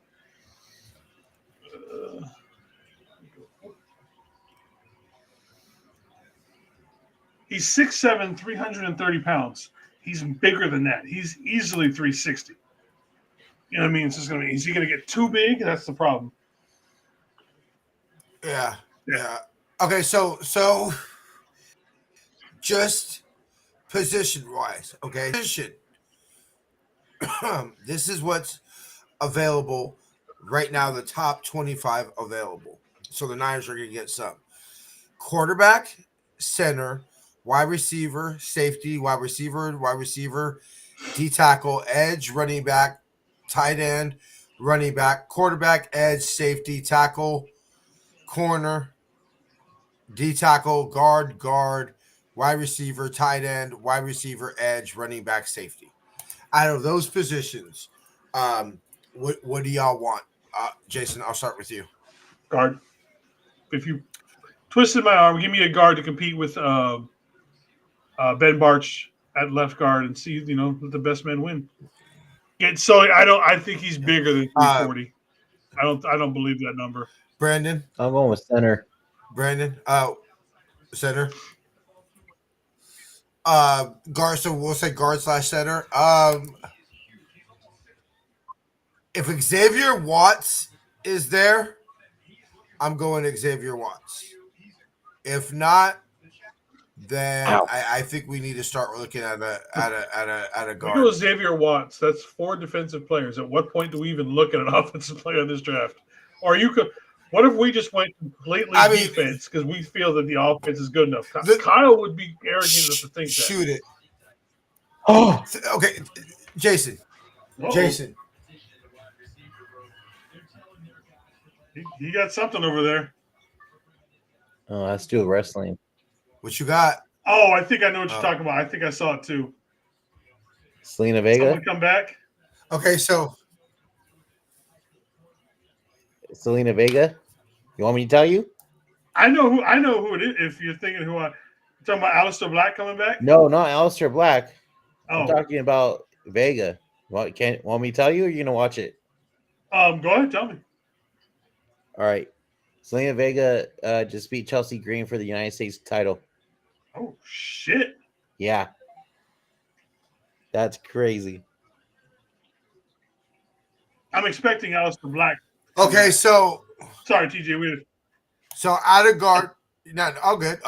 Out of guards, Miles Frazier out of LSU, Wyatt Millum out of West Virginia, Joe Hubbard out of Wisconsin, Jalen Rivers out of Miami, Jackson Slater out of Sac State. I know everybody loves him. Joshua Gray out of Oregon State. Garrett Dellinger out of LSU. Clay Webb, Jackson State. You want me to tell you mine? Yeah, go ahead. Shoot I'm going with Collins out of I think it was LSU, right?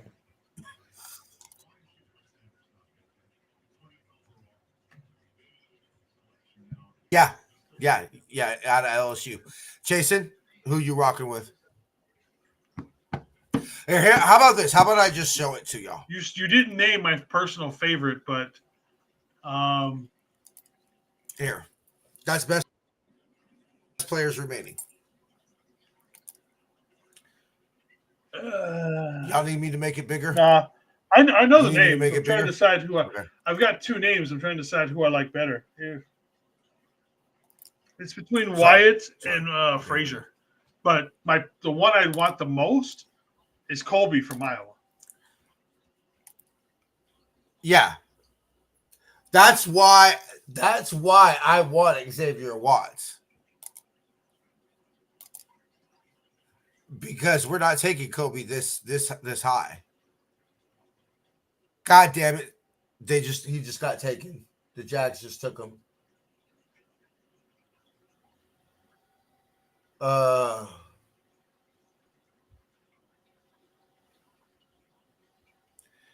Damn it. Oh wait, no wait. Never mind. They might not have. No, they didn't. Sorry. I was at guard, not best available. I still want safety, because I think if you do safety, then I feel like you've addressed every level of the defense. You've addressed both edge / D tackle, and then a legit D tackle.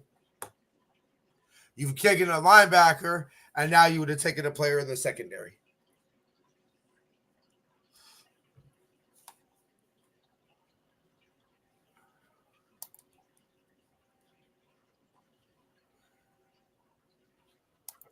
And then you take a guard next round 4. And Solo seems to like Dillinger.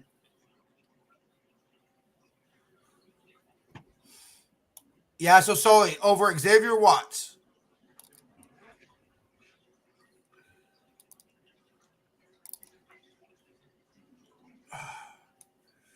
I don't know. That free safety, this baby.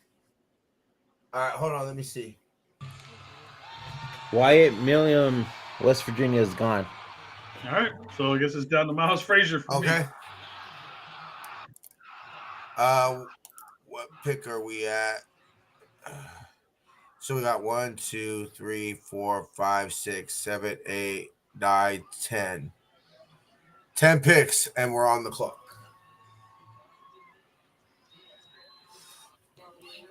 Let's see what happens. Yeah. And then we'll only have 2 more picks left in the day. Yep. Right? Yes. Yeah. Wait. Yeah, because we're only going to round 3 today. My bad. And then round 4, we pick at 11. We round 4 is tomorrow, right? Next on round 4. Yeah. And then we have the last pick of the 4th round. We have the 9th pick of the 5th round and the 24th pick of the 5th round. And then we don't have a 6th round pick.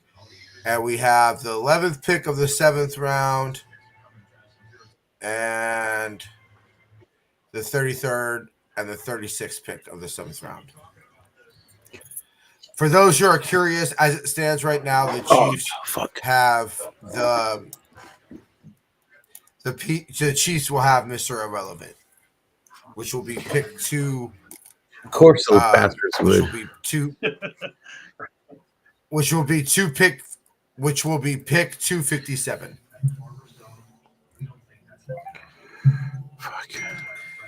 No, it would be dope if Brock's ever only pick 262.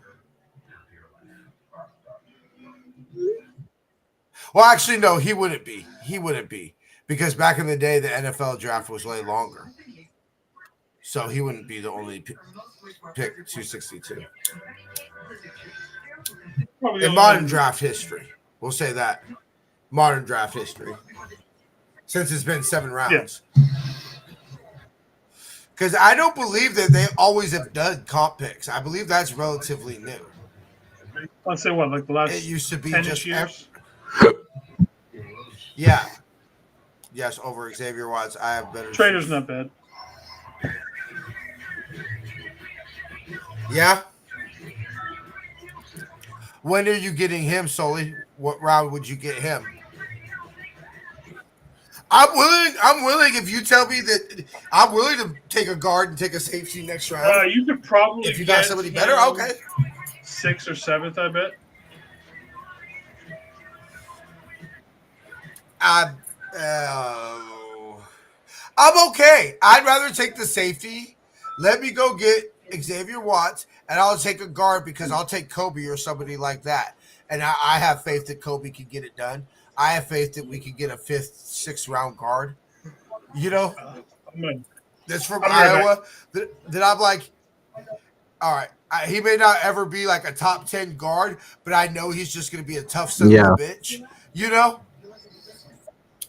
And just, get the job done, And you get him in the 6th round, so you're paying him nothing. Facts. And then you let him walk, and then you let him walk in 3 years, in 4 years for a comp pick. Mm-hmm. Yes, sir. Well, away from me, Sully. Like What happened?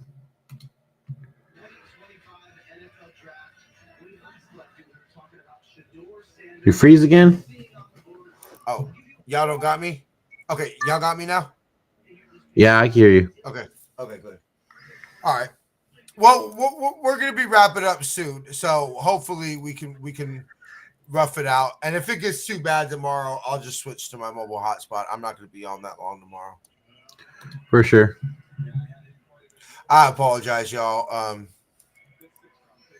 My bad. But yeah, bro, open invite anytime you want to come on. Hell yeah, man. Same for you guys. For sure. We'll definitely get something together.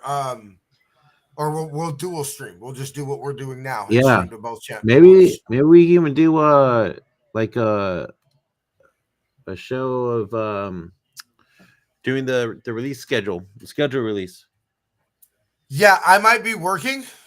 I'll let y'all know, but I'm pretty sure Jason would be down. We normally do our show Tuesday.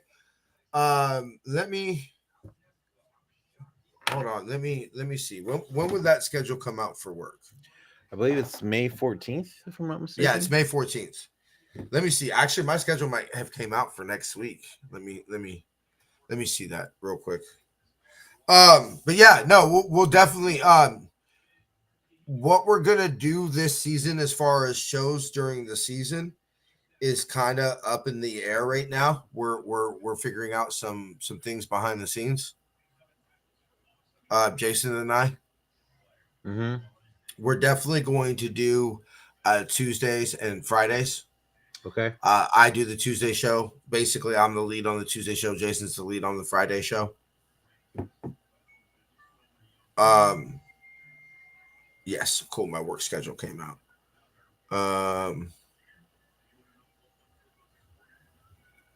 Okay.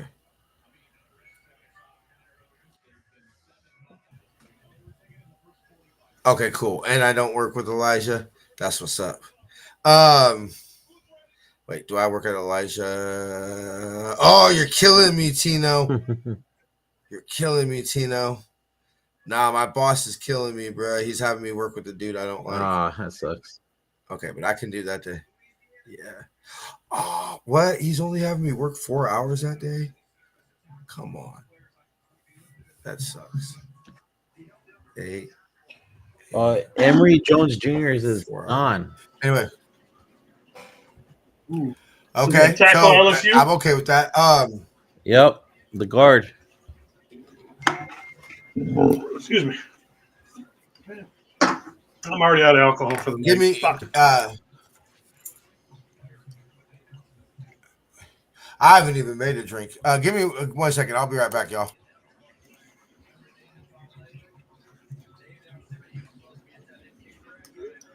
Nine more picks, man. Nine more Almost picks. there, man. Almost there. Right, Isn't this the guy that Oncho wanted? Which one? Emory Jones Jr. I don't think he had mentioned him.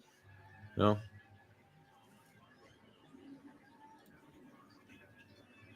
Xavier Watts is now the best player on the board. Then Jonas Sanker, Billy Bowman Jr., R.J. Mickens, Jalen Reed.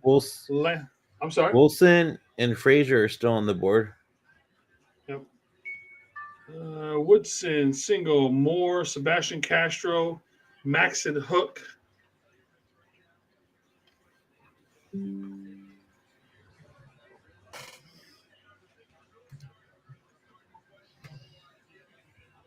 So if we look at centers, best center obviously still Jared Wilson. Then we go Seth McLaughlin, Ohio State, Drew Kendall out of Boston College, Jake Majors out of Texas, which I know a lot of people like. Then Johan Monheim out of USC, a person I see a lot of people have mocked him to the Niners.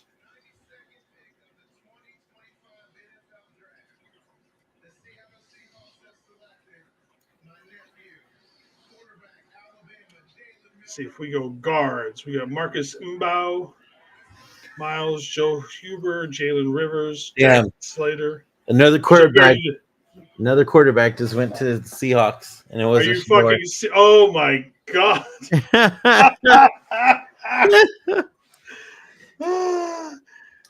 At what point is this like a conspiracy for the NFL team? Fuck, dude, I don't know, man.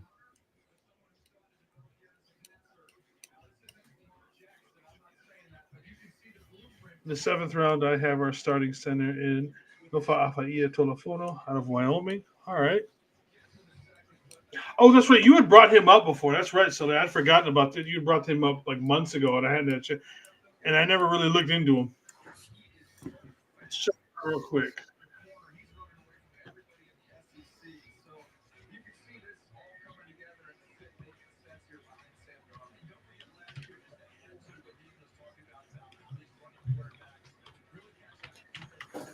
Damn.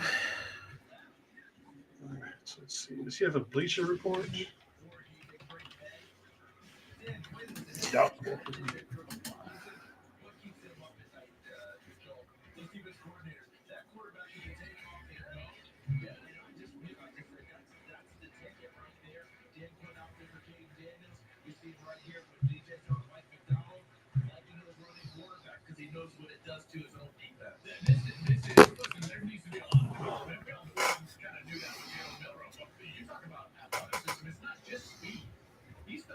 All right, so the guy that you're talking about down there, Tolofono, he is 6'2", 325, started 38 consecutive games, so didn't miss a game in 3 years. They say he's a developmental backup. Okay. He's got a dense frame, uses his size to be imposing in space with physicality, extensive power profile to maintain point of attack, solid center of gravity, finisher mentality, loves to be a mauler and puller in space. He's a relentless, dominating demeanor. All good aspects. Now let's see what the bad says. That he lacks top tier athleticism, so maybe he's not.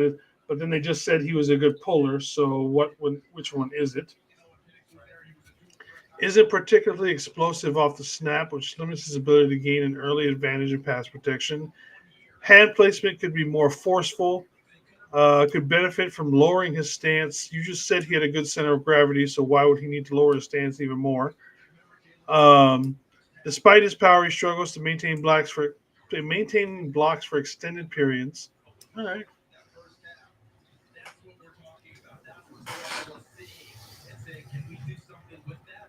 That sounds more like an UFA to me.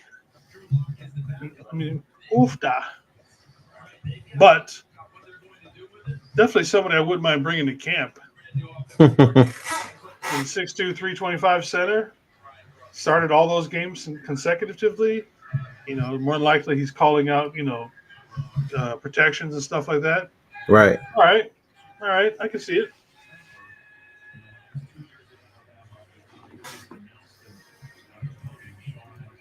Sole, if you want to come on tomorrow, man, let us know. Shit. I mean, Yeah, definitely, dude. I will. Oh, I was talking about Sully in the chat, but you too. Oh, sorry, man. I didn't even hear that part. I was saying, you know what I mean? He's putting stuff in the chat all night long. If he wants to come on and just talk with us, say the word, man. You can just we'll send you a link somehow, some way, and I guess Brandon can come back tomorrow. Yes, sir. We'll have to do some shows together next season. I was just saying, maybe we could do like the schedule release a show for that. I'd be down. I don't know what you do Friday nights, but Friday nights we have our drinking show. Nice. It's just like, this is what we're drinking tonight. It's not like we're trying to get drunk. It's just like TJ pretty much drinks the same thing every week. He drinks a Hennessy sour. I try to bring something new, some random beer, some new alcohol, something new every week. Just do something a little bit different. Sweet. And then like during the season, it's just like the weekend review of what's happened, and then a quick preview of the game, whoever we're playing that week, and then we make picks and get the hell out. There you go. I'm not doing 6 days a week this year. I got some things I need to take care of outside of outside of podcasting. That's a little bit more important this year. I was doing a weekly show even during the off season with Beto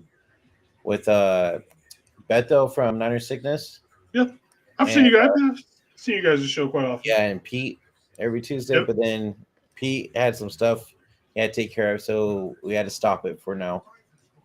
But then I usually do like my own shows with my guys. Yeah. So yeah. Yeah, because last year I was live. I did a show every week or every day. No, after games on Monday, I would do the reaction show, which is basically watch all the highlights, react to it. Tuesday is our quote-unquote main show. Wednesday, I would do a Madden stream. Thursday, I did a stream with Anshul. Friday was the weekend review show. I took Saturday off, and then we were live for pregame, halftime, and postgame for games. So I'm only doing 2 shows this week, Tuesday and Friday. There you go. That's good, man. I'll do my daily TikTok shows, but that's only like 5 minutes long, so those are quick and easy to knock out. All right, do I follow you on TikTok? I think we did. I remember seeing your name on it. I'm pretty sure you did. Let me see.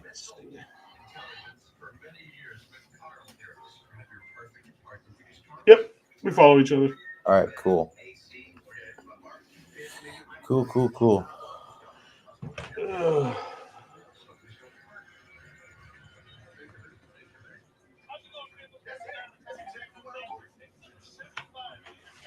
Yeah, I'm trying to get to 10K on the page.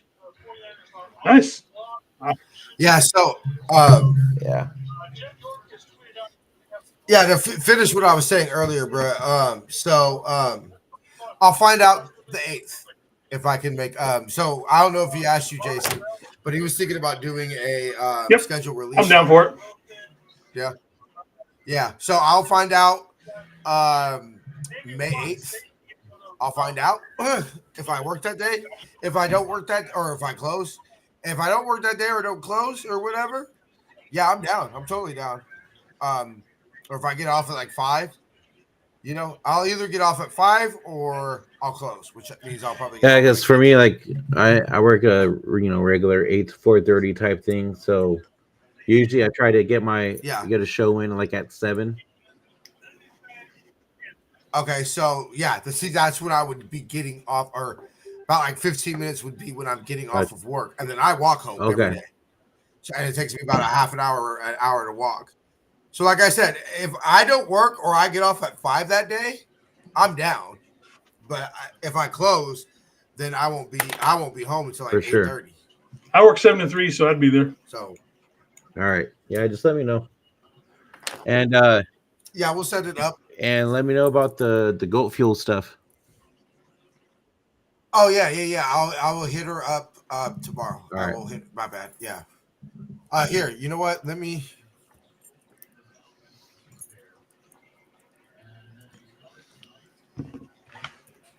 Angel's back. What up, you all? What'd you have?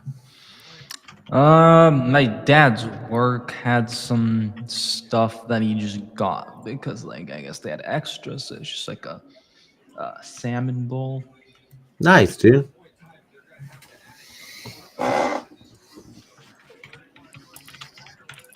God damn it! Now my stream broke again. The draft.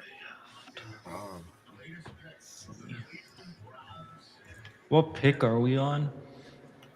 94. All right. Browns are picking.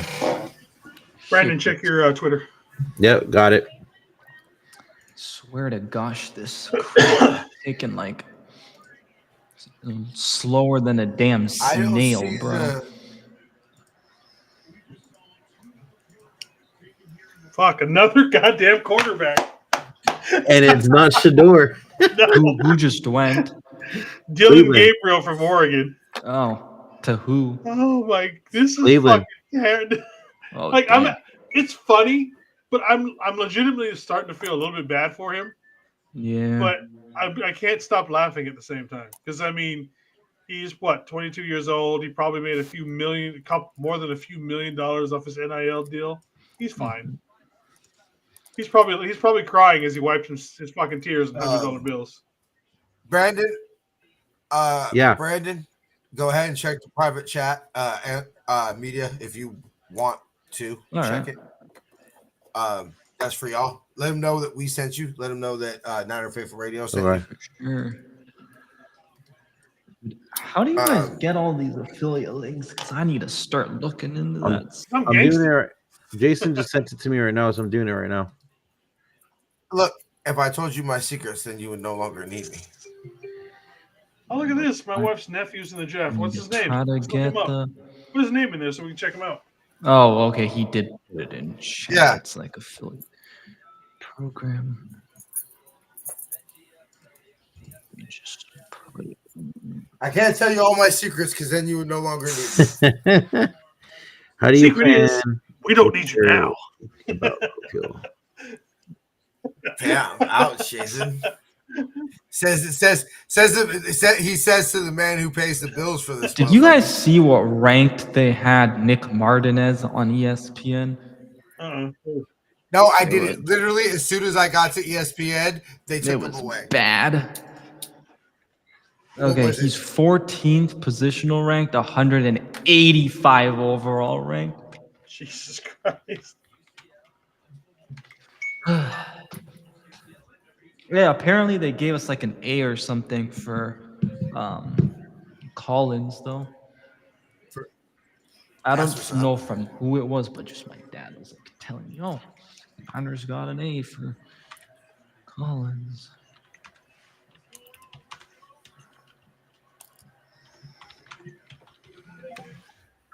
Hold on, I haven't even looked at his PFF. Oh, that's a good idea. Hold on, let me look at his PFF. Nick Nolan. Okay, y'all gonna be bad. Uh-oh. I'm pulling it up too, though. He's not in the draft guide. Oh, no. Okay, the thing is, apparently he's been like injured. So I think that's kind of why. But let's see. I mean, we were doing so good. We were.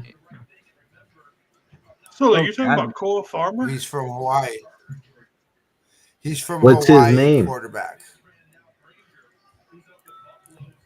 Because it says that the current quarterback at Penn State, Drew Allar, is not from Hawaii. Penn State quarterback in draft.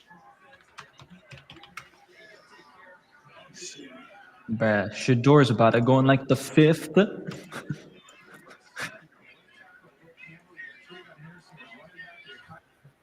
RJ Mickens is the other safety I want too. But like Clemson? I didn't think that we would. Oh yeah, let's start talking. Is that the kid from Clemson? RJ Mickens. Yeah, that's the one for Clemson. I don't know who I want. If Xavier, guys, F it. If we're legitly look, I'm not going to be mad if we go guard.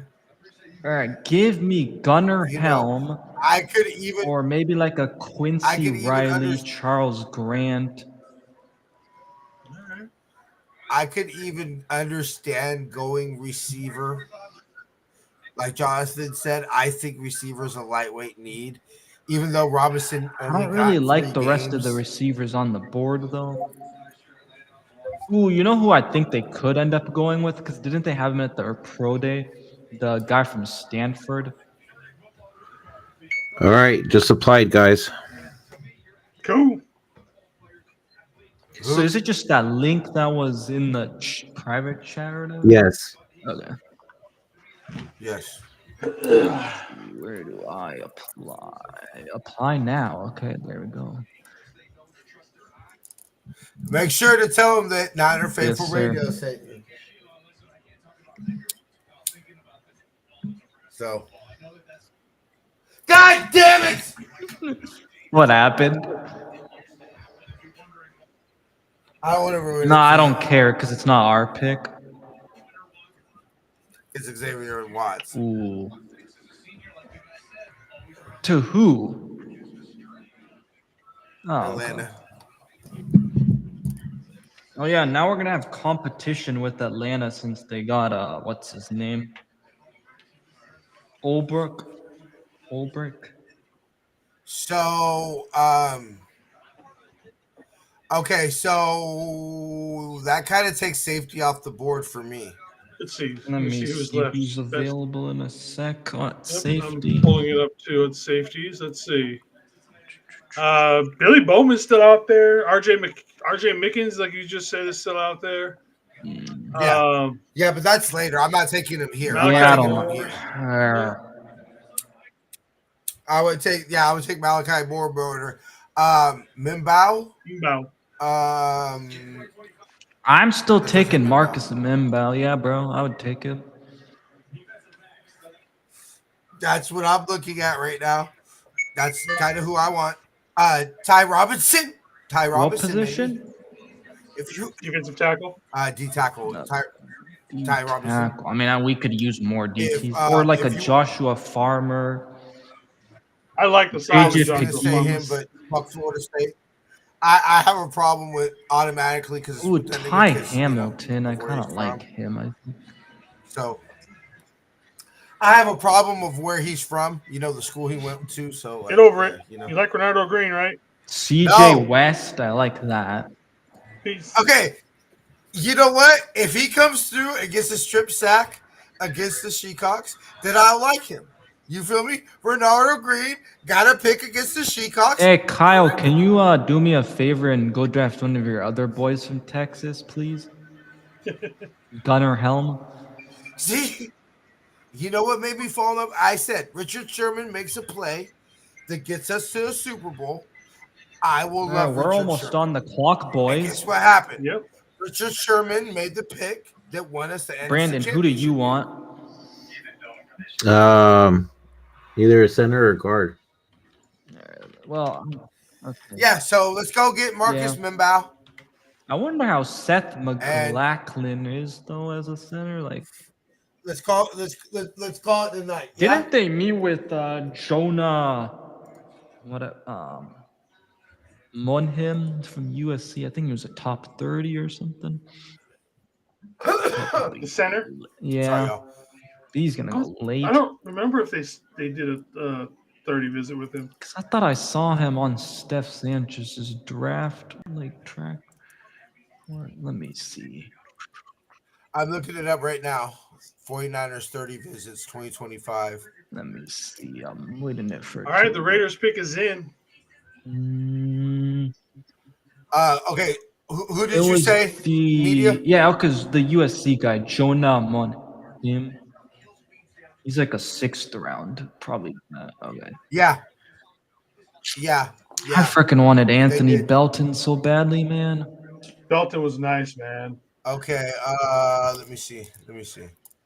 Who are we looking at here? Best available. I feel like Membu makes so much sense because like he's versatile. I'm gonna see if did they take a 30 visit with him? Membu, yeah. Yeah. Tight end was only Harold Fannin Jr. for like the earlier rounds. Otherwise, it was like Jalen Conyers could be someone to watch for tomorrow.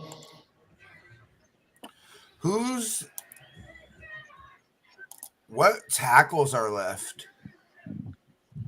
Offensive tackles or defensive tackles? Offensive. There's Logan Charles Brown, I know Grant, Sully but I likes don't know Logan if Brown. he's like gonna be a guard. Angie Cornelius, Chase Lunt. Did they do a 30 Cameron visit? Williams, Did they do a 30 visit? Logan Brown. With, Holland Pierce is a massive man.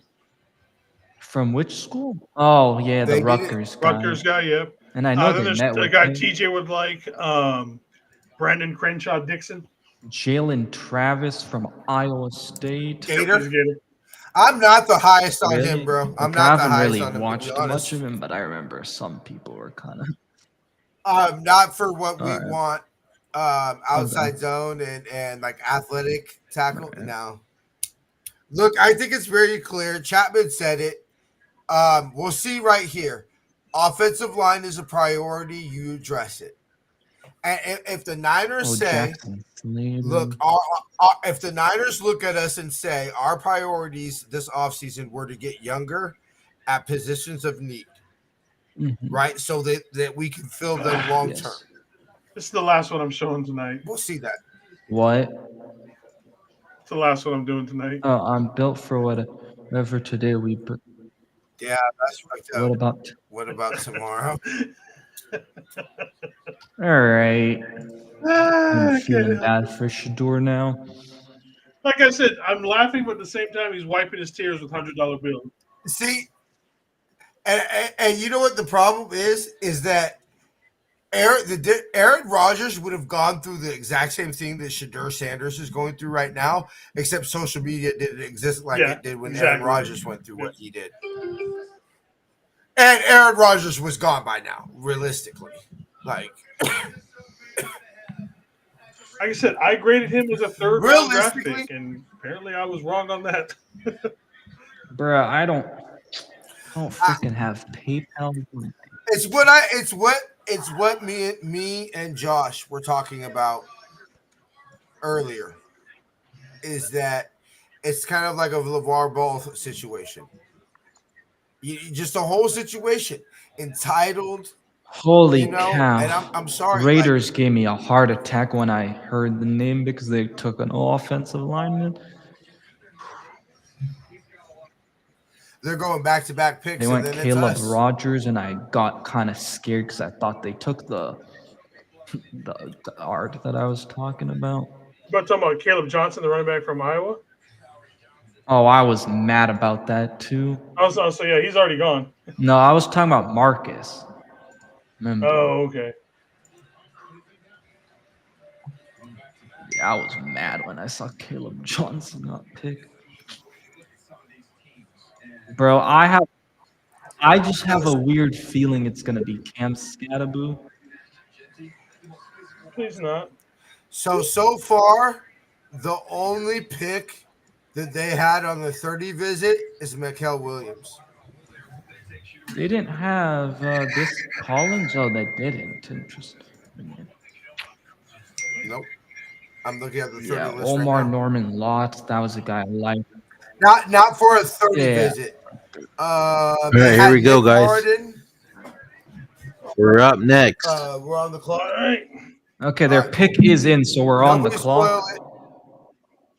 Okay, cool. Nobody spoil it. Nick Martin we had a virtual interview / phone conversation with. Raiders took Charles Grant. Frick. Let's see if we're gonna trade or something. We had a private or semi-private workout with him apparently. Grant. Charles Grant. Hey, so can't measure heat. That is what Jed York just said. Hey, so my first app can't that I did, measure heat.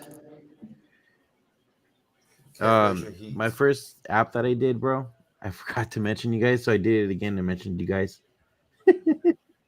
Thank you. Appreciate you.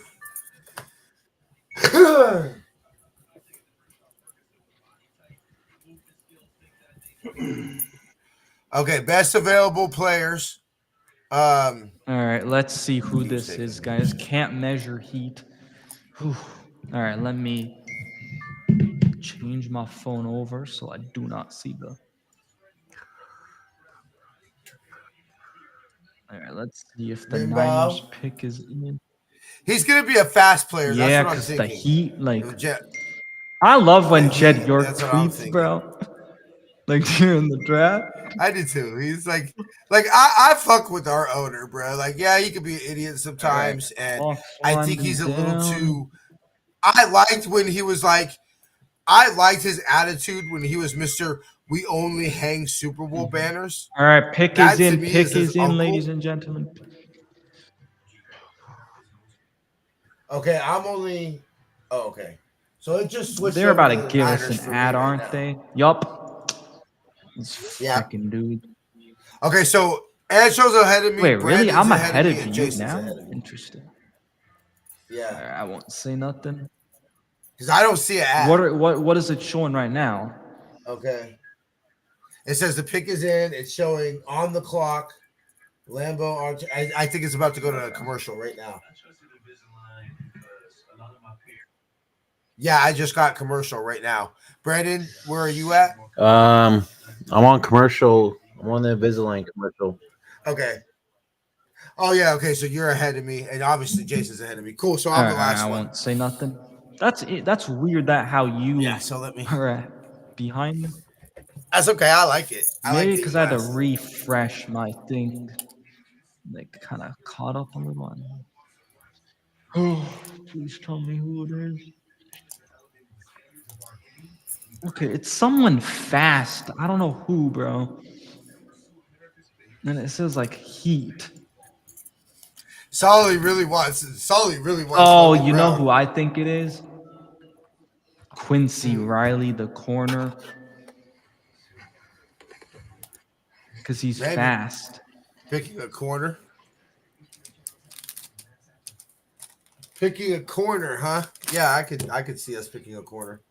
Look, I think the Niners feel like, look, offensively, I think the Niners feel they're fine. like, they don't feel like there's that many issues because you also didn't have CMC for quite a while. So, okay. 49ers lost free agent. Bro, are people really just freaking trying to spoil the picks? Loss. Okay, so 49ers free agent losses. Okay. Players, so this is the free agents and players we lost this offseason. Traded Debo and Jordan Mason. Okay. Waived or released Javon Hargrave, Malik Collins, Leonard Floyd, and Taver Pepper. Javon Hargrave, did you say him? Okay. Yeah, I said Javon Hargrave. Re-signed Patrick Taylor, Kevin Givens. Re-signed Jordan Mason, but ended up trading. Curtis Robinson, yes. And Juice. Yeah. That Juice one was crazy. Okay, free agents. Yes. Oh my God, I was so anyway.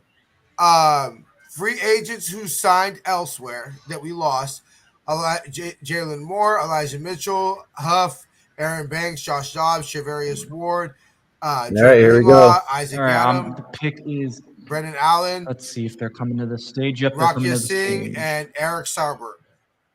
So we lost Hold 1, up the 2, 3, picks. The 4, picks 5, coming. 6, Hold on. 7, 8, 9, 10, 11. So we lost 11 players Hold in up, free hold up, agency. hold up. Of the 11 players we lost, 1, Wow. 2, 3, 4, Wow. 5. 5 were Okay, I defensive was players. right that it was a corner. Thanks, bro. Now you blew it.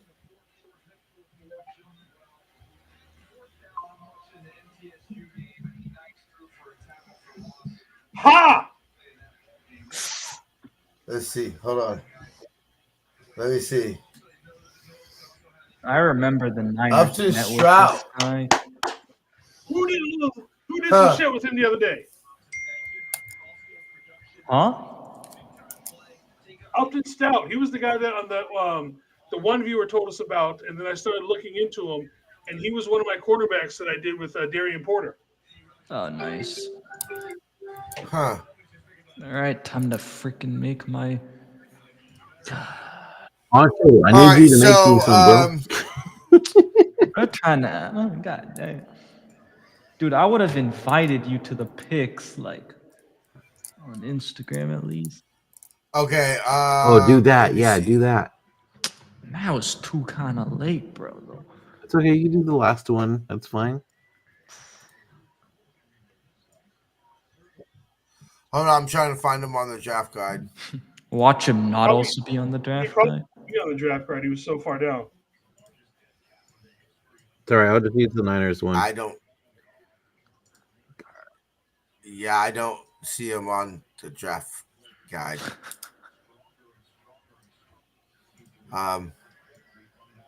Probably another Sala or special teams type. God.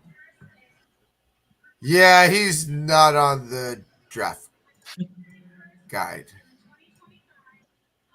Okay. Awesome. 100. He's short.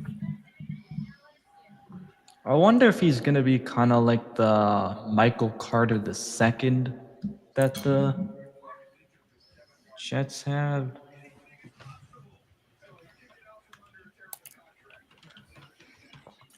The Niners clearly feel like we need to upgrade the defense.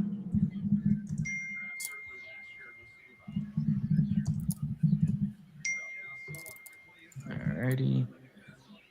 Let's just pick 100.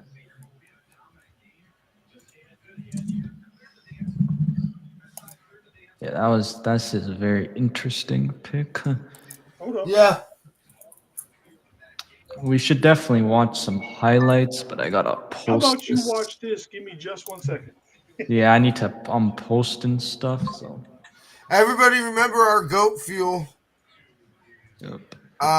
contest. Here you go.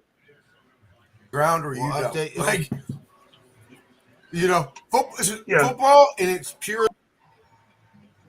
Oh, okay, we have a video. What do we do in the second half? Hey man, let's throw it. Oh, we let's missed throw the it last 22 straight times. Exactly. Just like, come on, Kyle, man, go back to what works, brother. So that's my first one. Oh man. My second one was one that me and Anshul actually discovered through one of our guys that we did one of our captain and captain. I don't even remember that, Jason. Not gonna lie. I don't even remember the guy's name because it's been a while. Was talking very highly of him in the chat, so we went ahead and drafted him, and I've looked into him. And again, this guy reminds me a little. He's got that little bit of a demo in him, like somebody you're going to be bringing up a little bit later. Yeah, consider a little bit smaller, but a little bit feisty. He's more of the twitchy athlete, whereas Darian Porter is that long outside guy. This guy's going to be inside in the nickel.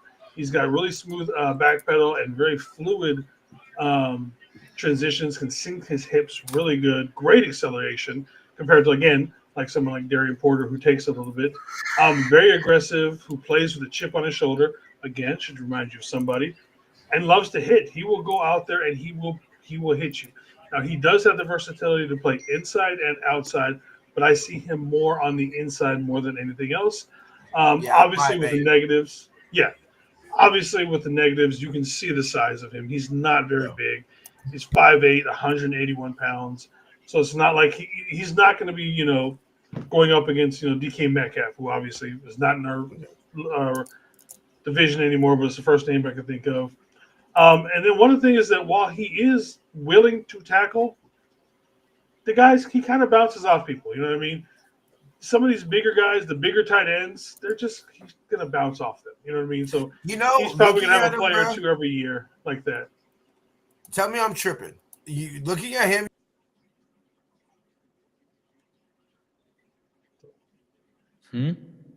That's who I called the other day. I do not remember us talking about this guy, Jason.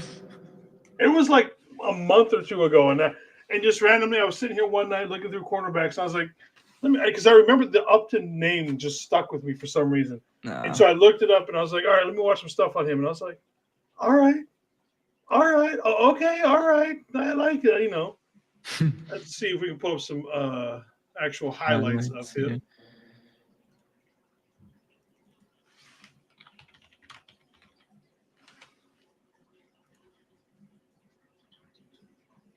All right, well, that's probably the end of the draft for day 2 for us. 2nd and goal. Robichaux in the backfield. Robichaux again, taken down. What a play! He ain't afraid to hit. Upton Stout. Right, let me see. Damn, he is 31, tiny. obviously. Ooh. And a nice He's gonna be tackle on the He is backfield tiny, by Richard probably. Young at the 22-yard line. On the defensive like side of the ball as they enter close into the red zone. One timeout left and the 2-minute timeout. Picked off. He got it. The Houston kid, Upton Stout. He is fast. Denied. This one you will not take away. Yeah. And so you think about it, they got a shot up now against their conference opponent. Yeah, he reminds me of steps up, K1. and he is swarmed. Right now, down on the near sideline, right at the bottom of your screen. You can't even see him. They're right in front of the UTEP bench. Jolly with a carry, and he's going to lose major yardage there. Bauer right side on the run. Caught and dropped. Look, a little trickeration or something. Number 2. Indeed it is. Herget takes the ball, but he's going to lose a ton of yards. The run Back damn into good. Yeah. And they'll tighten up the formation here on a 2nd down and goal. Taking on the block, shedding the block, and making runs out of room, Like looking to get outside the numbers. He's not getting, Nope, he doesn't get pushed around. Tom He is stays ticking away. square. Chase Bauer pressure in his face in traffic. Complete, but underneath to Rockwell as well. It's 3rd down and 1. And it's Jackson, and he's taken down for a loss. Option is difficult to do that. That's why this quarterback can come in and make things happen. And they're going to be faced with Are we gonna be another blitzing 4th from the nickel down. position with this guy? Latham. That's what I was thinking. I was like, Couple remembering undefeated teams in K1 Conference Williams. USA play, duking it out. Here's Chase Bauer filling in for the injured Hunter Watson, scrambling for his life, we and that freaking is reached Stout for him. again. First time tonight on the road in Bowling Green. 28 overall. And the handoff to Carter. And it looks like he might have lost a yard. Gleason will throw on 1st down. Fires to the sideline, caught by Vandeross. Makes one man miss, and then out Upton Stout wraps him up. Regardless, you want to see that thing dropped in the bucket.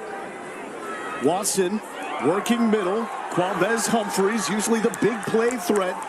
And Upton Stout is pesky all over the place. I'm not gonna lie, I haven't really liked our last 2 picks as much. Let's see. Part of me likes that one just because I did my little thing on him a couple weeks ago, and I thought he was a good fit, and bam, there he is.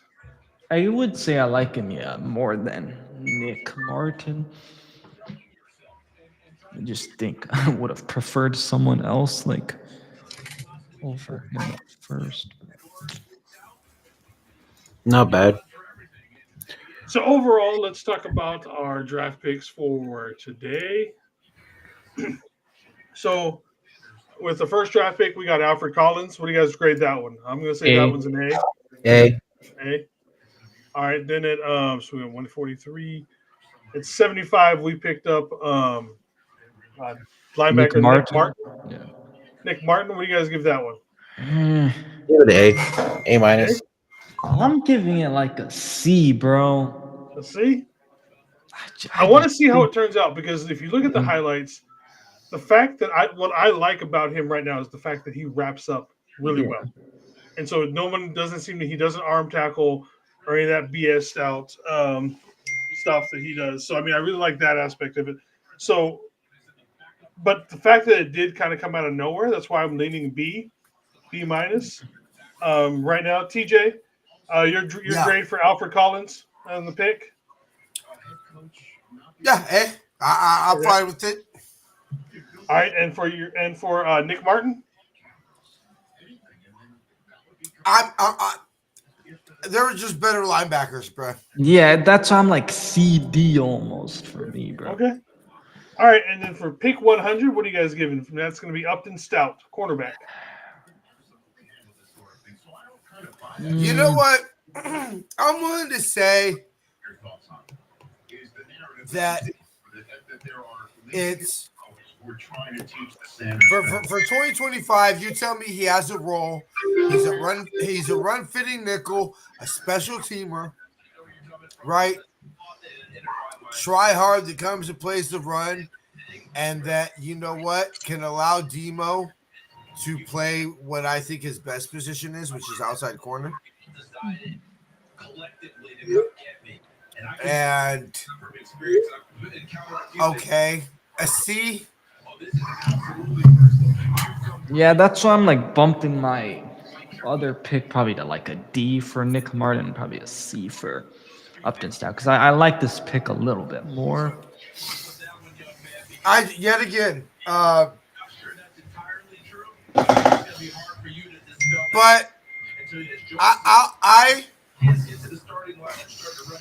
I'll be a lot more fair if Mimbow doesn't go and we get him. Let's say we get him now in the 4th and everything like that. Then I'm not going to judge this pick as harsh.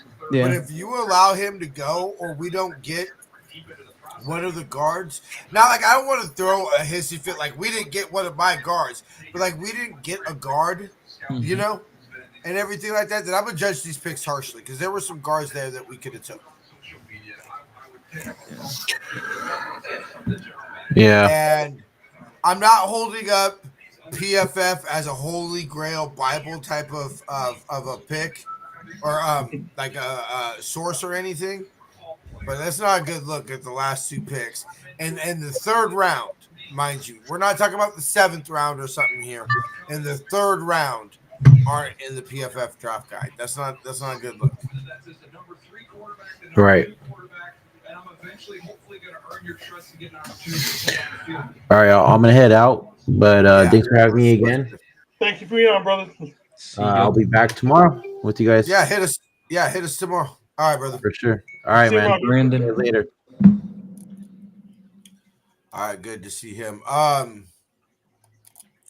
Sully, A minus, B. God damn. I'm just gonna give him an A just because I called that one. I'm a little proud of myself for that one. I don't know, dude. I'm not a big fan of the last 2 picks, but like that's why I made this one a C because I liked it better than the Nick Martin. All right, y'all. I'm gonna go ahead and dip. I gotta go eat dinner. All right. You guys are going live 15 minutes before again? I'm sorry? You guys are going starting the live 15 minutes before tomorrow? Yep, right before. I might be a little bit late just simply because I got to get the dog to the groomer. Oh, good. But I should be back. I should be back right about at 9 o'clock. Okay. All right, bro. All right. See y'all tomorrow. Yep, see y'all tomorrow. Coffee tie, tell level, one love, faithful. Merry draft. Stay true, over. All right. Faith, love, nappiness.